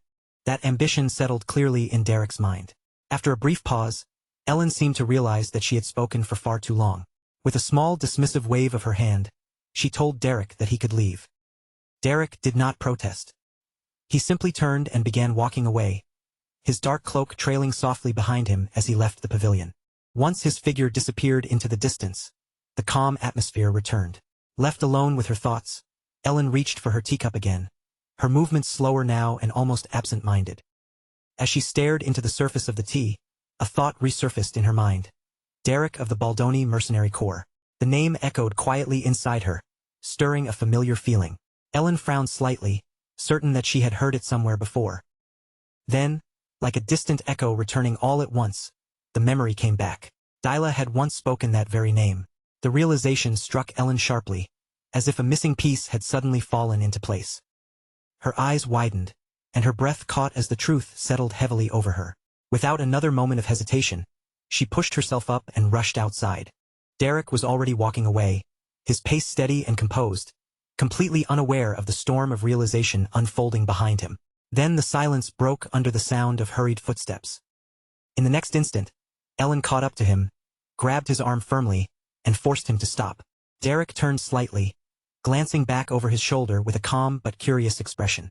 Ellen looked up at him, her face bright with an intense, almost excited smile. A new energy burned in her eyes now, sharp, focused, and filled with curiosity. Without hesitation, she asked him directly whether he was the mercenary who had taught Dyla. The question hung heavily between them, undeniable and impossible to ignore, marking a clear change in the way Ellen now saw him. As the sun dipped lower and cast long orange shadows across the estate, the setting moved indoors. Inside a grand room, the warmth of a crackling fire filled the space, its flickering glow dancing across the walls and softening the heavy atmosphere. The two sat across from each other at a small table, the quiet surroundings contrasting sharply with the intensity of their conversation. Ellen wasted no time. Leaning forward slightly, her voice low but firm, she declared that she would do whatever it took to defeat Aceline. Derek watched her closely, the firelight reflecting in his eyes as he repeated Eiline's name, questioning her determination to overcome the lady of the Duplin household. Ellen explained her reasoning clearly. Aceline had not yet reached the rank of a 2-star mage, and Ellen's goal was to surpass that milestone first. But even if she failed to reach it in time, she was still determined to win their upcoming sparring match. There was no hesitation in her words, only firm resolve. Derek observed her quietly and saw that her drive was not simple ambition. It was deeper and more intense than that. He remarked that she had an incredibly competitive spirit, and Ellen answered with a soft scoff, shaking her head slightly. She suggested that calling it competitive was far too gentle for what she truly felt. Her gaze lowered to her teacup, where her reflection trembled faintly in the amber liquid. Her voice softened as she admitted the truth. In the past, her desire to win had come from something far less admirable. She confessed that she had once been consumed by jealousy, something she now described as ugly and pathetic. Ellen spoke openly about how she had gossiped behind Eiline's back, searching for flaws and weaknesses that might damage her reputation. Yet no matter what Ellen did, Aceline had never answered her with hostility. Instead, Aceline had always shown understanding, and had even tried to reach out and accept her. Derek listened carefully, then asked why she would choose to reveal such personal and shameful things to him. Ellen lifted her gaze and met his eyes directly, her expression steady and unwavering. She told Derek that if he was going to help her, Then first, he needed to see her exactly as she was. Even if that meant dragging the ugliest parts of her past into the open, she no longer wanted to hide behind pride or pretty excuses. Her voice carried no hesitation now, only a raw kind of honesty, as she admitted there was one thing she had to know, and he was the only person who could give her the answer. After all, Derek had spent time with the Duplin family, so in her eyes, there was no way he could be ignorant of Eileen's real ability. As she stared across the table at him, her expression was tight with urgency, but beneath that desperation, there was a stubborn determination that refused to back down. What she wanted from him was not comfort or vague encouragement. She needed to know the truth about where she stood right now, how far behind she really was, and more than anything, what kind of path she would have to walk if she wanted even the smallest chance of winning. So she asked Derek plainly what she had to do in order to defeat Aislinn. The moment that question left her mouth, the room seemed to sink into silence, with only the soft crackling of the fire continuing in the background. That quiet sound became the only thing moving through the stillness. Derek did not rush to answer her. Instead, he calmly reached for his teacup, lifted it to his lips, and took one slow, measured sip as though weighing every word before speaking. When he placed the cup back down, the faint clink against the table echoed through the quiet room. His face remained composed, but there was a thoughtful weight in his eyes as he began considering her request, acknowledging inwardly that Eileen's skill was truly at an astonishing level. But that did not mean Ellen was without promise. In Derek's eyes, she also possessed a remarkable amount of talent, the kind that could not simply be dismissed. Derek began to speak in a calm, even tone, telling her that if she kept pushing herself, kept sharpening her abilities, and refused to stop improving, then one day, she might be able to find the path she was desperately searching for. As he spoke, his gaze stayed on her, quietly studying every small change in her face. The firelight flickered over her features, throwing shifting shadows across her expression. And in that glow, Derek felt he could read her far more clearly than anything she had said aloud. He had always believed that a person's real nature often showed itself through their eyes. And what he saw in Ellen was not a young lady simply fishing for compliments, nor someone hoping to be gently comforted. What burned in her eyes was much more intense than that. It was raw, exposed, and almost painful to look at, a desperate hunger to change. She was desperate enough to sit right there in front of him, lowering herself to ask for help from someone she normally should never have needed to rely on. To her, Derek was only a mercenary, a man whose social position was far below hers, and yet she still faced him directly and asked for guidance without the slightest hesitation. For a while, the silence between them stretched heavy and tense, broken only by the steady popping of the fire. Then, without dressing up his answer or softening the blow, Derek finally opened his mouth. His voice was level, blunt, and completely unhesitating as he gave her the truth. She could not defeat Aislinn. Those words landed in the room like a cold weight, leaving no room for misunderstanding or false hope. For a brief moment, it felt as if even the air itself had stopped moving. But Ellen did not lower her eyes. Her stare remained fixed on him, steady and unwavering, though the muscles in her face tightened ever so slightly. Even if it sounded impossible, she admitted that she still wanted to win. There was no doubt in her voice at all. Facing the reality of his answer did not weaken her resolve. If anything, it made it harder. She leaned forward, pressing both hands firmly against the table as if anchoring herself there. With her determination written clearly across her face, Ellen reminded Derek of what he had already done before. She pointed out that he was the very person who had taken someone like Dyla, someone Ellen bluntly called useless, and turned her into a mage capable enough to stand on her own. If Derek had managed to do that for Dyla, then in Ellen's mind, there was no reason he could not do the same for her. To her, Derek was the missing piece she needed if she wanted to overcome Aislinn. This was a chance she had finally found, and she had no intention of letting it slip through her fingers. Derek, however, did not answer right away. He remained seated in silence, his eyes half lowered as he calmly considered what she was demanding from him. The pause dragged on for what felt like a long time before he finally spoke again, admitting that it was not as if there was absolutely no method worth attempting. However, he told her there were two things that concerned him. The moment Ellen heard that, her posture shifted. She leaned back slightly, crossed her arms, and a faint look of satisfaction appeared on her face. He had not refused her outright, and that alone was enough to keep her attention locked on him. She immediately asked what those concerns were. Derek's first question sounded simple, but there was a heavy meaning beneath it.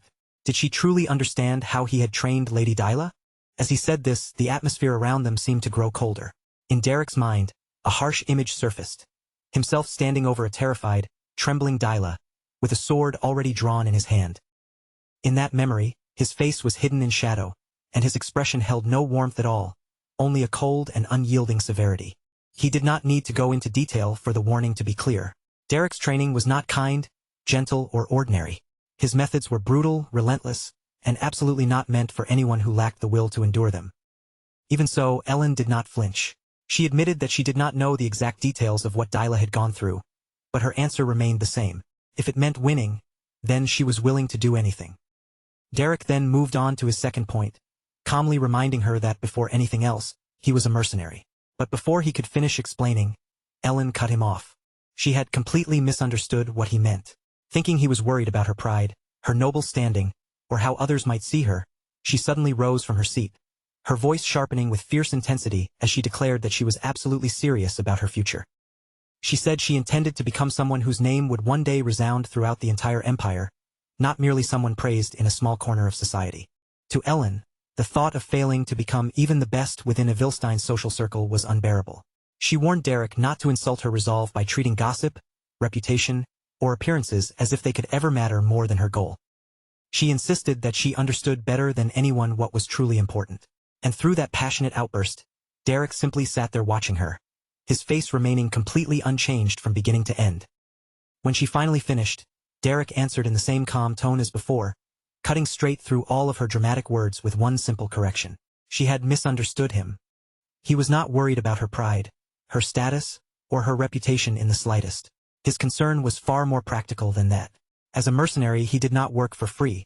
If she wanted his help, then she had to pay him. The change in the room was instant. All the fiery intensity Ellen had built up just moments earlier collapsed at once, as if someone had pulled the ground out from under her. Ellen stood frozen where she was, completely caught off guard. Her thoughts stumbled to a halt as the meaning of Derek's words finally sank in, and for a moment, she could not say a single thing. Then, little by little, a deep flush spread across her face. The embarrassment hit her hard as she realized just how badly she had misread the entire situation.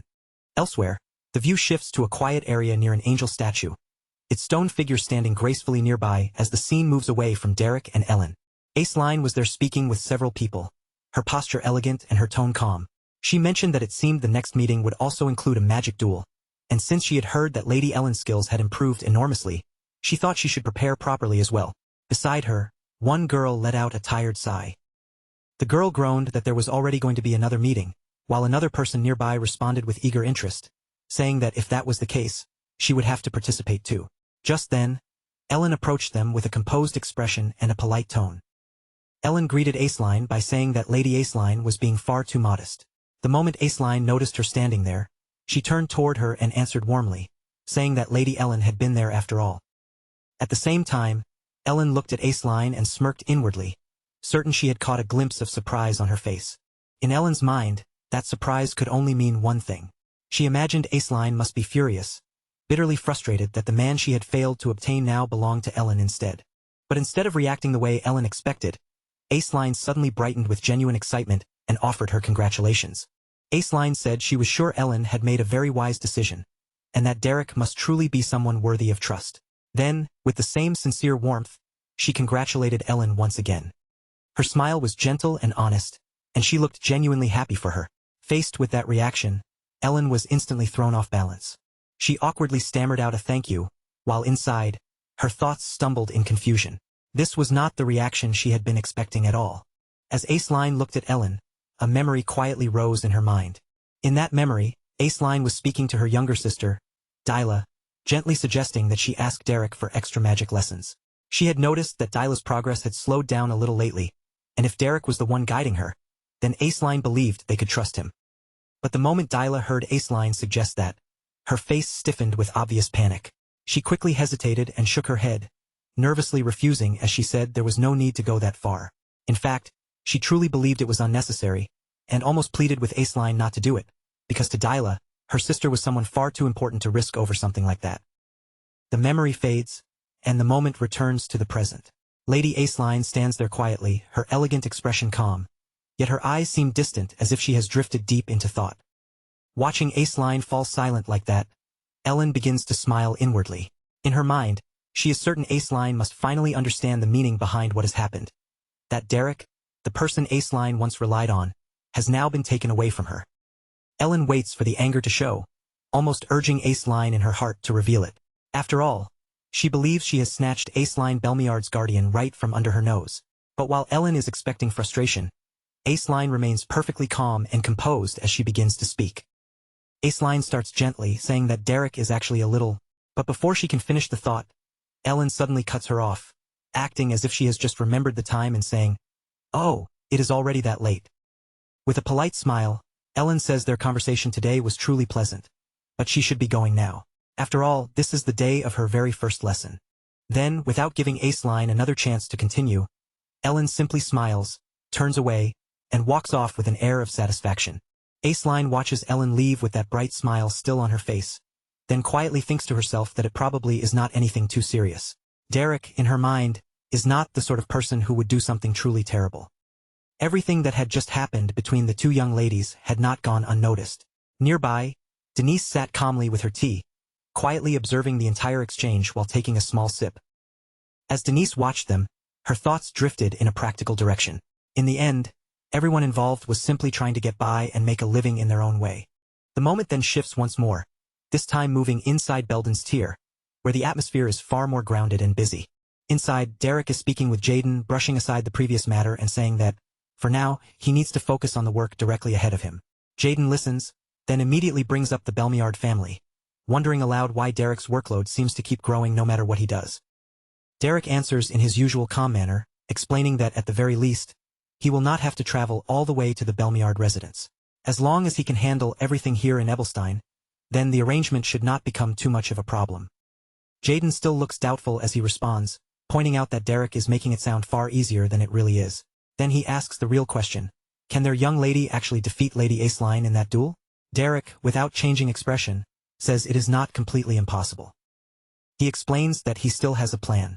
If Lady Ellen can somehow overcome second-rank magic, then even when directly facing Lady Aceline, they can use that difference in rank as an advantage, pressure her with it and secure victory. As Jaden listens, he continues working without stopping, easily lifting a large barrel as if it weighs almost nothing. Then, with a blunt tone, he tells Derek to put that optimistic idea aside for the moment. Jaden then asks him what the most realistic plan actually is, clearly wanting something more solid than hopeful possibilities. Hearing that, Derek's expression turns more serious. He looks at Jaden directly and says that this is exactly the reason he wanted to talk to him in the first place. Derek admits that he needs Jaden's help with this matter. Jaden listens, but from the look on his face, he still cannot quite understand what Derek is trying to get at. Seeing Jaden's confusion, Derek continues explaining that in order to create a safe environment for what he has planned, they will also need Pauline's help. As he says this, he casually lifts his wine and takes a sip, but even then, Jaden still does not fully grasp the situation. Jaden's brows pull together, and he mutters that instead of coming up with something sensible, Derek is clearly planning something reckless again. Derek does not even bother denying it. He answers honestly, saying that, to be completely truthful, this entire plan is extremely dangerous. At that exact moment, Pauline suddenly bursts into tears from the side and cries out that it really is incredibly dangerous. She sobs that those bastards are nothing but scammers. Still crying, Pauline says they scammed her until she had nothing left and made her suffer terribly. Between sniffles, she complains that they even took her very last penny. Her sudden emotional collapse leaves both Derek and Jaden completely stunned. After a short, awkward pause, Jaden finally lets out a sigh and offers her some money, telling her to use it as he tries to calm her down. The scene then moves to another location, where Ellen is already fully prepared for the lesson. Standing in front of her, Derek begins with no hesitation, telling her that the first part of training will be live combat. He lightly stretches his body as if warming up for an ordinary exercise, then adds that they will basically repeat the same combat drill 10 times. Only after that will he be able to analyze the fine details of her magic properly. Ellen's eyes widen slightly when she hears that, and she asks if they are really going to fight 10 rounds in a row. Derek gives a small nod and says he first needs to observe how she performs in actual combat. Ellen lets out a small hum, then remarks that this is exactly what she would expect from someone with a mercenary background. Even his way of teaching is brutal. Still, she brushes it off, saying she did not hire him just so he could make her sit down and listen to dull lectures from old books. Derek barely reacts to the comment. Instead, he quietly releases a faint pulse of energy into his hand, his expression remaining steady as he tells her that if she is ready, they can begin. After some time passes, the training ground looks as though a storm has torn through it. The area is in complete disorder, with broken pieces and scattered damage left behind from the intensity of their repeated clashes. On the other side of that wrecked space, Ellen is still standing, but only barely. Her body is visibly exhausted, and she struggles just to keep herself upright. Derek looks at her calmly and thanks her for her effort, then tells her to rest for 10 minutes. Once that short break is over, he says they will move on to discussing the fundamentals of magic theory. Ellen stares at him in disbelief, unable to hide her shock. She asks if he seriously means only 10 minutes, pointing out that she has already run completely out of mana. Derek answers with firm certainty. He tells her that if she truly puts in the effort, he is sure she still has mana left to draw out. Then, instead of comforting her, he points out that the shape of her spell is incorrect. Derek orders her to concentrate more carefully and create 10 additional ice spears. Even in her drained condition, Ellen forces herself to try again and again. But no matter how she struggles, she continues to fail. Watching her attempts, Derek speaks again in a stricter tone, telling her that if she cannot even do this much, then what can she actually accomplish? He reminds her that she is still 5 short, and then orders her to fire 100 more magic arrows. Ellen can barely stay on her feet by then, and even speaking takes effort as her breath comes unevenly. She tries to tell him that she truly has no mana left, but Derek cuts her off coldly, saying that instead of wasting time making excuses, she should already be forming another arrow. Pushed far beyond what her body can endure, Ellen finally collapses right there on the spot. Looking down at her after she falls, Derek simply tells her that she has worked hard for the session and may now go to dinner. After saying that, Derek looks at her again and asks if she is all right. He adds that if she genuinely feels she cannot continue, then giving up is always an option. But on the ground in front of him, Ellen is still smiling. Even through her exhaustion, she answers with confidence, asking if he is really telling her to give up over a workout like this. She says that because of all the worrying warnings he gave her before training began, she thought he was preparing something truly extreme. But now, to her, this just feels like ordinary hard work. Ellen tells him he could not possibly imagine what she had endured just to survive in the ruthless world of high society. Compared to that, this little bit of physical and magical strain is nothing to her. Hearing her response, Derek's gaze shifts with a little more interest than before. He quietly says that perhaps he had underestimated her. Ellen slowly pushes herself back up, still catching her breath as she insists she is only a little tired because she just came back from a social gathering. Then she says that starting tomorrow, she will show him what she can really do. So from then on, he had better raise the intensity of her training even further. She adds with stubborn pride that this light warm-up was barely enough to make her sweat. Derek listens to her quietly, then responds in a slightly puzzled tone, asking what she means by tomorrow. He looks at her as if her assumption itself is strange, and asks what exactly she means by that.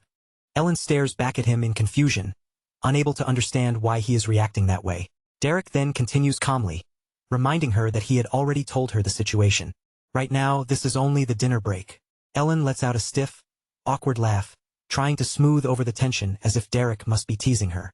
She says he has a rather peculiar sense of humor, but Derek cuts through her attempt immediately, his expression completely serious as he tells her he did not accept this job just to joke around with her. The midday sun burns fiercely over the estate, pouring harsh light across the training grounds and carving sharp shadows along the stone.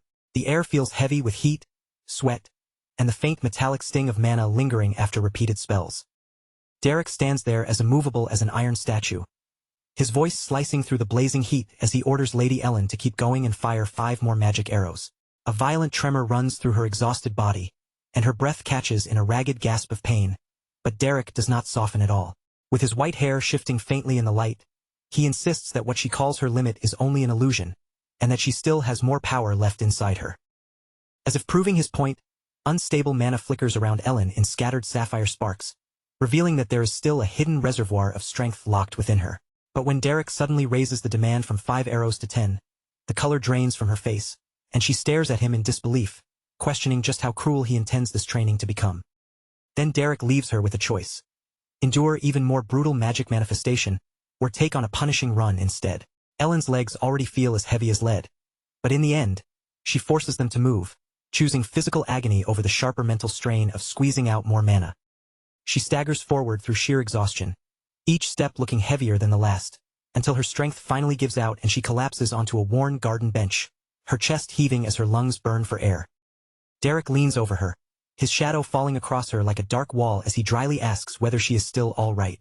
To his surprise, a crooked, defiant smile pulls at Ellen's lips, and between broken breaths, She gasps that when he suggests surrender is always an option, the torture almost starts to feel enjoyable. Ellen scoffs, her noble pride flashing even through her fatigue, and declares that giving up is a word she simply does not know. But instead of rewarding that stubborn spirit with praise, Derek treats it as proof that she is ready for the next trial. Sensing that her will has not broken yet, Derek calmly decides that her rest is already over and announces that it is time for them to begin sparring.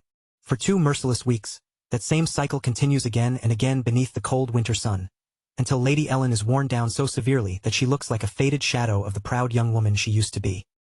During one rare moment of quiet, she slumps over a stone table in the garden, too drained to even sit properly. Her vivid red hair spills across the cold surface, spreading out like a dark pool of blood against the pale stone. Barely able to keep her eyes open, she pleads with Lady Denise to wake her the instant Lady Aceline arrives, no matter how deeply she seems to have fallen asleep.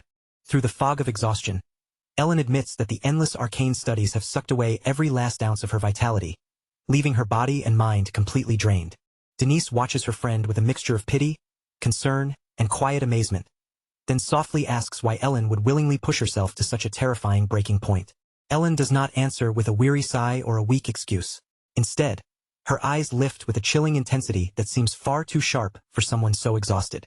She stares into the distance, her voice cold, hollow, and strangely steady as she says she is doing all of this for one simple reason, because she wants to win. Inside Ellen's heart, there is no room left for second place or graceful defeat. Denise can only offer gentle encouragement, promising that she will cheer her on as best she can. That fragile calm is suddenly broken when Lady Aceline arrives. Panic shoots through Ellen at once, and she bolts upright so quickly that the movement seems to snap through the quiet garden air. Aceline approaches with her usual effortless grace, her dark hair framing her composed face, and that natural elegance only pours more fuel onto the fire burning inside Ellen. From a little distance away, Aceline invites the group to visit a newly opened boutique together. But Ellen quickly hides her face, desperate not to meet Aceline directly while she looks so exhausted and disheveled. Only after Denise confirms that Aceline has already left does Ellen finally let out a wave of relief. Even then, the shame of being seen sprawled out in such an unladylike state continues to cling to her like an ugly stain. Denise tries to reassure her, saying Aceline probably did not notice anything at all. But in truth, the dark-haired noble had paused just a heartbeat longer than necessary before leaving. Eileen's blue eyes had held a quiet, genuine concern as she looked at Ellen's exhausted figure, silently wondering whether she was truly all right. Later, back within the privacy of her chambers, the burden of Ellen's rivalry takes a more physical shape when a maid presents her with an ornate chest sent from House Belmiard. Inside is a gift from Aceline, packed full of rare, high-quality elixirs carefully chosen to help restore mana and ease the strain of magical exhaustion. The maid begins explaining just how valuable the elixirs are, but before she can finish, Ellen's expression hardens into a cold, unreadable mask. With an icy finality in her voice, Ellen orders the servant to throw every single bottle away, refusing to accept what she sees as nothing more than pity dressed up as kindness. The maid recoils in confusion, unable to understand why her lady would reject such precious medicine, but Ellen repeats the order without hesitation. She demands that the charity be removed from her sight immediately, then turns her attention back to the only thing that still matters to her.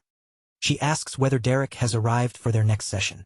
The maid confirms that he has been preparing since dawn, while a discarded letter remains on the table, its edges fluttering softly in the passing draft. The parchment, written in Eileen's graceful handwriting, speaks politely of the approaching winter and the falling snow. It kindly asks after the health of the ladies and mentions the fine goods recently produced in her territory. Aceline had sent them to share with the salon, but as those courteous words echo in Ellen's mind, her jaw tightens with barely restrained frustration. To Ellen, the gesture does not feel like kindness at all.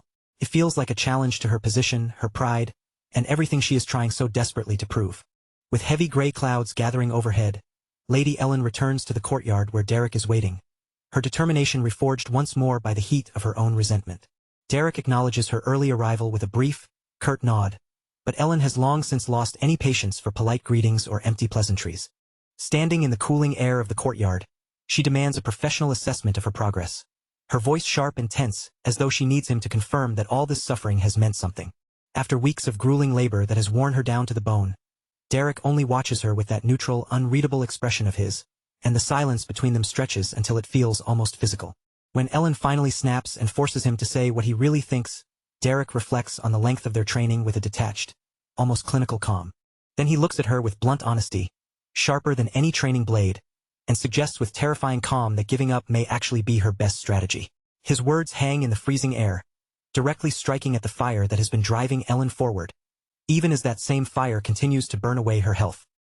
Fury flares in Ellen's eyes at once.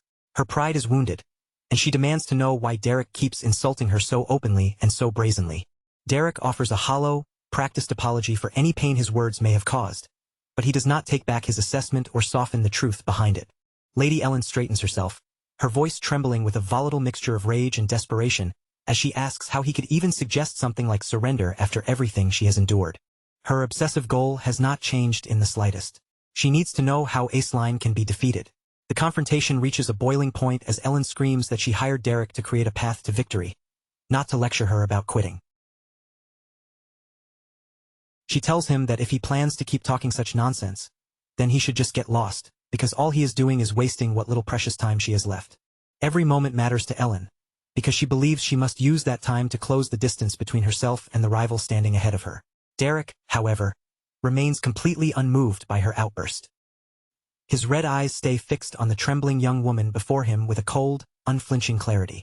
Then he asks one final, haunting question: what would she do if winning simply was not an option? Derek explains that when someone becomes frantically obsessed with victory, that fixation can sometimes stop them from truly growing. In his grim view, accepting defeat with humility can become the very first condition needed for real progress. Ellen recoils as if his words have struck her directly. Tears suddenly spill down her face, breaking through the composure she has fought so hard to maintain, because the path he is describing, acceptance, feels far too pathetic for her to bear. Then, in a moment of raw and jagged honesty, Ellen finally confesses what she truly thinks of herself. She reminds Derek that she is nothing more than a shameful, petty person who once spread rumors about Aceline just to cover up her own inadequacies. The title society gave her, the pillar of Belmiard, the flower of the Roja Salon, now feel like empty, mocking lies.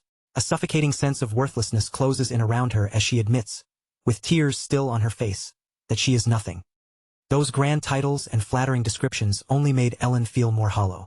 Her voice cracked as she admitted that, beneath all the elegance she had tried to show, she was consumed by small, ugly jealousy, and she screamed out the truth as if forcing herself to finally accept it. At last, she gave voice to the weakness she had been trying so hard to bury, admitting how lacking and pathetic she truly felt. Now that she had confessed her own failures, there should have been no reason left for her to keep directing such focused hatred toward Aceline, and yet her body still trembled as she wondered why her heart remained in such violent turmoil. The crushing weight of her inferiority complex pressed down on her until she could barely breathe.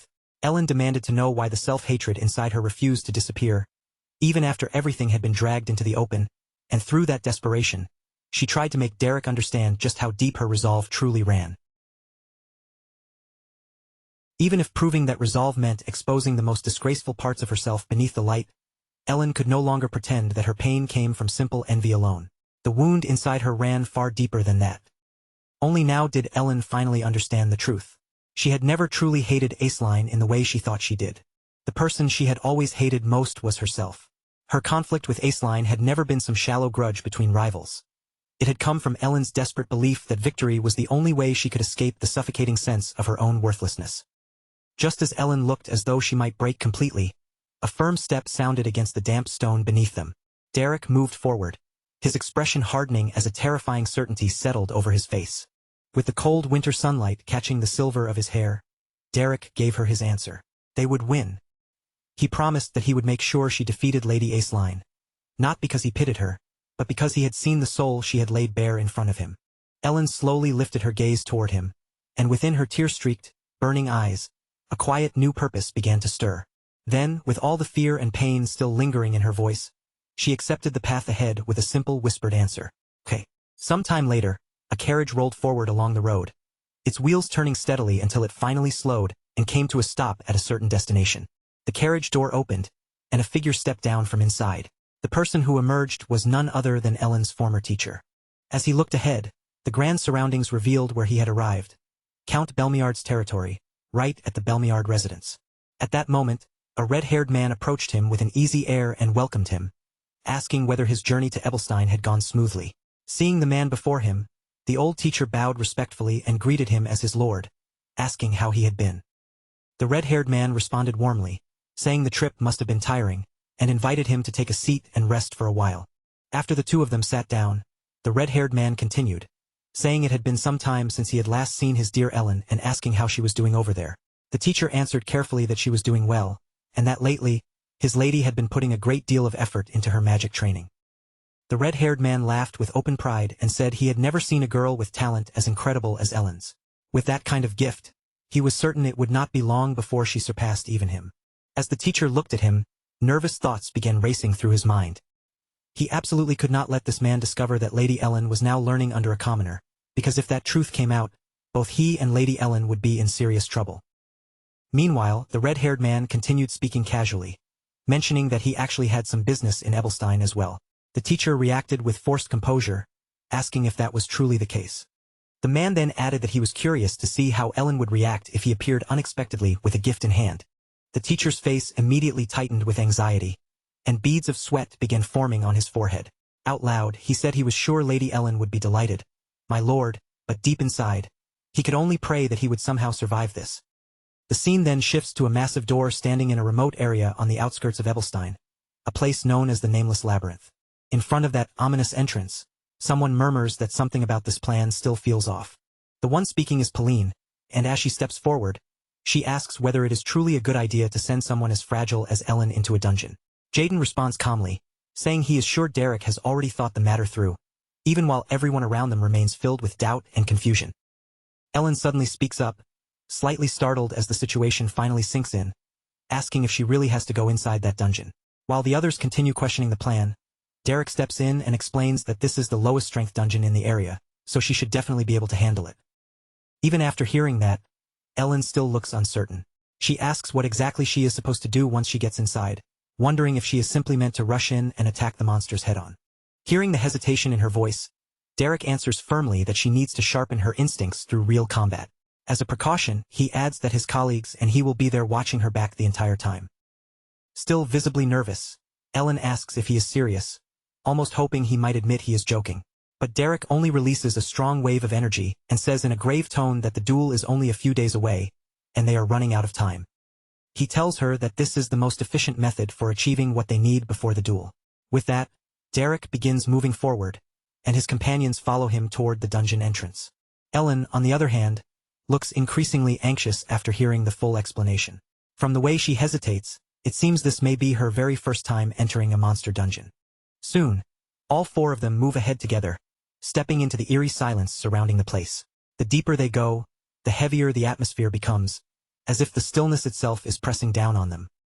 After a while, Ellen can no longer hold back her curiosity and fear. In a tense voice, she finally asks what kind of things are even inside this dungeon. Derek answers in a harsh, commanding tone, telling her to prepare herself. Even if this is the weakest dungeon in the area, she must stay alert at all times. Hearing that only makes Ellen's nerves tighten even more. At the same time, Pauline keeps her eyes fixed straight ahead, her expression sharpening as she suddenly warns Derek that a horde of goblins is coming their way.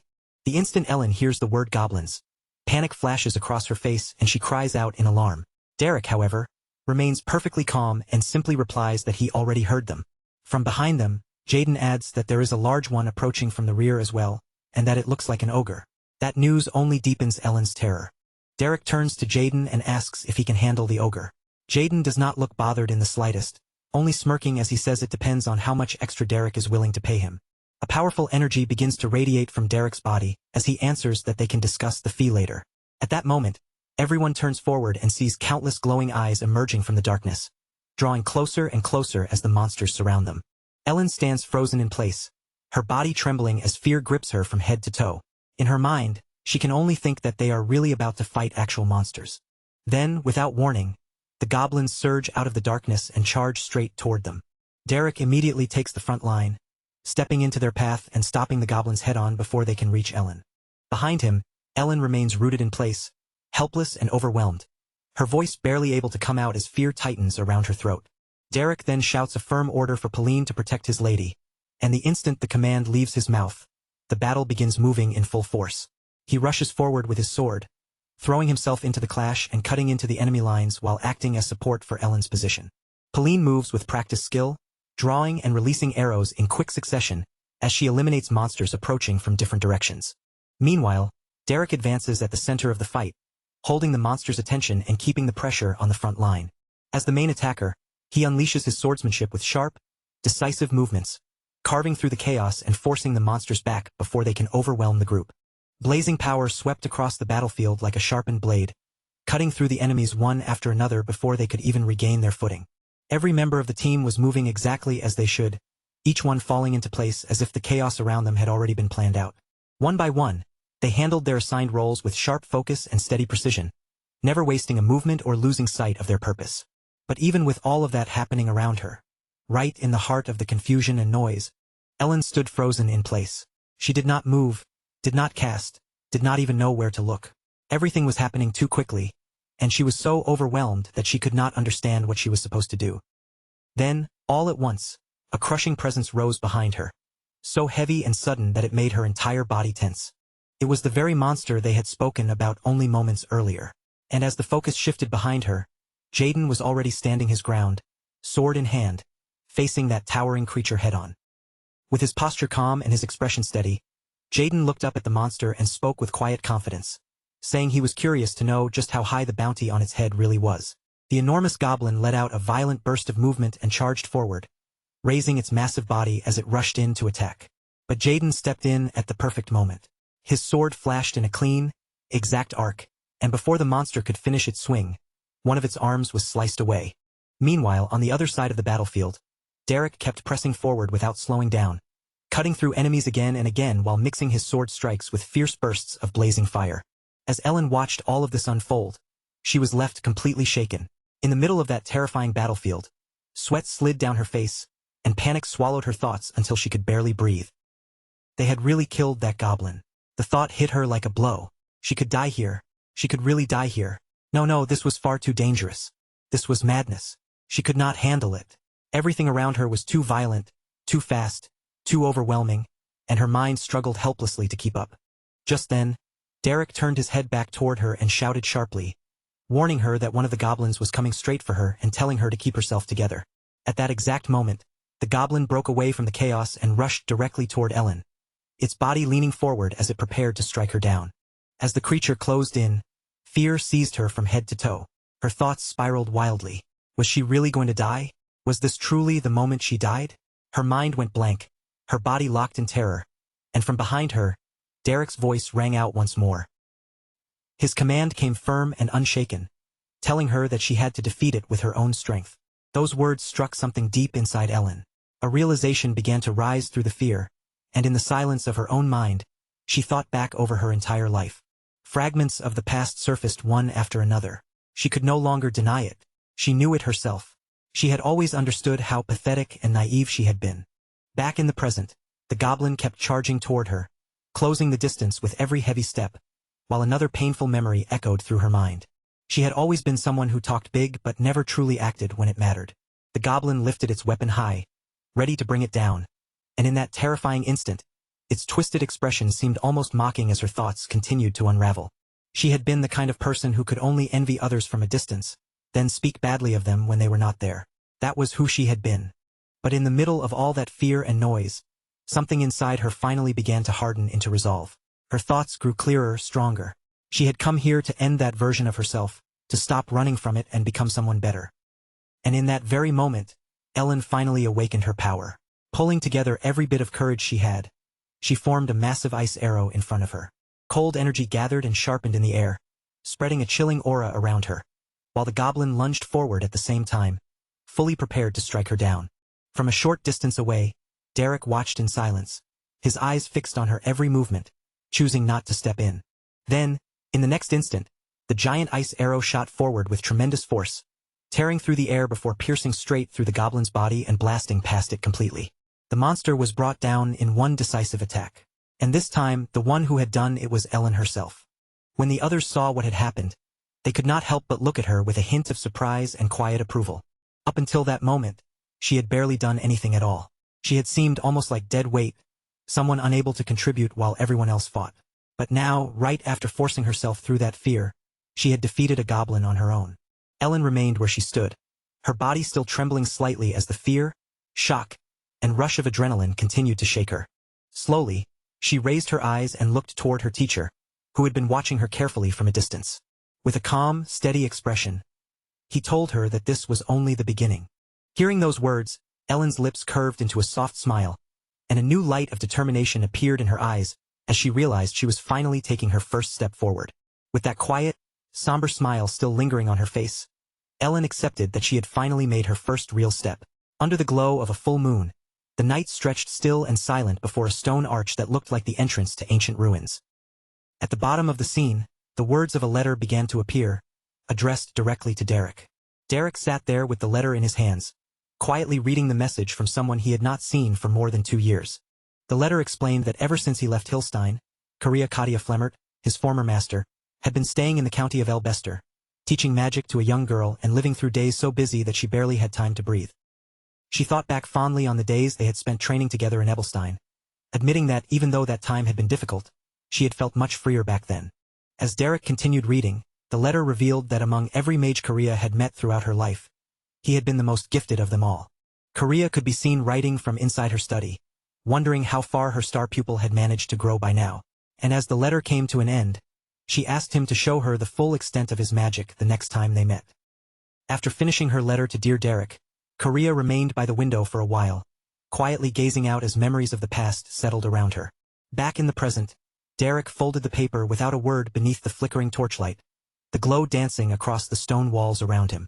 2 brutal weeks of non-stop training had passed, and Ellen finally allowed herself a brief moment to sit down and rest, exhausted, dirty, and completely worn out. She had noticed that Derek always read that same letter whenever he had even a little time to spare, and at last, curiosity got the better of her, so she asked him what it was about. Derek told her it was a letter from his master. Ellen laughed lightly at that, saying the person must have been truly special if she had managed to endure teaching someone like him. Derek's face grew serious at once, and without hesitation, he replied that she had been an excellent mentor without a doubt. The girl looked slightly surprised by how direct and sincere his answer was, as if she had not expected him to speak about anyone with that much honesty. She had only been teasing him to see if she could pull even the smallest reaction out of him, but when Derek remained completely unmoved, she finally let the joke fade. With only 2 days left before the duel, Derek turned the conversation back to what mattered and asked her how she felt after surviving such relentless training. After everything she had been forced through, both physically and mentally, the entity could only admit that she no longer knew what she was supposed to feel. Her body was exhausted, her thoughts were heavy, and even her own emotions felt blurred together. But even through that confusion, there was one thing inside her that had not wavered at all.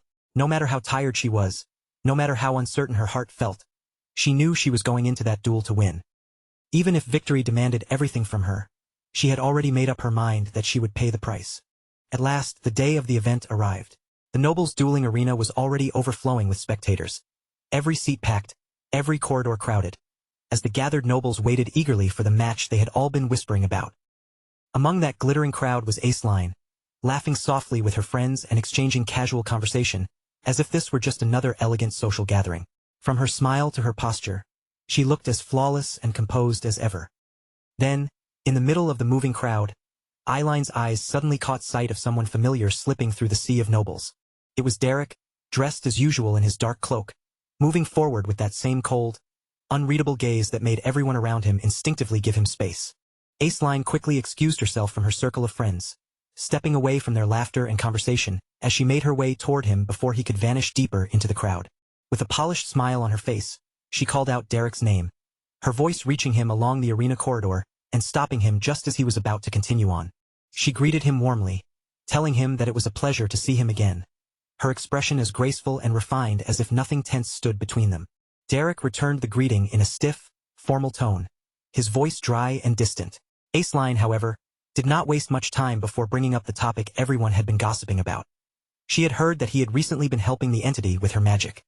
When she mentioned those lessons, Derek simply closed his eyes for a moment and gave a small nod, confirming without any unnecessary explanation that he was indeed working with the Belmia family. For a short while, silence settled between them. Then Aceline spoke again, remarking that the entity had looked terribly worn down lately, almost as if the training had drained her completely, and she wondered aloud whether Derek might have pushed her too far.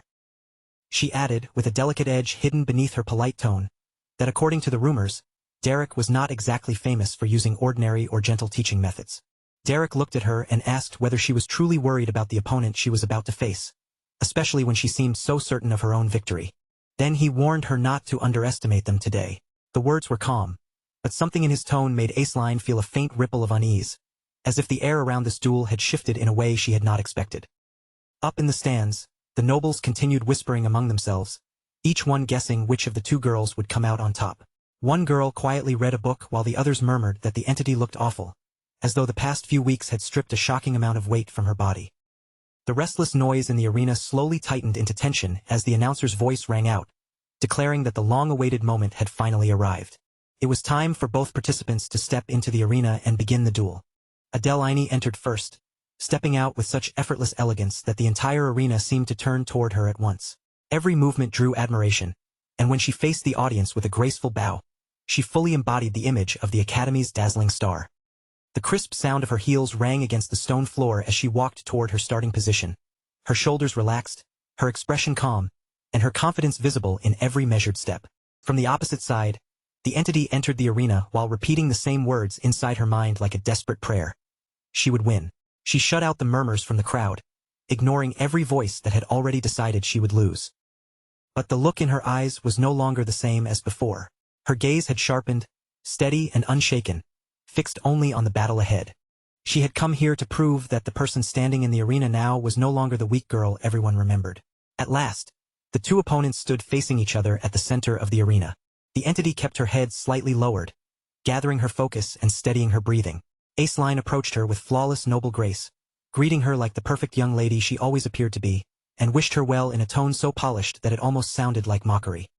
Under those circumstances, the entity did not allow herself to be outdone. She answered with equal composure, thanking Aceline for her concern. Around them, the stands had fallen completely silent. Then the entity gave a faint smile and asked directly whether they were ready to begin. Eileen's expression sharpened as she gave a firm nod, letting the last traces of noble formality fall away as her attention locked fully onto the fight. In the very next instant, the entity released a surge of blazing fire so fierce that it wrapped around her entire body, engulfing her in a roaring aura of heat and light. Aceline reacted without hesitation, summoning her own water energy in response as the shimmering force gathered around her, ready to meet the first strike head-on. Both girls launched forward at the same time, their powers crashing together in a violent burst of light and force that sent a tremor through the arena. But what no one in the crowd expected was for the entity to immediately unleash a vast rain of fiery spears, filling the sky above the arena with burning weapons from one end to the other. Aceline froze for a heartbeat, shock flashing across her face, as she stared up at the sheer scale of the attack. She had never imagined that her opponent could command power on this level. The fiery spears plunged downward at terrifying speed, each one burning so intensely that the spectators could only stare in stunned silence. It was a huge area attack, spreading so widely that Aceline had nowhere safe to run. Surrounded by roaring flames, the entity looked almost unstoppable. In that moment, it became clear that Derek's 2 weeks of merciless training had not been wasted. A memory surfaced of her after those brutal monster battles, broken down and so exhausted she could barely remain on her feet. Derek had stood before her then and told her the truth with no softness at all. If she fought Aceline directly, relying only on refined magical technique, Aceline would overwhelm her completely. The only path to victory, he said, was to fight through sheer willpower and endure more punishment than her opponent could bear. At the time, the entity had pushed back against him, convinced that Derek was only being cruel because he somehow enjoyed forcing her through suffering. Derek had immediately brushed that suspicion aside, making it clear that he had no such twisted hobby. He simply understood that when mana was depleted, the person with the stronger will to survive would be the one left standing. From the very beginning, his plan had been simple and brutal. She had to burn through her mana aggressively right from the start, then force the entire match into a contest of endurance.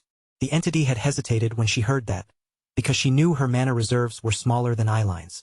But Derek told her that if she wanted to win, she had to drag Aceline down into the mud no matter what it took. Thinking back on those words, she finally understood that victory would never come if she tried to fight by the same clean, proper rules as her opponent. The mercenary had reminded her that while mana might be something people were born with, she still carried the blood of Belmere, and that blood was not meaningless.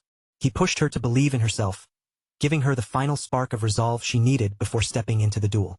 Now, back in the arena, the girl poured all of that pride into her flames, releasing a volume of fire that no one had ever expected someone like her to produce.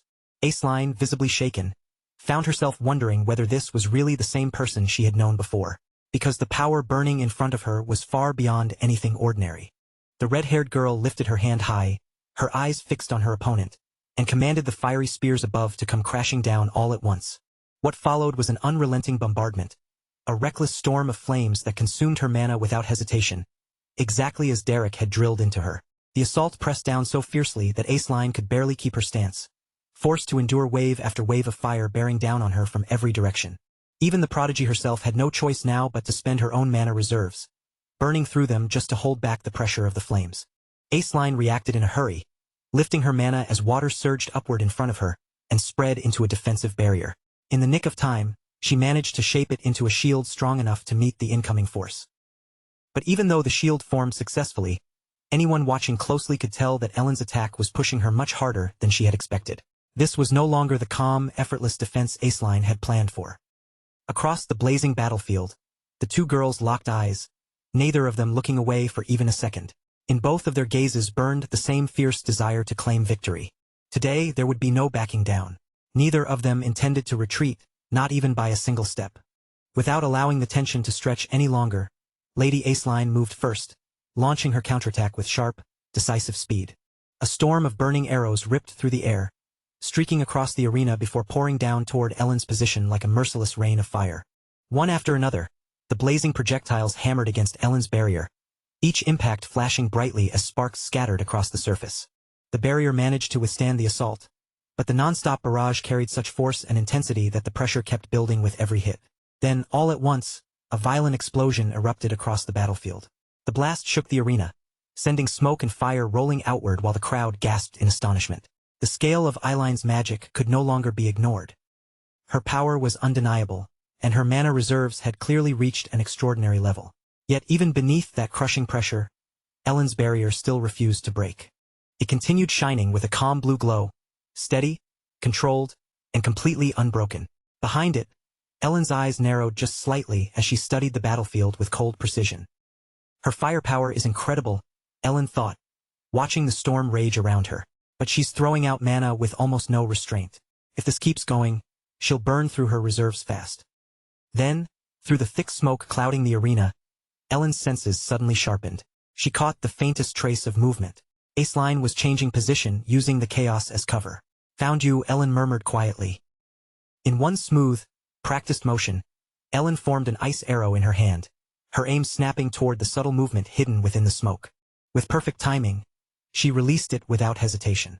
The arrow cut through the haze at incredible speed, tearing a clean path through the smoke as it shot straight toward its target. It seemed to pierce directly through Eileen's chest. But in the very next instant, the figure broke apart and dissolved into nothing. Ellen's eyes widened in sudden shock. An illusion? To create something that convincing in the middle of battle would require terrifying mana control and an enormous amount of power. For one brief moment, Ellen's thoughts stalled as she tried to process what had just happened in front of her. That tiny hesitation was all Aceline needed. From behind Ellen, she appeared without warning, already in striking position, gripping a massive ice arrow as she prepared to drive it down. As the close-range attack descended, Ellen sensed the danger at the very last possible second. She snapped around sharply, and their eyes met in that narrow instant. But Aceline was already too close. There was no time left to build another barrier. A memory flashed back to the inside of a carriage, where Aceline sat beside Derek in the quiet space. "It'll work," Derek had said calmly, his voice even and certain. Aceline glanced at him with doubt in her eyes and asked how. Without even raising his eyes from the book in his hands, Derek explained the plan. First, overwhelm Ellen's vision with flame arrows. Then use illusion magic to mislead her. Once her focus breaks, close the distance and finish with ice spears. Even a skilled mage would reveal an opening under that kind of pressure, he told her. Then he paused and finally looked directly at Aceline, warning her that her opponent was not just any skilled mage. Back in the present, Aceline had already closed the gap completely, her ice spear lifted and ready to deliver the decisive blow. At the final second, Ellen turned and saw the incoming strike. Her eyes widened as the truth hit her at once. At this distance, there was no time to raise a barrier. In that single instant, Ellen made her choice. She lifted her hand and poured all of her mana into her palm. A condensed sphere of blue energy formed there, pulsing violently as compressed power gathered into one point. Aceline stepped in, driving her spear forward with the full force of the attack. At exactly the same moment, Ellen released the blue sphere from her palm. The force burst outward in a powerful shockwave, slamming pressure back against Ellen's own body and instantly pushing her away from the spear's path. The ice spear missed her by a hair's breadth and crashed into the ground with devastating force, splitting cracks across the battlefield. Ellen landed a short distance away, sliding back slightly before planting her feet again. She managed to steady herself without falling, keeping her posture controlled even after using such a risky burst of power to escape. Across from her, Aceline froze where she stood, shock spreading across her face. What was that? She wondered, unable to fully understand the movement she had just witnessed. Ellen now stood before her almost like a phantom, faint streams of blue mana flowing around her eyes and giving her gaze an eerie, sharpened glow. The speed of that movement had been nearly unreal. Aceline let out a slow breath, trying to calm herself after the near miss. That was close. Derek's warning echoed through Eileen's mind. No matter who your opponent is, never let your guard down. A bead of sweat slid down Eileen's face as realization finally settled in. Now I understand what he meant. Ellen was not an ordinary mage at all. Her every movement, every choice, and every use of magic showed a level of control that had already climbed far beyond what Aceline expected. Eileen's expression hardened as her resolve became even firmer. Then I'll crush her with raw power, she decided. With that determination burning inside her, she began drawing in her mana again for the next clash. Eileen's resolve solidified, and she wasted no time unleashing her next spell.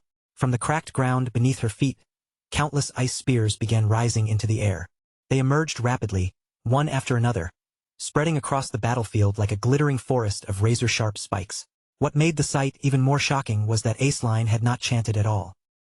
There was no incantation, no visible preparation, and no delay. The magic simply answered her will and took shape instantly. At the same time, Aceline kept advancing, refusing to give Ellen even a single moment to breathe. If she lacked confidence in a direct clash of power, then Aceline would simply bury her under more. Her gaze stayed steady as more and more spears formed, spreading outward until nearly the entire arena was covered. The crowd could hardly believe what they were seeing. Amazed voices rippled through the stands as people stared at the battlefield. Were those all ice spears? She had created that many without using incantations? It was incredible. Even the more experienced observers could only watch in awe as the sheer scale of Eileen's magic filled the arena. Meanwhile, Derek stood quietly along the sidelines, his expression calm but his eyes keen as he observed every detail of the fight. She took the bait, he thought, already understanding exactly how the battle was unfolding. Eileen's focus sharpened even further as she prepared her next move, her thoughts racing ahead. Across from her, Ellen stood surrounded by the countless spears under Eileen's control, each one hanging in the air and waiting for the command to strike. Ellen's gaze remained steady, though her mind was already calculating. I admit it, she thought inwardly. Lady Aceline has improved tremendously. But even as Ellen prepared to retaliate, something hidden was already moving. With a subtle flick of a finger concealed carefully behind her back, Aceline guided a single flame arrow she had secretly left beneath the battlefield earlier. Using the harsh glare of the sunlight as cover, the hidden flame arrow rose soundlessly into the air. It climbed higher and higher, almost impossible to notice, until it had slipped directly above Ellen's formation. Completely unaware of the danger overhead, Ellen kept all of her focus locked on her own attack. Then try blocking this as well, she murmured, preparing to unleash the full force of the countless ice spears gathered around her. But before Ellen could give the command, Aceline acted first. With precise control, Aceline swept her hand through the air, and the flame arrow she had kept hidden suddenly dropped from above, plunging downward at terrifying speed. At that exact moment, Ellen felt a sharp, instinctive warning pierce through her concentration. Her eyes snapped upward at once, widening in shock as she realized something was already falling toward her. What? The arrow tore through the air and struck Ellen's formation head-on. The moment it made contact, the ice spears began breaking apart one after another under the sudden impact. The formation could not endure an attack coming from such an unexpected angle. In only a few seconds, the entire array collapsed, scattering glittering shards of ice across the battlefield. Ellen could only stare upward in stunned disbelief. A flame arrow? Since when? Her thoughts raced in confusion.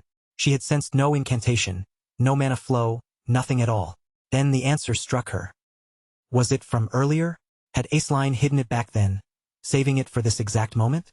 The precision and foresight behind the move left Ellen frozen for a heartbeat. The flame arrow finally crashed down near Ellen's feet, bursting against the ground with a sharp flash. For a moment, Ellen remained rooted in place, caught between shock and realization. Across the arena, her opponent stood calmly on the other side. Aceline slowly lowered her hand, and a faint smirk began to curve across her lips. Her plan had worked exactly as intended, and for the first time, she could feel the flow of the battle shifting in her favor. Ellen, however, was no longer fully composed. A bead of sweat slid down her face as unease crept into her chest. I can't read her. I have no idea what she'll do next. Eiline's unpredictable tactics were beginning to shake the confidence Ellen had carried into the duel.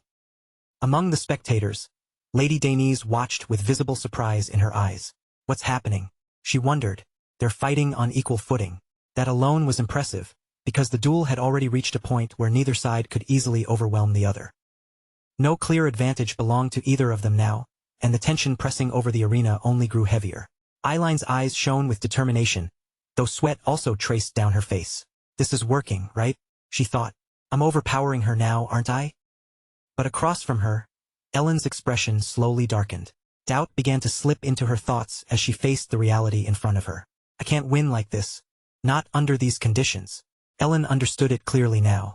Eiline's tactics, her boldness, and her unpredictability were all far more dangerous than she had expected. She's one step ahead. The murmurs from the crowd echoed faintly around Ellen, but she forced herself to block them out. Take it slow. Deep breath. As she steadied her mind, one decision became clear. Let me reset the conditions. Starting over from the beginning, Ellen calmed her breathing, and her eyes gradually sharpened. The hesitation that had clouded her a moment ago disappeared completely, replaced by a cold and unwavering resolve. From the sidelines, Derek noticed the change immediately. His gaze narrowed just a little as he watched Ellen's entire presence shift. This, he said quietly, is where it truly begins. Ellen raised her hand once more and began forming a new spell. Blue mana started to flow around her body, gentle at first, then growing denser, heavier, and more oppressive with every passing second. She focused deeply, drawing in more and more energy while her hands moved with calm, deliberate precision, guiding the gathering mana into a new shape. On the other side of the battlefield, Aceline watched in shock as sweat gathered on her face. The pressure in the air intensified, and an enormous surge of mana began wrapping around Ellen like a rising storm. The force spilling out from Ellen became so overwhelming that Aceline had to raise her arm in front of her face just to shield herself from it. What is this? Aceline thought as unease crawled into her chest. This doesn't even feel like ordinary magic. It feels like raw mana itself. Then, without any warning, everything went silent. The crushing pressure vanished, the air became still, and Eiline's eyes widened at the sudden emptiness around her. I can't feel any mana. Even the natural flow of energy in the surroundings had disappeared completely, leaving behind a strange, unnatural void across the battlefield. At the edge of the arena, Derek's expression turned serious as his eyes narrowed. It had lasted only for a moment, but there was no mistaking what had just happened. Mana alignment was a state where all surrounding mana was forcibly drawn in, synchronized, and controlled. When a mage pushed beyond their natural limits, even the mana in the surrounding environment could be forced into submission. It would bend, align, and synchronize beneath an overwhelming pressure. That rare phenomenon was known as mana alignment. In simpler terms, Ellen had just crossed past the boundaries of what she should normally be capable of. Back on the battlefield, Ellen raised her hand high into the air, her presence now commanding and absolute. Above her palm, a massive sphere of fire began to form, expanding rapidly until it towered over the entire arena. The blazing orb was so enormous that the air around it twisted from the heat, sending waves of scorching pressure rolling outward in every direction. Aceline could only stare in disbelief, her eyes wide as the heat brushed against her skin. How did she create something that massive? Eiline's mind reeled, but Ellen's expression never wavered. Her face remained firm, and her eyes burned with steady determination.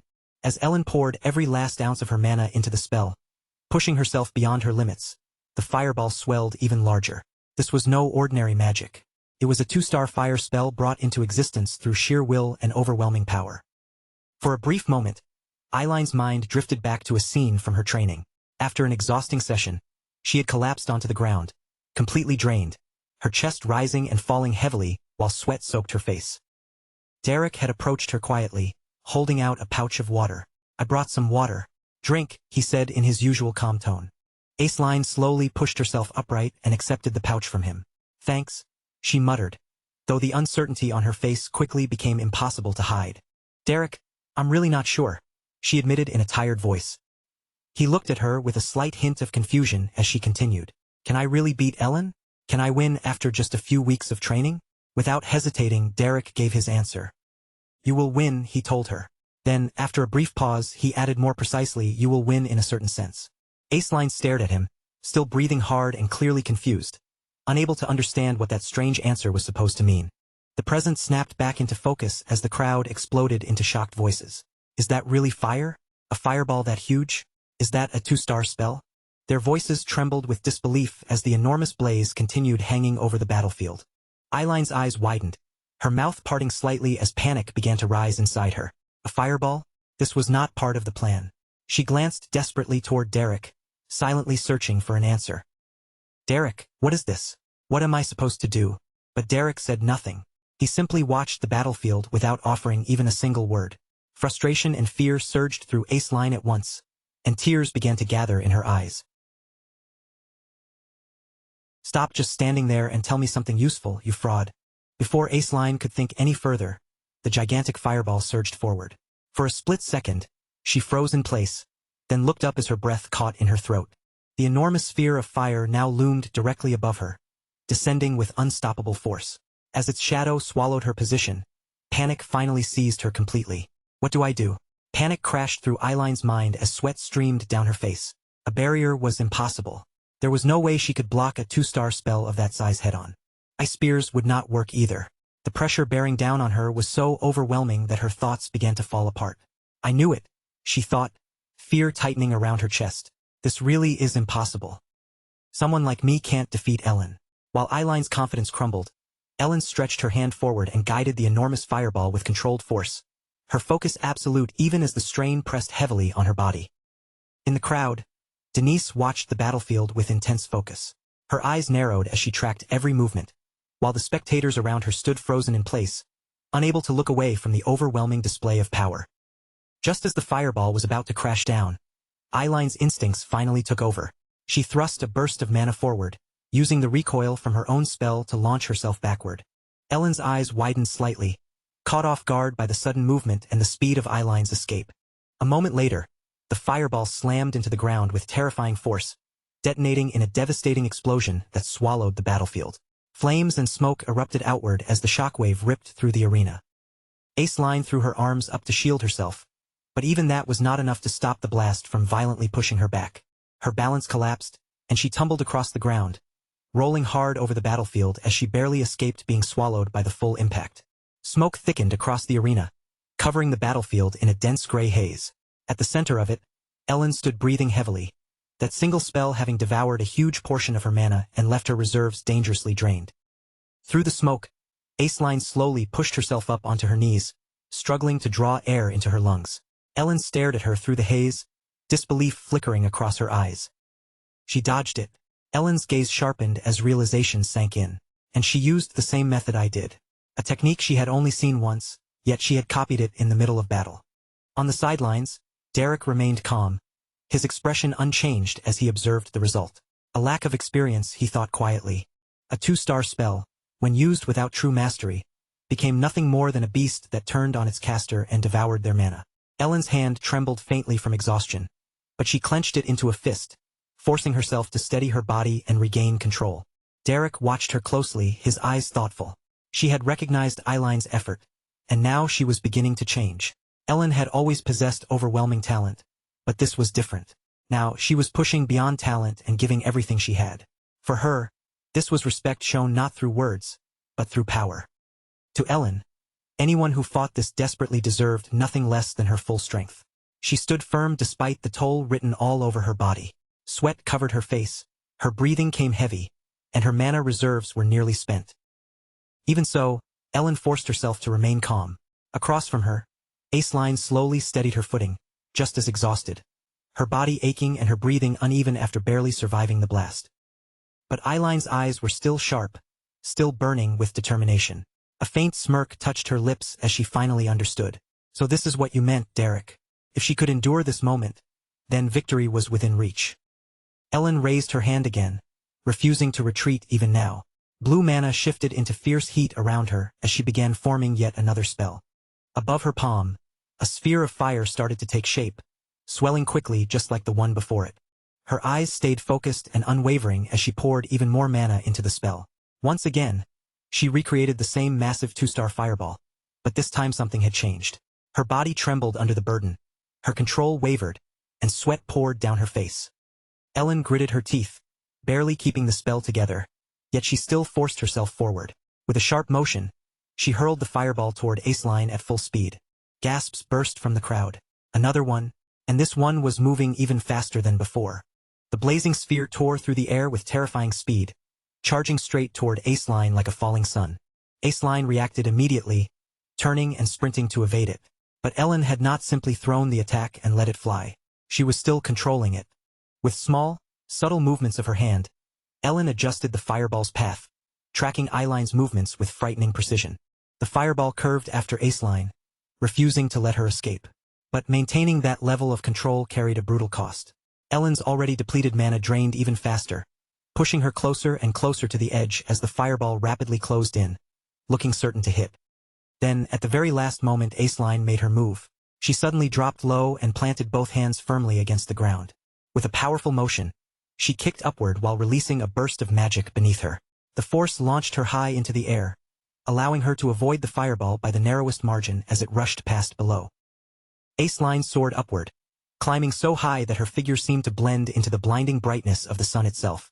Ellen tried to follow her movement, but the harsh glare made it almost impossible to see Aceline clearly. For one brief moment, Aceline vanished from Ellen's sight. High above, hidden within the sunlight, Aceline allowed a small, confident smile to appear. Then she raised her hand and began forming ice spears once again.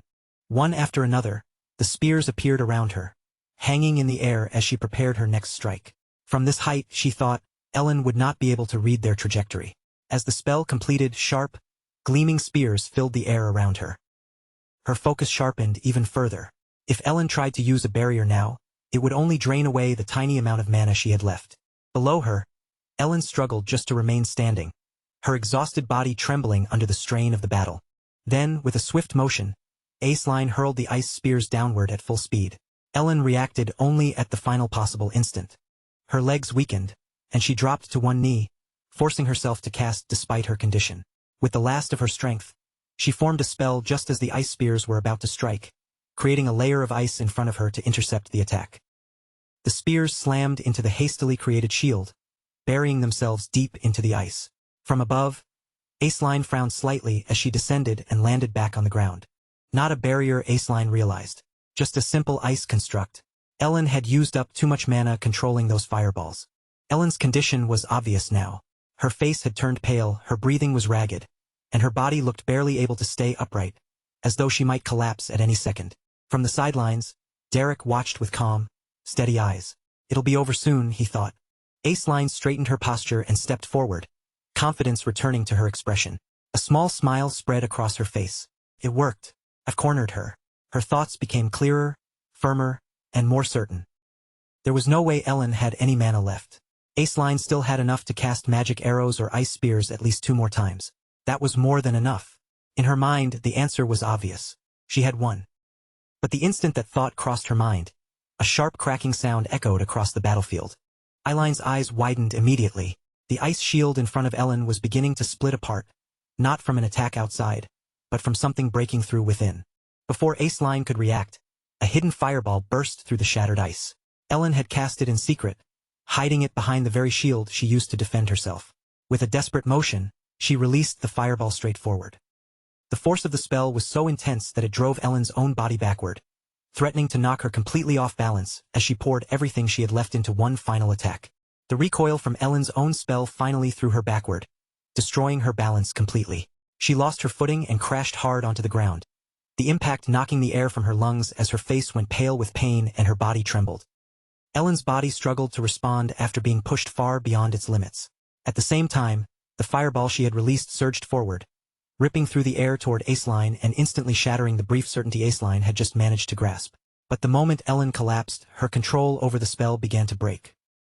The fireball trembled in midair, its path suddenly turning unstable. Instead of striking Aceline directly, it veered off course at the final moment, missing her by a narrow margin before shooting upward into the sky and fading into the distance. For a short moment, the arena fell completely still. Aceline stood frozen in place, her body tense from the sudden reversal, her eyes following the vanishing flame as her mind struggled to understand what had just happened. Then, little by little, Aceline forced herself to calm down. Her breathing steadied, her shoulders lowered slightly, and her guard relaxed just enough as her gaze shifted back toward Ellen. She said nothing, only watched her in silence. On the ground, Ellen's body trembled uncontrollably. She had used almost all of her mana, far beyond what her body could safely endure. Her hands shook as she weakly lifted them in front of her face, staring at them with frustration building in her eyes. Please, just one more time. She thought desperately, if I can just do a little more. Forcing herself past exhaustion, she tried to gather mana again and cast another spell. A faint glow appeared in her palm, weak and unstable, but it flickered almost at once, barely holding its shape before fading away. It still was not enough. No matter how hard Ellen pushed herself, her body simply refused to obey. Aceline stepped forward, slowly closing the distance between them with steady footsteps until she stopped right in front of Ellen. She did not raise her hand, did not attack, and did not say a word. Aceline simply stood there, looking down at her fallen opponent in silence. Ellen slowly lifted her gaze to meet hers, and for the first time, something unfamiliar surfaced in her eyes. Fear began to show. Lady Ellen's thoughts churned restlessly, rising and falling like waves she had never been able to calm. The truth was, there was no noble lady in Ebelstein who shone more brilliantly than Lady Aceline. Her very presence was enough to pull admiration toward her. Her elegance looked effortless, and her talent seemed almost blessed, as though brilliance naturally belonged to her. But wherever there was light that bright, there was always shadow, and Ellen had long believed that she was the one left standing in that shadow. While Aceline lived beneath everyone's admiration, Ellen remained in the forgotten darkness behind her, unseen, unpraised, and barely acknowledged. The bitter voices from the past echoed faintly through Ellen's mind, taunting her again and again, reminding her that some people were born with everything, while others had to claw forward with nothing. Even so, Ellen had never stopped sharpening herself within that darkness. She had endured, trained, and pushed herself forward with one stubborn resolve burning inside her. One day, she would rise above all of it and prove that she had worth. When Ellen's awareness returned to the present, she found herself still facing Aceline in the arena. Aceline was on her knees, her mana nearly drained, her body trembling from exhaustion. And yet, even in that condition, Aceline still looked composed, carrying a kind of grace that felt almost unfair. Mud stained her clothes, her hair had come loose, and the strength in her body was clearly fading. But none of that seemed to diminish the presence she carried. To Ellen, the sight was almost infuriating. How could someone still look so perfect even while falling apart? It was as if Aceline had no fragile image she needed to protect, no fear of being seen as messy, desperate, or imperfect. She simply existed as herself, pouring out everything she had without hesitation. The crowd's voices began to rise around them, calling out Eileen's name and urging her to stand, to keep going, to continue fighting. Their faith in her never seemed to waver. Aceline struggled, her hand trembling as she tried to gather the last bit of mana she had left. A faint flicker formed in Eileen's palm, unstable and weak, barely managing to hold together. Watching her closely, Ellen stepped forward and raised her own hand, summoning flames once more. Mana gathered obediently, shaping itself into a blazing arrow ready to be released. For a moment, Ellen's gaze drifted toward Derek, and a trace of doubt flickered inside her. Could she truly win now? The answer felt close enough to touch. But beneath that confidence, something heavier and darker stirred in her chest, a familiar weight wrapping around her heart. Even if she won, what would actually change? Would victory truly free her from the shadow she had lived under for so long? Or would she simply return to that same darkness once the cheers faded? As that realization settled inside her, the flames gathered in Ellen's hand began to flicker uncertainly. Across from her, Aceline was still struggling, forcing her exhausted body to stand even when every movement looked painful. Then, unexpectedly, Ellen spoke. Her voice was calm, almost light, as she said, what a shame." Startled, Aceline looked up at her, confusion filling her eyes as she clutched the final trace of mana she had managed to gather. Before Aceline could react, Ellen lowered her hand and allowed the flames to disappear completely. "I'm out of mana," she said simply. The words made no sense to Aceline. She stared at Ellen, unable to understand what she was hearing. Ellen only gave a faint smile, her expression gentle, distant, and strangely calm. "You really are amazing, Lady Aceline," she said softly. "It seems I still can't beat you after all." Then Ellen placed one hand over her chest and bowed with quiet dignity. "I forfeit." For a moment, the entire arena sank into stunned silence. Then the crowd exploded into cheers, their voices rising together in excitement, surprise, and admiration. Eiline's victory was officially declared, but she remained frozen where she was, her mind still unable to catch up with the sudden ending. Her lips parted slightly in disbelief, and her eyes stayed wide as she tried to process how the duel had turned in such an unexpected direction. Around her, her friends rushed in with bright, excited faces, congratulating her and praising her strength, her effort, and how much she had grown. Aceline answered them with a shy, overwhelmed smile, but her gaze soon drifted away from the celebration, searching beyond the crowd. In the distance, Ellen had already begun walking away. Ellen moved quietly, each step calm and steady. Her expression looked peaceful, as though some great burden had finally been lifted from her shoulders. Derek stood nearby with a book in his hands, reading as if the chaos of the arena had nothing to do with him. But when Ellen approached, he closed it and slipped it away. Ellen stopped in front of him, and her smile returned, though there was a strange edge hidden in it. "You saw it, didn't you?" she said lightly. "That's enough," Derek replied calmly. Ellen laughed softly and tilted her head. "You're surprised, aren't you? Even someone like me knows how to accept defeat." Amusement glimmered faintly in her eyes. Then she continued, saying he should have seen Lady Eiline's face. How completely shocked she looked, almost as if she had been ready to give up on the spot. Ellen's laughter grew for a moment, but then it faltered as tears began gathering in her eyes. She quickly wiped them away, brushing at her face as if those tears were nothing important. "Honestly," she said, "it was worth losing just to see that. Thanks to you, I finally feel like I managed to get the upper hand over her." Ellen paused and studied Derek's face, searching for even the smallest reaction. "So, what do you think of me?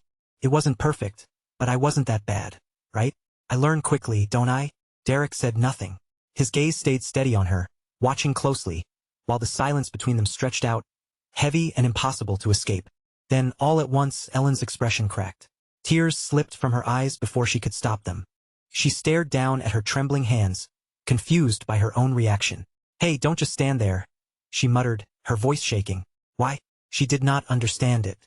The tears would not stop falling. Her vision blurred as emotion finally overwhelmed her. Slowly, Ellen sank down into a corner and covered her face with both hands. "What the hell? I'm not a child anymore." After a quiet moment passed between them, Derek finally opened his mouth. His expression stayed composed, but there was a steady firmness in his voice as he said, "My lady, there is absolutely nothing about your performance today that deserves criticism. You pushed yourself as hard as you possibly could." His words settled into the silence like a gentle weight. Ellen's shoulders began to tremble again, and tears slipped down her face as she lowered her head. "I wanted to win too," she confessed in a small, shaky voice. "But right before I was about to end it, I realized something. Even if I had won, nothing would have really changed." Her voice quivered as the truth spilled out of her. "I would still be trapped in the same place, living the same miserable existence as before. That part of me, it's buried too deeply." For a moment, neither of them spoke. The only sound left was Ellen's quiet sobbing as she struggled to hold herself together. Then Derek's voice cut gently through that stillness. "So what if you look a little pathetic?" The words made Ellen freeze in place. Slowly, she raised her tear-filled eyes and looked up at him. Derek didn't flinch, and he didn't soften his gaze just to comfort her. He simply met her eyes head-on and continued, "If you're not willing to look pathetic, then you'll never be able to grow." The words hit Ellen harder than she expected.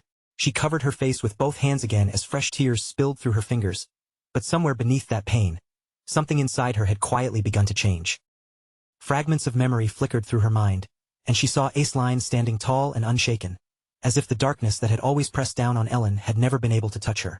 But for the first time, that same darkness no longer felt like an inescapable cage. It felt like something Ellen might one day be strong enough to rise above. Some distance away, Lady Denise had been watching the entire exchange in silence, her gaze calm and unreadable. Her eyes moved from Ellen and Derek, still caught in their emotional conversation, over to Aceline, who remained nearby with her friends gathered around her. Denise stepped forward with a soft, graceful smile and made her way toward Aceline. One by one, the others politely excused themselves, leaving the two young ladies alone.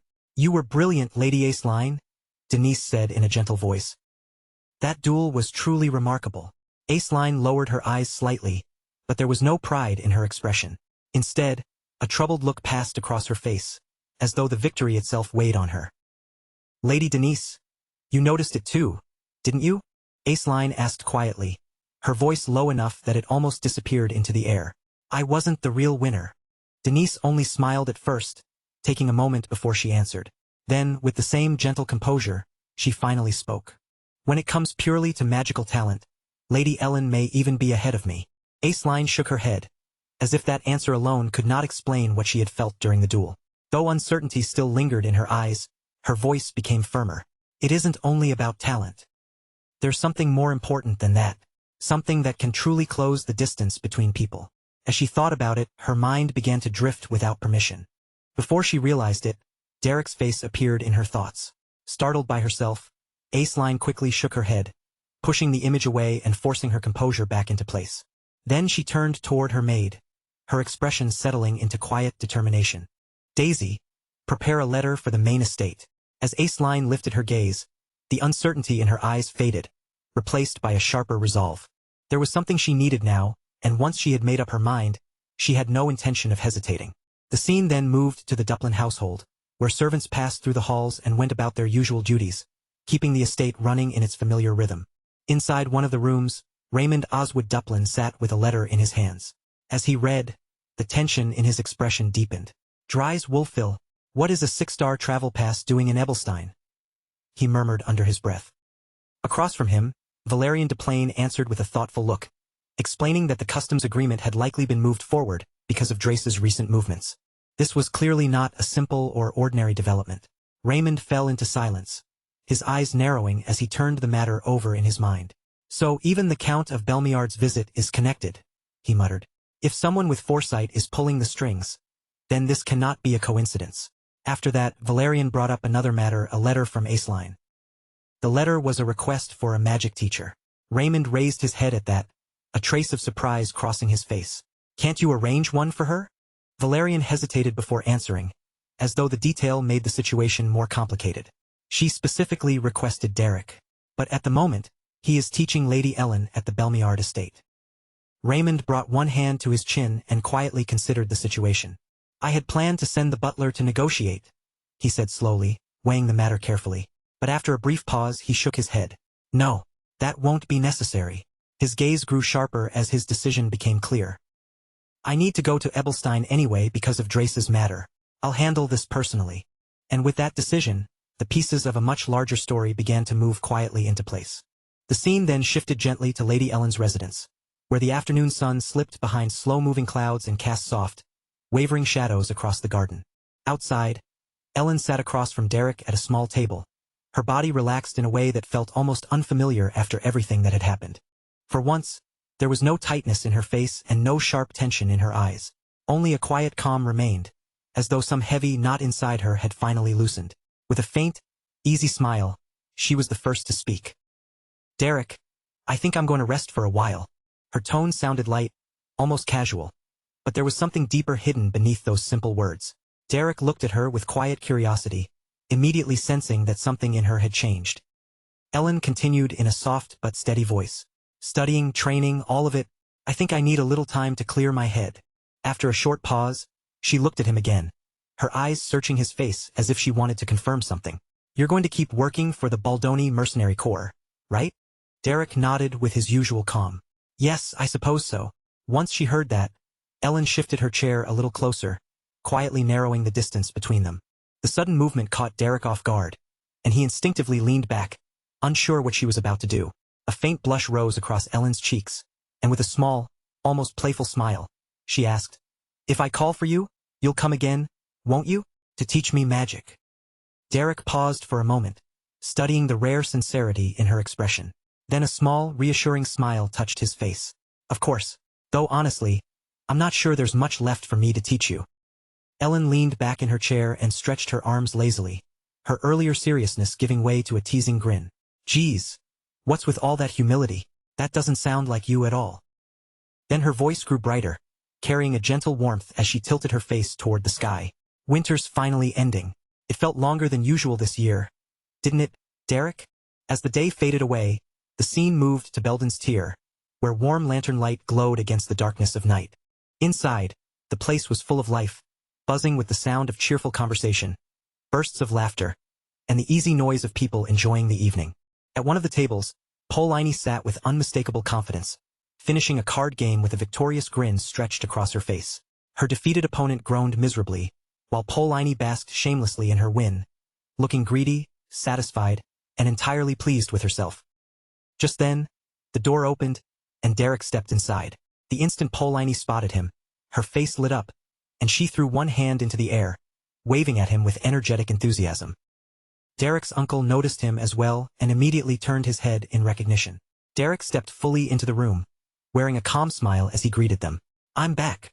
It was a simple thing to say, but it carried the quiet comfort of someone returning to a familiar place after being away.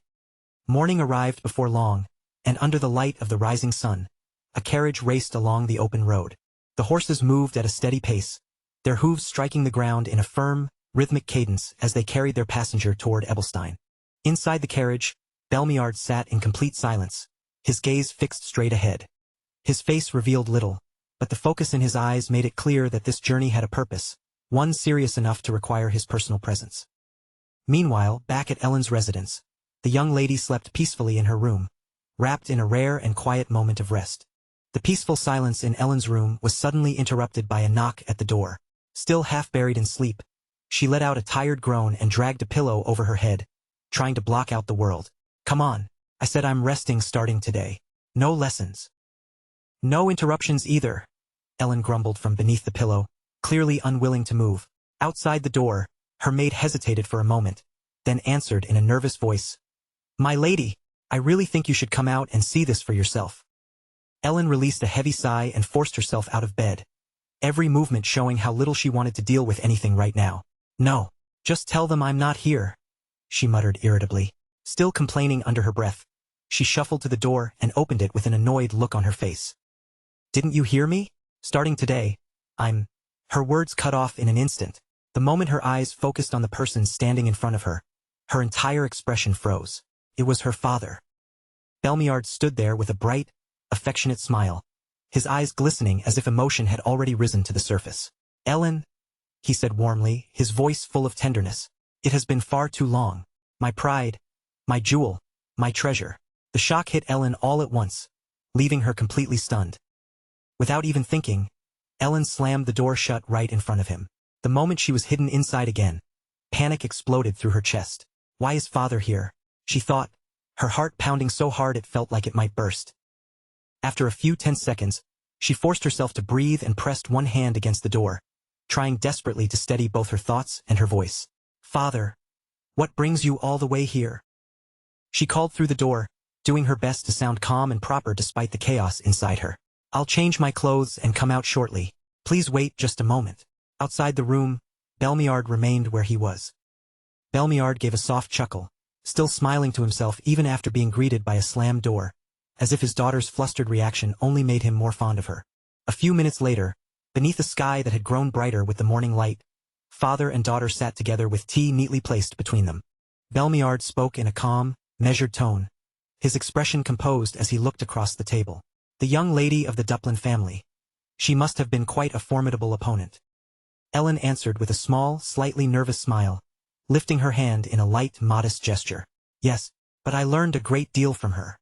Belmiard took a quiet sip of tea, then continued, his voice turning thoughtful. "If that mercenary is capable of teaching you so well, then it would be best to keep him exclusively at our estate." Ellen blinked in surprise, clearly caught off guard by how naturally he suggested it.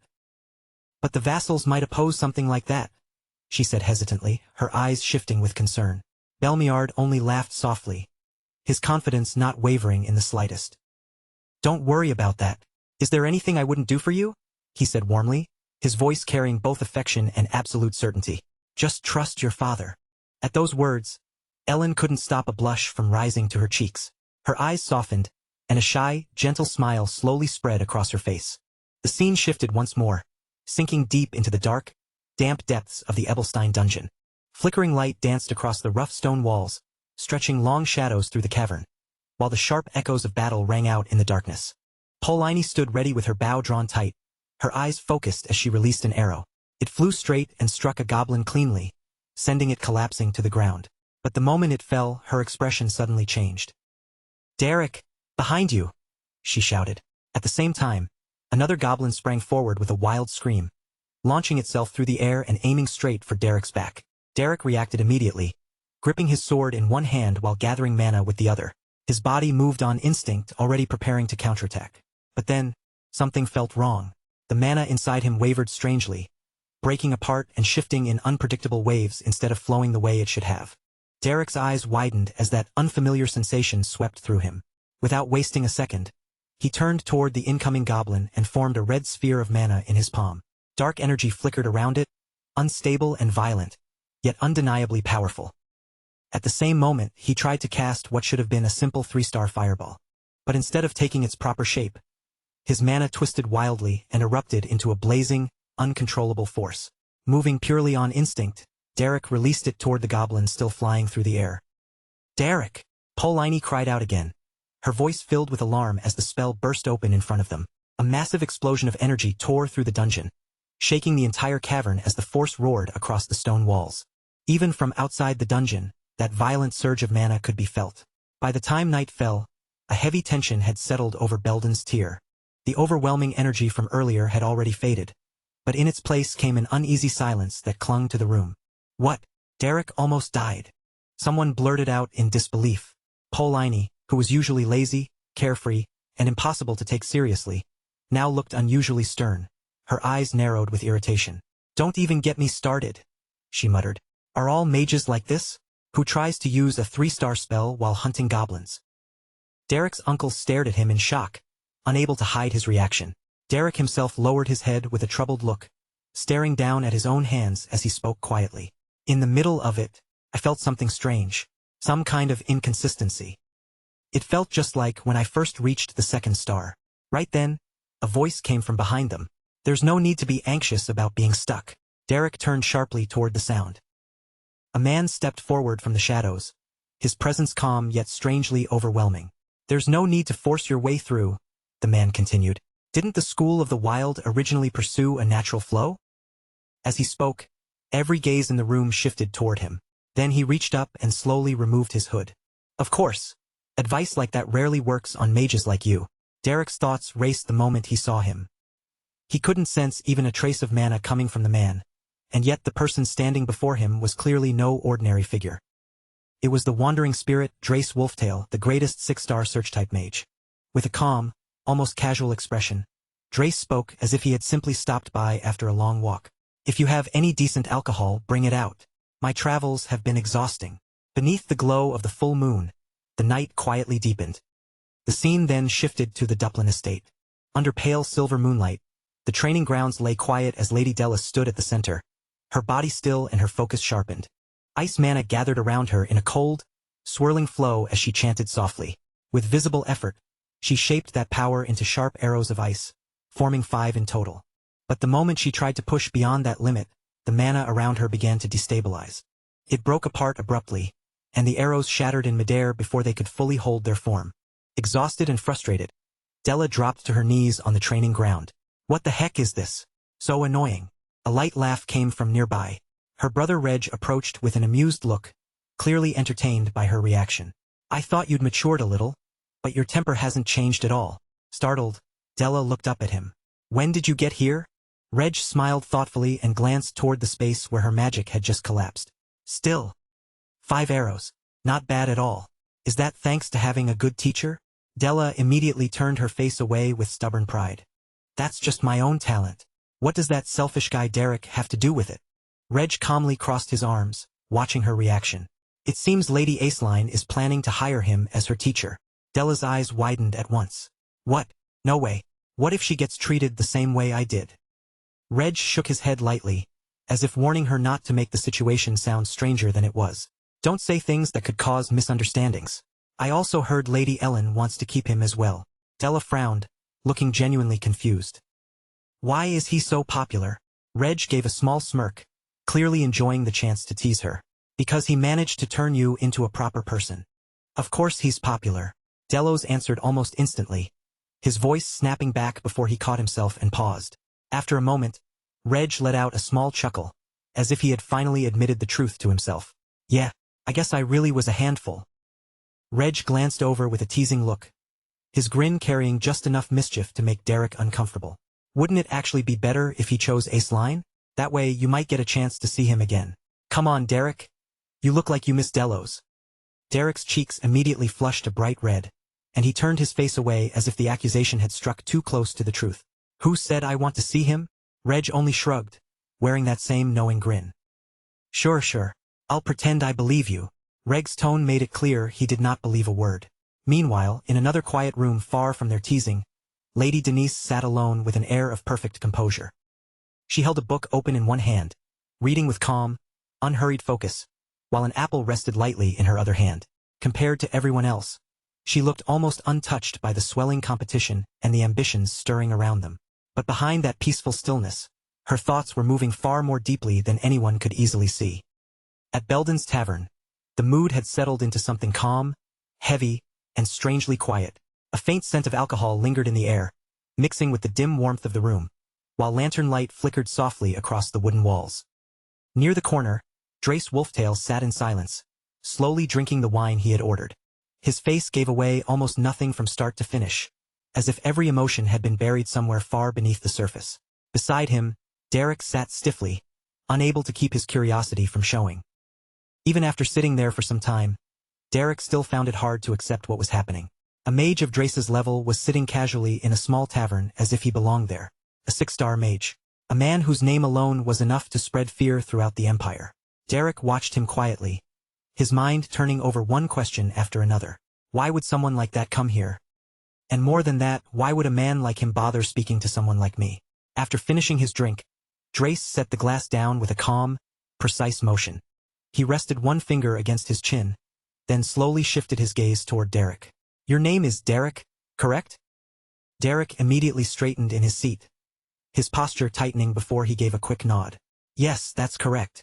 But the moment he heard Drace say his name, surprise flashed across his face. He knows who I am. Drace folded his arms with the same quiet composure and spoke again, his tone steady and measured. If it would not be too troublesome, would you mind speaking with me somewhere private? Just the two of us. Derek stared at him for a brief moment, trying to read the meaning behind the request. In the end, he gave a silent agreement, and before long, the two of them had left the tavern behind. Night had already fallen over Ebelstein, wrapping Belden's territory in cold air and deep shadows. The streets lay quiet beneath the breeze, and Drace walked slowly along the empty road, his staff held firmly in hand. His footsteps were calm and even, each one measured as if he had all the time in the world. Derek followed a short distance behind him, silent and attentive, listening carefully to every word the legendary mage chose to say. Your talent in magic is exceptional, Drace said without turning around. Though I imagine you have rarely heard anyone say that to you. Because you are already so naturally gifted. Derek did not answer. He simply kept walking behind him in silence. Then Drace asked, in that same calm voice, why do you work so hard? For the first time, Derek's expression showed a hint of uncertainty. Drace continued, what is it you hope to achieve by learning magic? A short silence passed between them before Derek finally answered honestly. I don't really have some grand ambition. The moment I realized there was even a little talent inside me, I just became curious. I wanted to know how far I could actually go. Hearing that, Drace slowly turned his head, bringing his eyes back toward Derek. For a brief moment, he looked straight into Derek's eyes, studying him without saying a word. Then a faint smile touched his face. As a commoner, if you wish to climb higher than where you are standing now. His voice lowered, gaining a heavier edge that made the quiet street feel even colder. You are still lacking. Derek's expression tightened slightly at those words. Drace did not soften the statement, but he continued calmly, as if offering something far greater than criticism. Would it trouble you if I helped you? The instant those words reached him, Derek's eyes widened in pure disbelief. A 6-star mage, Drace Wolftail himself, was offering to teach him. There was no sensible reason to refuse. And yet, behind that calm appearance stood a terrifying history that nearly every noble in the Empire knew all too well. Drace Wolftail had been born as nothing more than a commoner. Unlike nobles, who were surrounded from birth by wealth, status, tutors, and proper magical education, he had possessed none of those advantages. All he had was his own talent. Even so, he advanced through the world of magic at a speed that seemed almost impossible. By the time he reached adulthood, he had already stepped into the 2-star realm. Later, after starting a family, his power rose again, carrying him all the way to the level of a 3-star mage. To ordinary commoners, Drace became a living symbol of hope. He was proof that birth did not have to decide a person's entire future. Eventually, his village changed into a gathering place for commoner mages who admired him, and more people came there chasing the same dream. Before long, that place became like an ivory tower for commoners, a place where they could finally imagine standing beside nobles through magic alone. But that fragile hope did not last. In the very year Drace reached the 4-star realm, tragedy came crashing down on him during a stormy night filled with heavy rain. Drace returned home after finishing his work, rainwater dripping from his clothes as thunder rolled across the black sky. But the moment he opened the door to his house, the world in front of him shattered. His family's bodies lay inside, blood staining the floor, and every single member of his family had been murdered. Not long after that, several nobles gathered inside a luxurious hall, speaking about the incident as if it were nothing more than idle gossip. They sat surrounded by comfort and expensive wine, casually discussing the deaths as though no real tragedy had occurred. "Has Drace finally calmed down?" one noble asked with clear amusement in his voice. "Yes, Count," another noble replied confidently. "Drace Wolftail has gone into hiding. Those arrogant commoner mages have quieted down as well." Another noble laughed while slowly swirling the wine in his glass. "How vulgar. Commoners really should learn their place. Honestly, why are they so greedy for magic in the first place?" But as he turned toward the bearded noble beside him to continue speaking, his expression suddenly froze. A severed head flew across the room without warning. Blood scattered through the air in a violent spray, staining the refined hall in an instant. Standing there in the middle of the bloodshed was Drace Wolftail, silent and motionless. There had been no warning, no dramatic incantation, and no grand spell lighting up the room. With nothing but fingers strengthened by magic, Drace had sliced the noble's head clean from his body. The remaining noble began trembling so hard he could barely speak. Drace Wolftail. But Drace's eyes held no mercy, no hesitation, and no emotion except pure murderous intent. With one swift movement, he cut through the noble's legs. The man crashed to the floor, screaming in agony as blood spread beneath him. Terror swallowed him completely, and he dragged himself backward in desperation, trying to escape from the monster he had helped create. "Please spare me. I'm sorry, please." His begging spilled out in broken pieces, but Drace paid no attention to any of it. Another attack followed immediately. Blood erupted across the room, and the noble's horrifying screams tore through the luxurious hall. Then, at last, everything fell silent. From that day forward, Drace lived as a hunted man for 30 long years. The imperial family and the nobility chased him relentlessly, cornering him again and again. But no matter how many times they came after him, he never fell. Instead, he only continued to grow stronger. Step by step, he pushed beyond the 5-star realm, until he finally reached the terrifying level of a 6-star mage. Only then did the Empire finally understand the truth. If they kept treating Drace Wolftail as an enemy, the kingdom itself might be driven toward collapse. In the end, the imperial family acknowledged that his revenge had been justified. To protect their own authority and prevent even more blood from being spilled, they granted him a noble title. And so, Drace Wolftail became a man who had seized nobility through power alone. Back in the present, Derek looked toward Drace with disbelief still lingering in his eyes. The very man whose name carried such a bloody legend now stood before him, offering to become his teacher. Meanwhile, in the noble district of Ebelstein, another kind of tension was beginning to rise. Inside the Grand Conference Hall of Cleon Hall, Grand Duke Veltus Enerkalokas sat with controlled dignity, calmly waving one hand as he spoke toward Raymond Oso Duplin. "Grand Duke Duplin, if you intend to expand north of the Belkos Peninsula, you should be cautious of the labyrinth hidden within the White Zone." His words were polite, but the warning beneath them was unmistakable. A faint smile appeared on Veltus's face as he continued, his voice smooth and composed. "If necessary, I can dispatch my knights to assist you, Raymond Oso." Raymond Oso Duplin quietly held a chess piece between his fingers, turning it slightly before giving his answer. "The knights you speak of." His tone sharpened with open disdain. "Are they perhaps those lowly mercenaries?" The moment those words left his mouth, the air inside the hall froze. Anger flashed across Veltus's face, and a powerful aura began spreading through the room, pressing down on the atmosphere like a warning.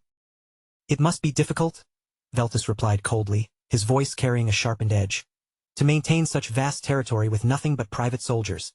If that burden has become too heavy for you, perhaps surrendering that territory would be the wiser choice." Raymond answered by slowly letting his own aura seep into the room, quiet but unmistakably sharp. His eyes locked straight onto Veltus, and in an instant, the air inside the conference room grew heavy with pressure, as if even breathing too loudly might spark a confrontation. Standing beside them, Belmiard quickly lifted both hands, his face tightening with panic as he hurried to smooth things over. Now, both of you have already come all the way to Ebelstein. Wouldn't it be better to visit your children first before anything else? Raymond slowly turned his gaze toward him, his expression unreadable behind his glasses. Speaking of children, he said calmly, I heard your daughter Ellen managed to fight Aceline on even ground. The moment Ellen was mentioned, Belmiard's face brightened with obvious pride. Yes, she did, he replied with a pleased smile. Although she sadly lost in the end, her talent is finally beginning to blossom. With the right guidance from a truly capable instructor, I am certain that one day, she will surpass Lady Aceline. Raymond said nothing for a short moment. He simply stood there in silence, then calmly raised one hand and adjusted his glasses, the motion slow and deliberate. A capable instructor, Raymond repeated, his eyes narrowing just slightly behind the lenses. You mean Derek? Belmiard's confident smile began to fade, but Raymond's voice remained steady as he continued. If Derek were to become Eileen's instructor instead, Ellen would never be able to surpass her. The moment those words left his mouth, a dangerous wave of magical aura rolled through the room. Belmiard's lips curved into a cold smile, and the atmosphere tightened even further. Ho ho, Belmiard said, his smile sharp despite his polite tone. And what makes you so certain such a thing would ever happen?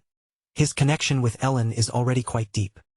Raymond immediately pushed back with his own aura, meeting Belmiard's pressure head-on. Do you truly believe he is the kind of man who makes decisions based on personal feelings? He asked, his voice cutting through the room. If so, then you clearly understand nothing about his character. While the two powerful men continued to clash with words and invisible pressure, Grand Duke Veltus watched quietly from the side. His gaze moved between them, thoughtful and cautious. Just who exactly was this Derek? If men of their rank were arguing so fiercely over him, then Veltus could no longer afford to ignore his existence. After a moment of silent thought, Veltus's eyes narrowed with interest. He reached his own conclusion quietly. He would have Denise investigate this man named Derek herself. The next morning, the scene returned to Belden's Tier. Warm sunlight streamed through the tavern windows, spreading across the wooden floor, when the front door suddenly opened from outside. Belmiard stepped inside with several subordinates following behind him. The instant Derek's uncle recognized who had entered, the welcoming smile on his face froze, stiffening into nervousness before he could hide it. Belmiard stood calmly and placed one hand against his chin, studying the man in front of him. Are you the commander of this mercenary course? He asked. Derek's uncle hurried to bring out an expensive bottle of wine, forcing himself to remain polite despite the tension crawling up his back. Belmiard folded his arms across his chest, his expression turning serious as he prepared to get straight to the point. Since there was no response to the letter sent by my head butler, I decided to come here personally. Derek's uncle immediately lowered himself with nervous courtesy.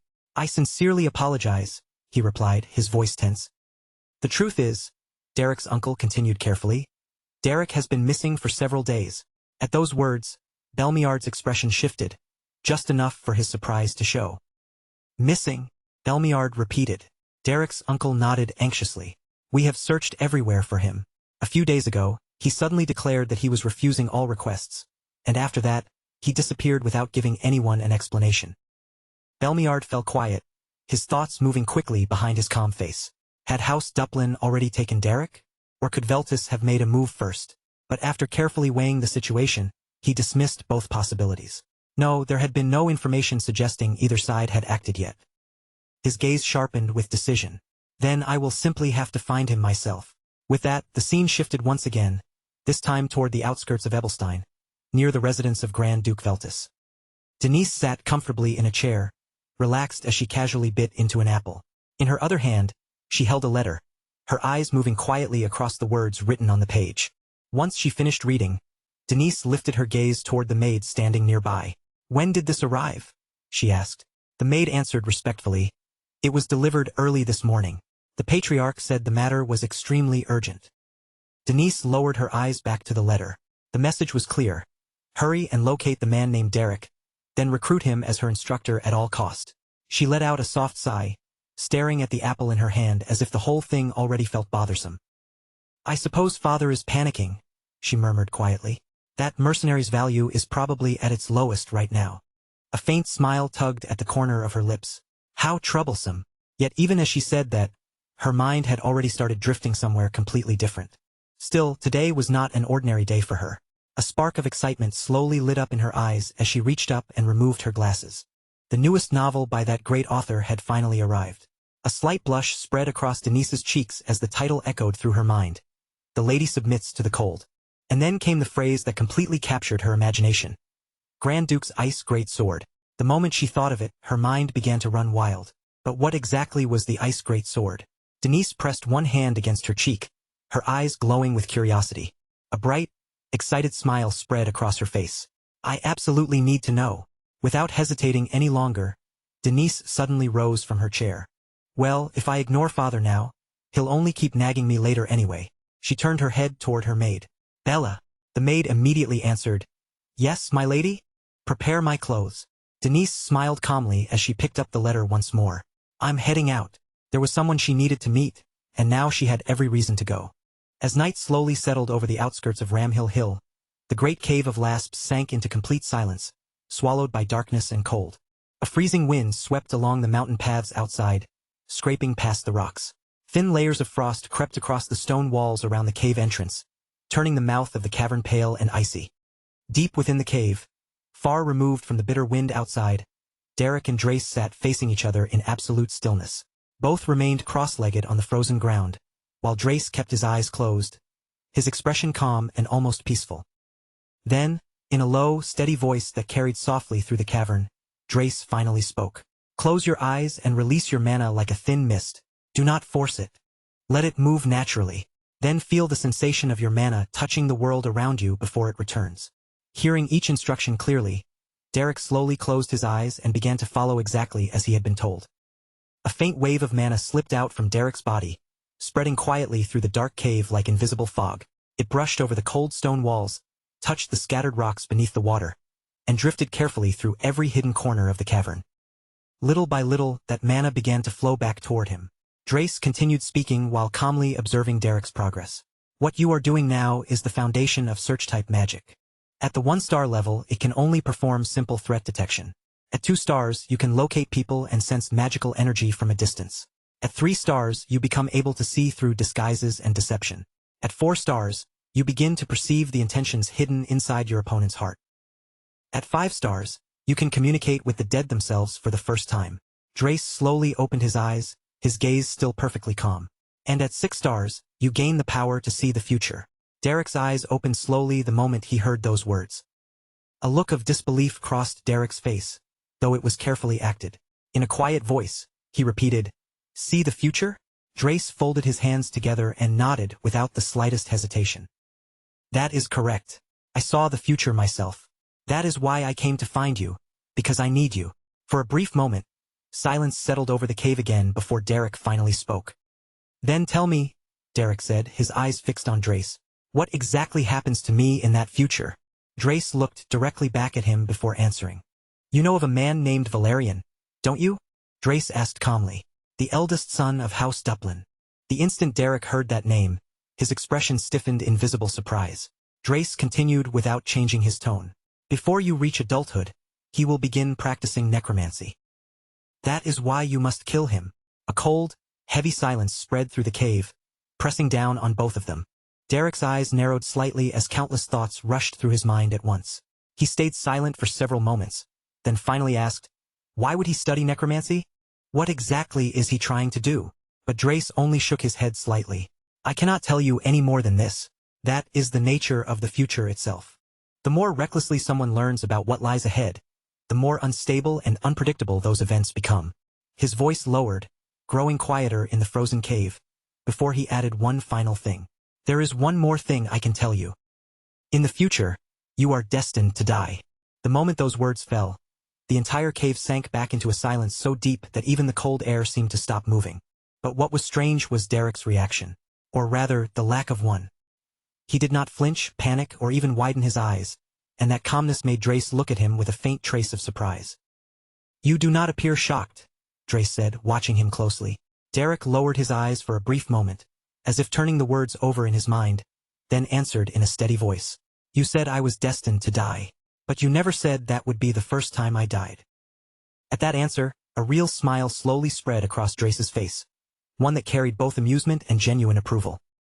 He rose to his feet at a measured pace, his gaze settling down on Derek with clear satisfaction. "Correct," he said. "And for the record, I have no intention of letting you die either." Then Drace turned away, and glowing magical symbols began to gather and spin around his hand. In an instant, the mana inside the cave grew thick and heavy, pressing against the air like an invisible weight. "You must survive," Drace continued. "But if you want to survive what is coming, then you must become much stronger than you are right now." His eyes shifted toward the high opening above the cave, where the night sky stretched beyond the stone, and he slowly lifted his hand toward that dark expanse. The very next second, an enormous wave of mana erupted from Drace's body, shooting upward like a blazing pillar of light tearing through the darkness. That terrifying energy pierced straight through the black sky above the mountain, reaching toward the moon hidden behind layers of thick cloud. Drace's focus sharpened as his mana stretched out and connected directly to the moon itself. Then, all at once, the heavens seemed to tremble. The clouds were blasted apart as if an unseen hand had swept them away, and the bright full moon finally revealed itself above the snowy mountain peaks. Silver moonlight poured over Ramhole Hill, washing across the frozen cliffs, the white-covered landscape, and the enormous cave below. A few moments later, that vast mana quietly flowed back into Drace's body, returning so smoothly that it almost felt as if nothing had happened at all. Derek stood there frozen, staring at the incredible scene before him, unable to say a single word after witnessing power on that scale. The story then moved away from the mountain and shifted toward the city of Ebelstein. A luxurious carriage rolled slowly through the busy city streets, its wheels clattering over the road before it finally came to a graceful stop. The carriage door opened with refined elegance, and Lady Denise stepped out with her maid Bella beside her. Almost immediately, the pedestrians nearby noticed Denise's striking beauty. One person after another turned to look, their faces filling with surprise. Some of them stared openly, while others failed completely to hide the blush rising across their cheeks. Denise calmly swept her eyes over the street, then looked back toward the carriage driver. "I will walk from here. Stay behind and rest for now." The driver quickly bowed his head with respect. "Yes, my lady." With that, Denise and Bella began making their way through the streets, and Denise soon noticed the countless stairways rising and falling all around them. A proud smile touched Denise's lips as she turned slightly toward her maid. "Bella, why do you think everyone keeps staring at me?" Bella lowered her head just a little, keeping her voice perfectly calm as she replied, "I wonder why, my lady."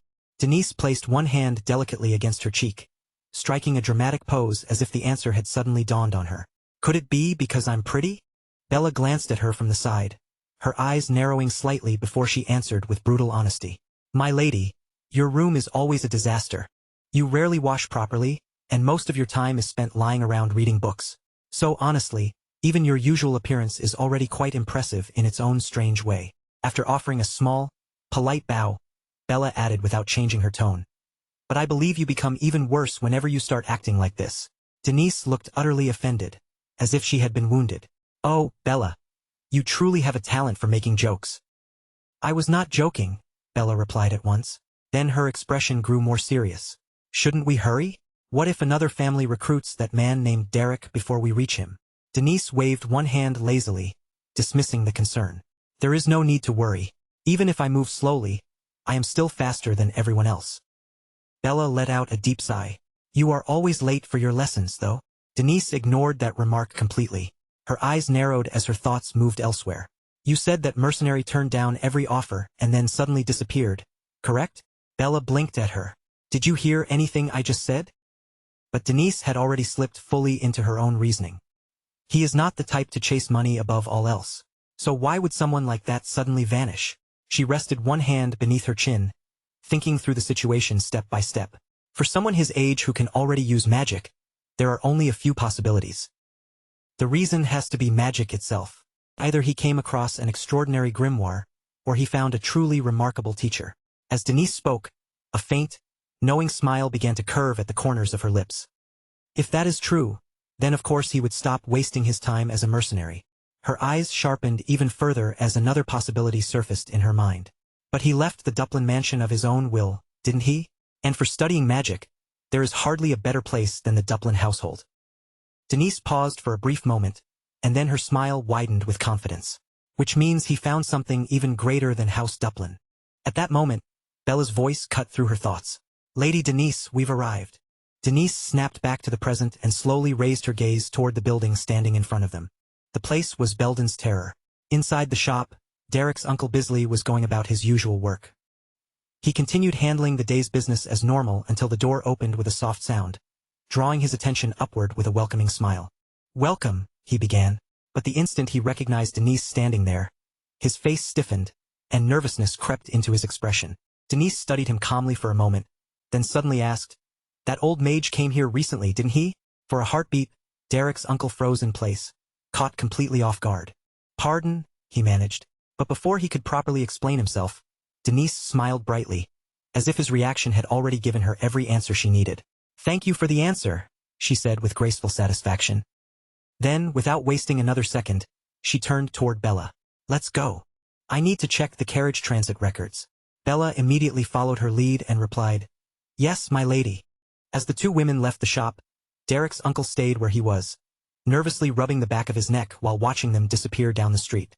The scene then shifted to the coachman's guild in Ebelstein's commercial district. Inside, Denise sat composed at a table while Bella searched through a pile of travel records spread out before them.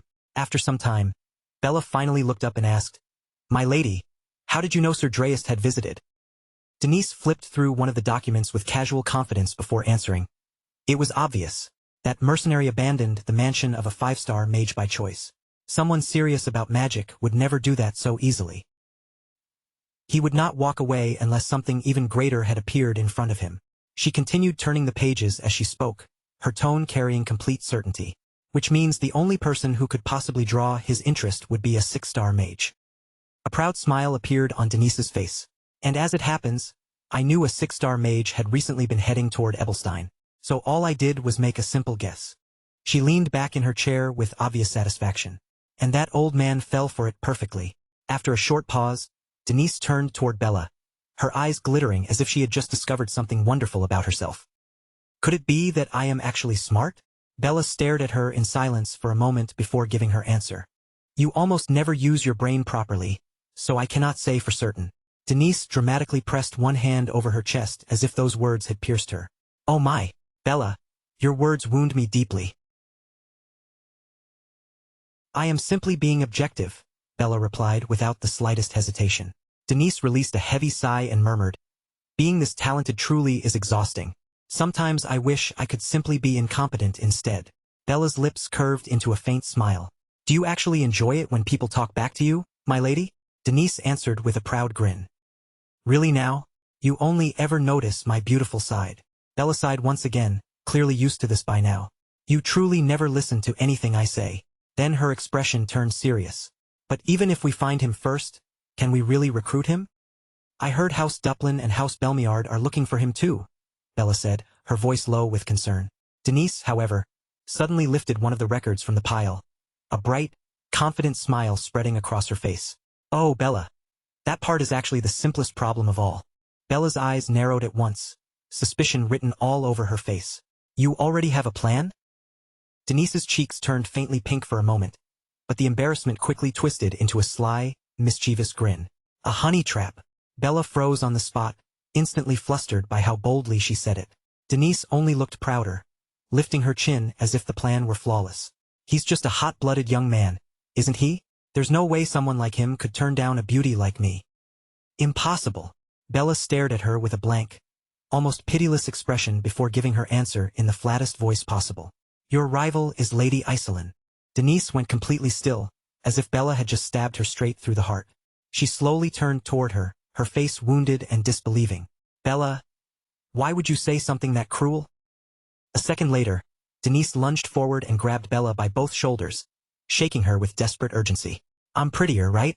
Tell me I'm prettier." Bella could only let out another long, exhausted sigh, looking as though this had drained the last of her patience. "This is the only thing you ever truly listen to." A short while later, Bella's gaze suddenly caught on one of the records spread out before them. She leaned closer, pointed at the page, and spoke up in surprise. I found it."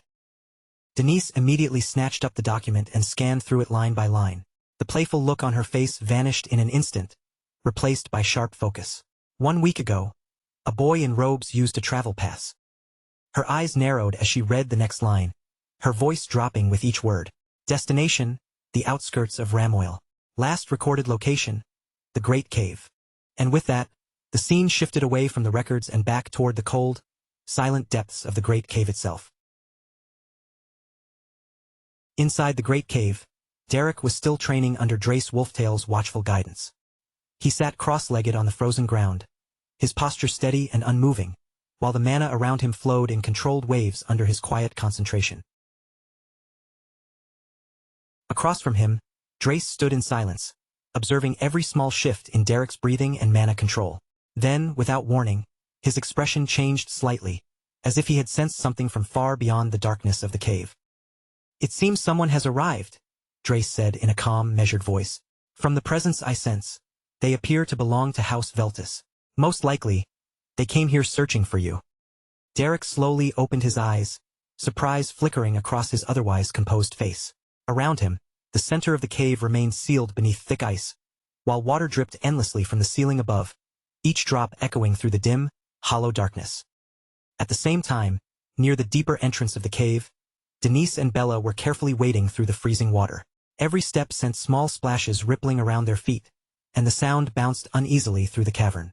Bella shivered as she followed behind, then whispered nervously, "Lady Denise, maybe we should not go any farther. Wouldn't it be better to report this to the Patriarch and come back with soldiers?" Denise lifted the edge of her soaked dress just enough to keep walking, refusing to slow down even as the cold water clung to the fabric. "I cannot do that," she answered firmly, her eyes fixed straight ahead. "If we bring soldiers, then I won't get any credit for finding him myself." Denise glanced back at Bella with a serious look. "Besides, once soldiers start moving around, the other houses may notice. After all the effort we put in, someone else could swoop in and steal the reward." Just then, Bella suddenly raised a trembling hand and pointed into the darkness ahead. "My lady." "Over there." Bella's voice barely came out.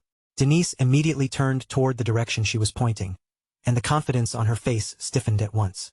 Two glowing red eyes slowly emerged from the shadows ahead, hanging in the darkness like burning embers. Bella's face drained of color, and panic burst from her voice. "It's a monster!" Denise moved without thinking and stepped in front of her maid, placing herself protectively between Bella and the thing in the dark. Even so, her own hands were visibly trembling. "Bella, stay behind me."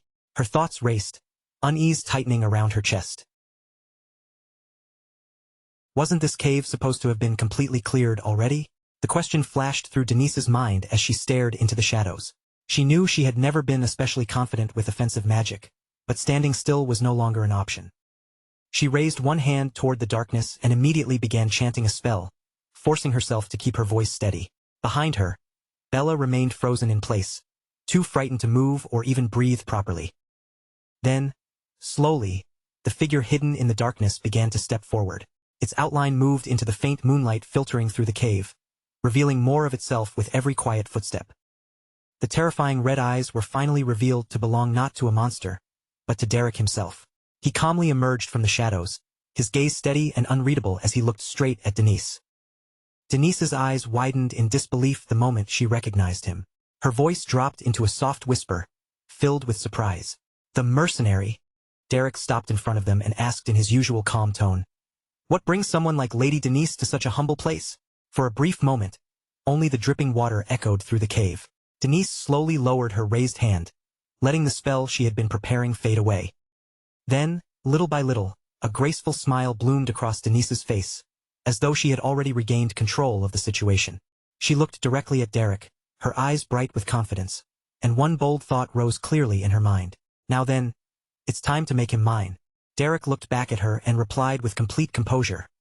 "Indeed, what a pleasant conversation." The moment those words reached her ears, Denise was left stunned, as if her perfectly prepared rhythm had been cut off before it even began. Beside them, Bella stood quietly with a faint smile tugging at her lips, clearly enjoying the awkward turn the situation had taken. Denise quickly forced herself to recover. She adjusted her expression, softened her voice, and spoke again in a much gentler, more elegant tone, as if trying to wrap every word in charm. "Actually, I can't even count how many times I've met you in my dreams," Denise said sweetly, gazing at him with practiced sincerity. "I've heard that you are incredibly gifted, not only as a mage but also as an instructor. So, how should I say this? If I could receive your teachings, Derek," she continued, her voice growing even softer, "I think I would be so happy." The moment she finished, Derek stared at her with a face so expressionless it was almost brutal. Then he asked bluntly, "Why are you speaking in such a theatrical tone? Are you practicing for a play because the cave echoes?" As soon as those words left Derek's mouth, Bella, who had been standing to the side desperately trying to hold in her laughter, finally lost the battle. She burst out laughing, and her voice rang loudly through the cold cave. Denise immediately snapped her head toward Bella, her face burning with embarrassment as her carefully crafted charm collapsed right in front of her. Inside, Denise could barely believe what had just happened. So the shy, beautiful girl act doesn't work on him? Even so, she refused to back down. After a quick breath, she gathered herself again and changed her approach, this time speaking in a far more serious and vulnerable tone.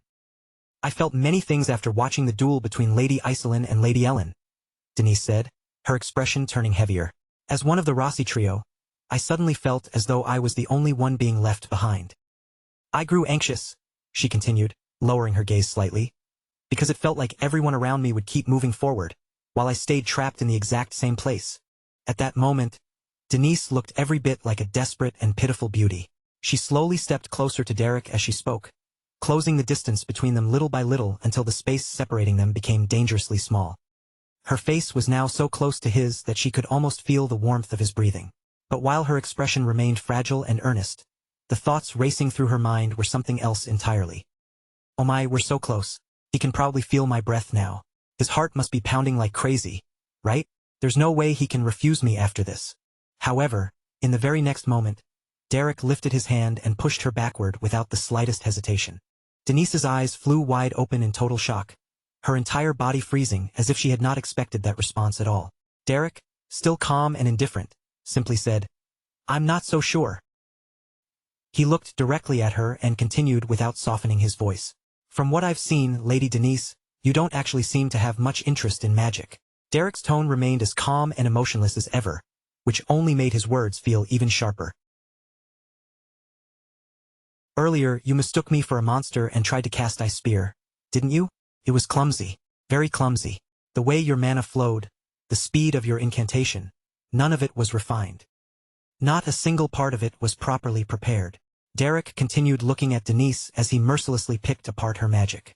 "Your basic mana capacity is excellent, but it is completely disorganized. That alone shows how little you normally practice." Hearing that, Denise was utterly shaken.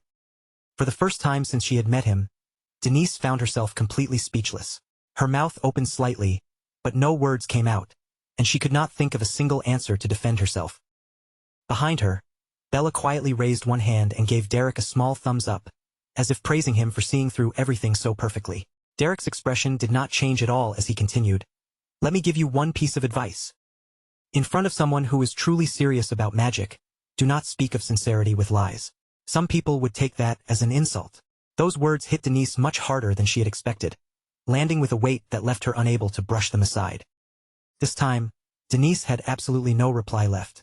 After saying everything he needed to say, Derek slowly turned away from her and began walking deeper into the cave. Even as he turned to leave, Derek gave her one last answer without so much as glancing over his shoulder. "I don't know why you want me specifically," he said in a calm, distant voice, "but from what I can tell, this has nothing to do with learning magic, and I don't take requests from people when I can't see what they're really after." Denise's composure cracked in an instant, and she quickly reached a hand toward his back, a brief flash of panic crossing her face. "Derek, wait, first of all." But before she could even finish getting the words out, Derek suddenly stopped in his tracks and answered her first. "You should find someone far more talented than a low-ranking mercenary like me. That would suit a noble lady of your standing much better." With those final words left behind, Derek quietly continued forward, his figure growing smaller as he disappeared into the distance. Denise stayed rooted in place, unable to move or speak for several long moments.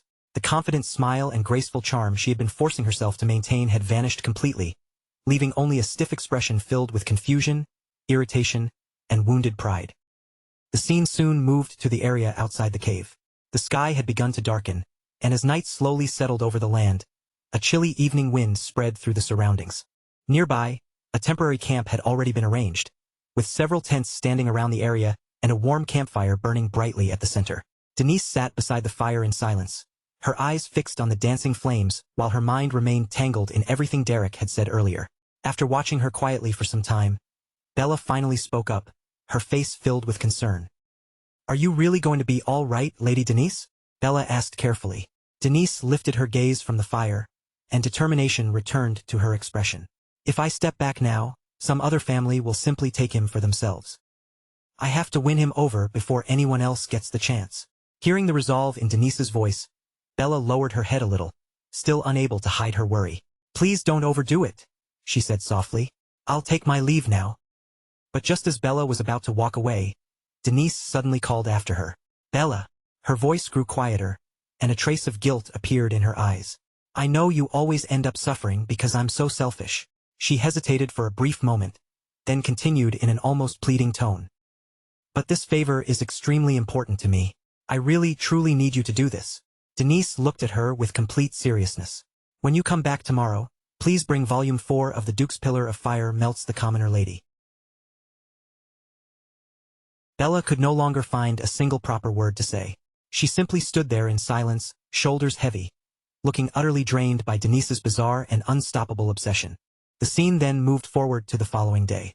Derek was sitting quietly by himself in his usual spot, keeping to his own space as always, when the sound of footsteps suddenly reached his ears.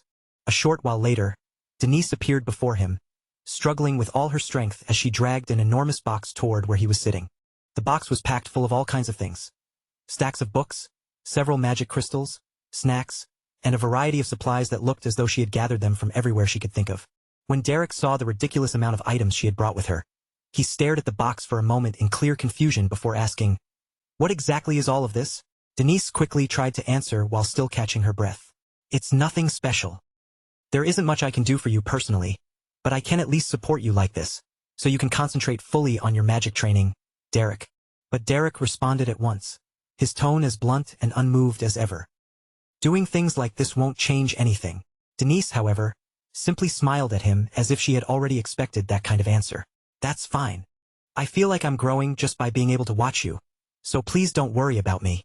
Outwardly, she sounded gentle and sincere, but the thoughts running through her mind were completely different. If he was still human, then sooner or later he would have to feel something toward a person who kept treating him this generously. He could like her as much as he wanted. He could feel grateful all he wanted. In the end, she was convinced she would be the one smiling in victory. After looking down at the box for a moment, Derek calmly said, "Then I'll accept this gratefully." The instant he picked up the supplies, Denise's eyes lit up with excitement. He took them. He had taken the bait. But before she could enjoy that tiny victory for even a few seconds, Derek casually continued speaking while already eating some of the snacks she had brought. "Though I still won't become your teacher." The moment those words reached her ears, Denise froze completely. He was rejecting her while openly eating everything she had brought right in front of her. Denise could only stare at him in disbelief, wondering what kind of person could be that shameless. The next day, Denise returned once again, wearing a bright smile as though none of the previous failures had affected her at all. "Derek, I brought food and magic crystals for you today." But before she could even properly show them to him, Derek answered calmly, as if the entire routine had already become familiar. "Thank you. Though I still won't become your teacher." And the following day, she appeared again without missing a beat. "Good morning. Our head chef personally prepared a full-course meal for you, Derek." Yet once again, the response she received was brutally simple. "Thanks. I still won't do it, though." Even after being rejected again and again, Denise stubbornly refused to back down. The next day, she came carrying a huge refined mana crystal in both hands, her face full of confidence as she proudly presented it to him. "Derek, look at this. It's refined I thought it might help with your magic training." Derek reached out toward the crystal without even the slightest hesitation. "You can leave it here." For one brief second, Denise's eyes sparkled with hope. Then Derek calmly added, "I still won't do it, though." The moment Denise returned to her own area after that, the emotions she had been holding back finally exploded. Overwhelmed with frustration, she slammed her fist straight into a nearby pillar, cracking it instantly and breaking part of it apart. "That selfish exploiter," Denise shouted in fury. "If I'm being this kind to him, shouldn't he at least pretend to be a little touched?" Just then, Bella suddenly rushed over, her face pale with panic. "Lady Denise, we have a problem." Still burning with anger, Denise turned toward her with an irritated glare. "Are you telling me there's a problem even worse than this?" Bella hurriedly explained. "The head butler of House Duplin is coming this way right now." The instant Denise heard those words, The anger on her face vanished, replaced by sudden alarm. "Bella, we're hiding for now." Bella glanced around nervously, clearly unsure what to do. "But what about the tent?" Denise snapped back in a rush. "I don't know. They'll probably just think it belongs to Derek anyway. Just hide." With no time left to argue, the two of them quickly hurried away and concealed themselves nearby. A few moments later, the head butler arrived, and behind him came a massive procession of attendants and guards moving information. The sight was so excessive that Denise could only stare from her hiding place in stunned disbelief. What was this supposed to be? Were they marching into battle or something? The scene then moved inside, where Derek finally stood face to face with the butler. With a respectful posture, the butler presented him with a letter. Derek quietly opened the letter and read through its contents. It contained an official request asking him to become Lady Eyeline's personal magic instructor. Once he finished reading, Derek answered calmly, "It would be an honor." The moment Denise heard those words from where she was hiding, her mind nearly snapped from shock and rage. After listening to Derek's answer, the butler turned to him and asked in a composed voice, "I see. In that case, will you prepare to depart with us immediately?" But to everyone's surprise, Derek refused without the slightest hesitation. The refusal came so suddenly that Denise was left completely stunned. For a moment, she could barely believe what she had just heard. Derek remained firm as he answered respectfully, "Only after I finish my training, though I can't say for certain when that will be." There was no arrogance in his voice, and no disrespect either, only quiet determination. Realizing that simple persuasion would not move him, the head butler tried changing tactics. "What if we increase the payment?" he asked. But even that offer did nothing to shake Derek's decision. Derek lowered his head slightly and answered, "I'm sorry. At my current level, I don't believe I can be of much help to Lady Aceline. I don't want to teach magic in a half-hearted way." His words were plain, but they carried genuine sincerity. Derek truly believed his skills were still not enough, and if he accepted such an important responsibility now, he would only end up disappointing the person he was supposed to guide. Nearby, Denise quietly listened to the entire exchange from her hiding spot. When she heard Derek speak so seriously about teaching magic, her gaze dropped as well. Unlike him, she had never been fond of magic, and just hearing the subject brought a faint discomfort to her chest. An unusually heavy silence settled over the area as everyone took in Derek's unwavering answer. Soon after, the scene shifted to the mansion, where Aceline was spending her day. The moment Aceline heard the report, her eyes widened with surprise, then quickly brightened with excitement. "Oh really? You found out where Derek is?" she asked at once. Her attendant nodded respectfully. "Yes, Lady Aceline. Yesterday evening, the head butler went to see him personally." Upon hearing that, Aceline looked even more surprised. "Oh, you should have told me. I was going to ask him myself," she said, clearly disappointed that she had not been informed sooner. But that disappointment did not last long. A bright smile quickly spread across her face as she rose from her seat and declared, "I must go now. Please gather the fastest soldiers." Her excitement was impossible to hide. She wanted to meet Derek as soon as possible, and she clearly had no intention of wasting even a moment. However, her personal maid looked troubled and immediately tried to stop her. "But, Lady Aceline, the terrain there is very rough," the maid warned cautiously. Even so, Eiline's enthusiasm did not fade in the slightest. The thought of finally meeting Derek again had already filled her with determination, and no difficult road ahead seemed capable of changing her mind. Aceline smiled brightly and answered without hesitation, "This is about welcoming my teacher. As his student, I should go in person." Her voice carried both excitement and firm resolve. To her, this was not something she could simply leave to servants or soldiers. Derek was someone Aceline respected from the bottom of her heart, and because of that, she felt there was only one proper way to welcome him. If she truly wanted to greet him as her teacher, then she had to go herself, no matter how rough the road was or how troublesome the journey might become. Just the thought of seeing her teacher again filled her chest with eager anticipation, making her want to leave as soon as possible. And as that day gradually came to an end, the scene shifted into the quiet darkness of night. Beneath the darkened sky, a small camp had been set up in silence. The campfire crackled softly, its orange flames flickering against the cold night air. Denise sat in front of the fire without saying a word, staring into the wavering light. Even though the warmth was right in front of her, she still felt strangely cold. It was not only the chill of the night settling over her shoulders. More than that, a heavy, unfamiliar exhaustion had begun pressing down on her mind, leaving her feeling hollow and worn out. After sitting in silence for quite some time, Denise finally opened her mouth and spoke in a subdued voice. "Let's head back tomorrow morning, Bella." Bella immediately bowed her head a little and answered, "Yes, I understand." "You certainly give up quickly," Bella added, though there was a faint teasing edge hidden in her tone. "I suppose that's because you're smart." Denise slowly turned her eyes toward Bella, watching her for a moment before speaking again. "Bella?" she asked quietly. "You actually think I'm a fool, don't you?"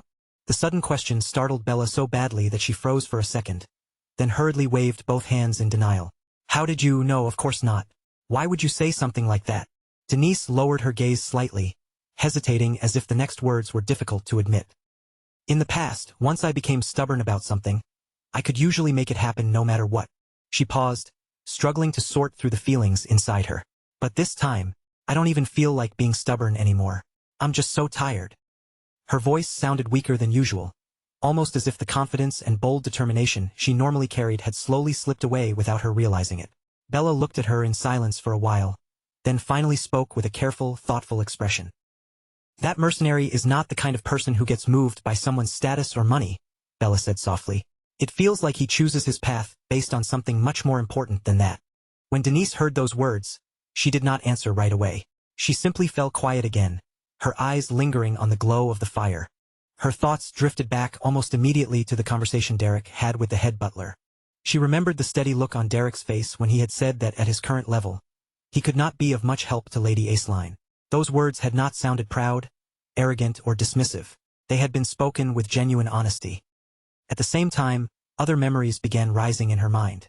She thought back to the battles she had witnessed, and to the countless efforts Derek had poured into training his student. Every action he took, every choice he made, and every hardship he accepted had come from a sincere desire to grow stronger and help someone else improve. The more Denise thought about it, the harder it became for her to understand. Lately, everyone around her seemed to carry a kind of honesty and dedication that she almost never encountered in the world she knew. Still staring into the campfire, Denise's expression slowly became complicated. So many feelings churned quietly in her chest that she could barely name them all. At last, she murmured under her breath, "Why is everyone so sincere?" After that, the scene moved deep inside the cave, where Derek was still continuing his training alone. The cave was calm and silent, with only the faint scraping sound of small stones shifting across the ground. Derek sat cross-legged in the middle of the open space, his posture steady as he focused completely on his practice. Around his body, a thick flow of magical energy slowly gathered and swirled through the air. Several stones and small objects began to tremble, then gradually lifted from the ground as Derek tried to control them with his telekinetic power. His focus did not waver at all, and he continued pushing himself forward, bit by bit, with quiet persistence. Just then, the sound of footsteps echoed through the cave. Someone had entered the place where he was training. Derek opened his eyes slightly as Denise approached, and she stopped a short distance away from him before speaking in a softer voice than usual. "Sorry for interrupting your training," Denise said quietly. "Can I sit next to you?" Derek showed no sign of irritation and simply looked at her carefully. After observing her for a brief moment, he spoke in a calm voice. "You seem a little different today."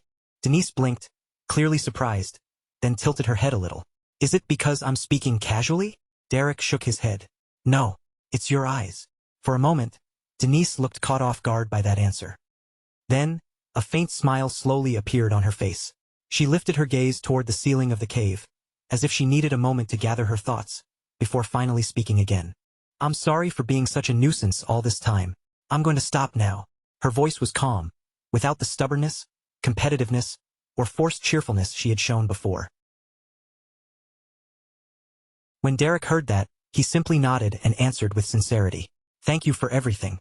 I hope you find a good teacher." The moment those words left his mouth, Denise's face twisted with immediate disbelief. "Teacher, my foot. I hate magic." Derek did not interrupt her.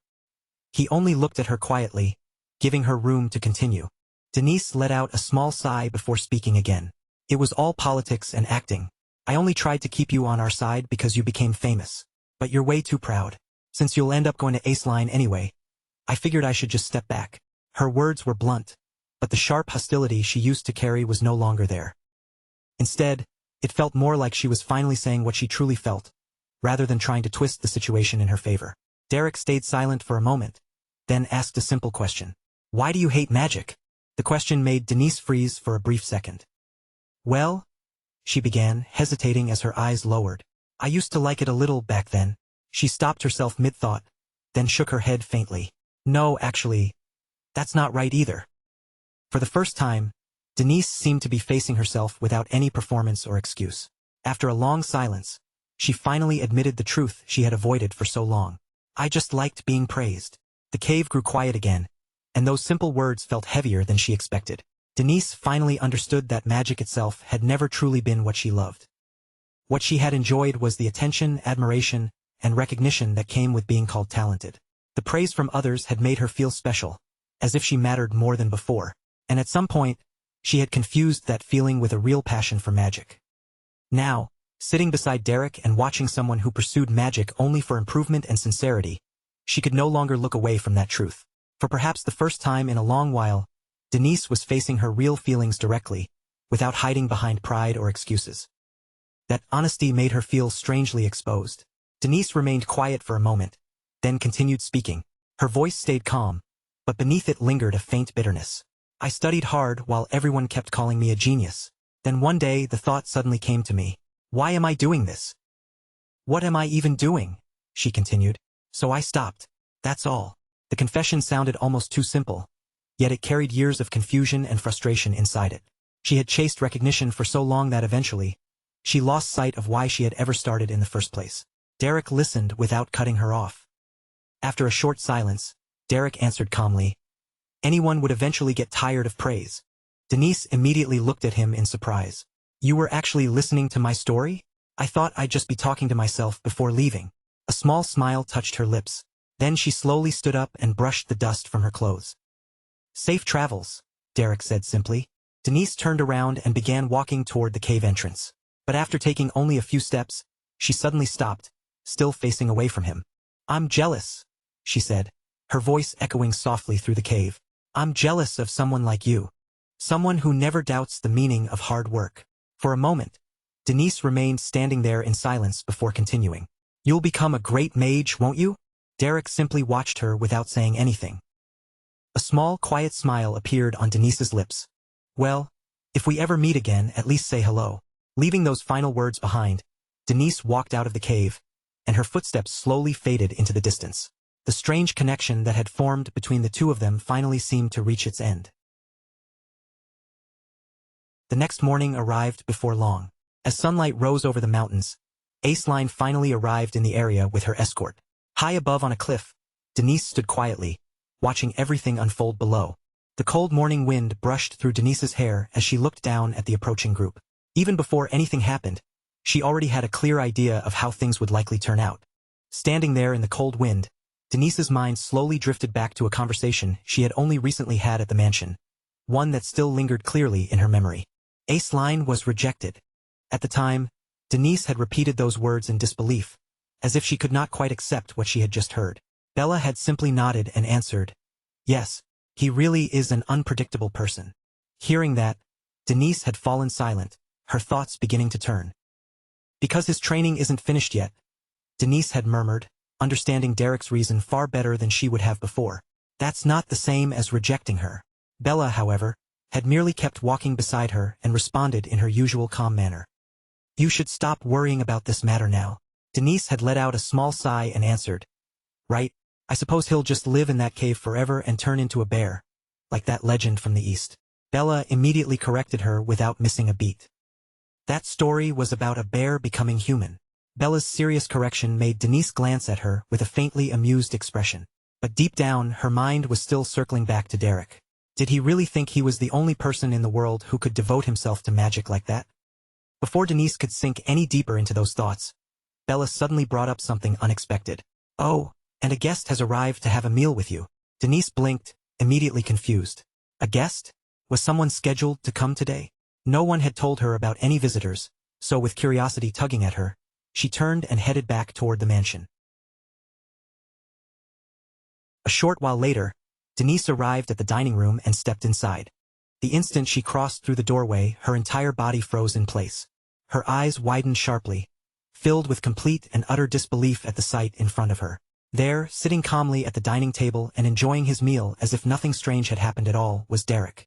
And somehow he was not even alone. Her father was seated there with him too, speaking to Derek in a casual, relaxed manner. For several long seconds, Denise could do nothing but stare at the two of them. Just yesterday, she had been absolutely convinced that Derek would stay in that cave, continuing his training without paying any attention to anyone else's expectations. She had even joked that he might spend the rest of his life living like some mountain hermit. And yet now, against all sense and expectation, he was sitting right here inside her own home,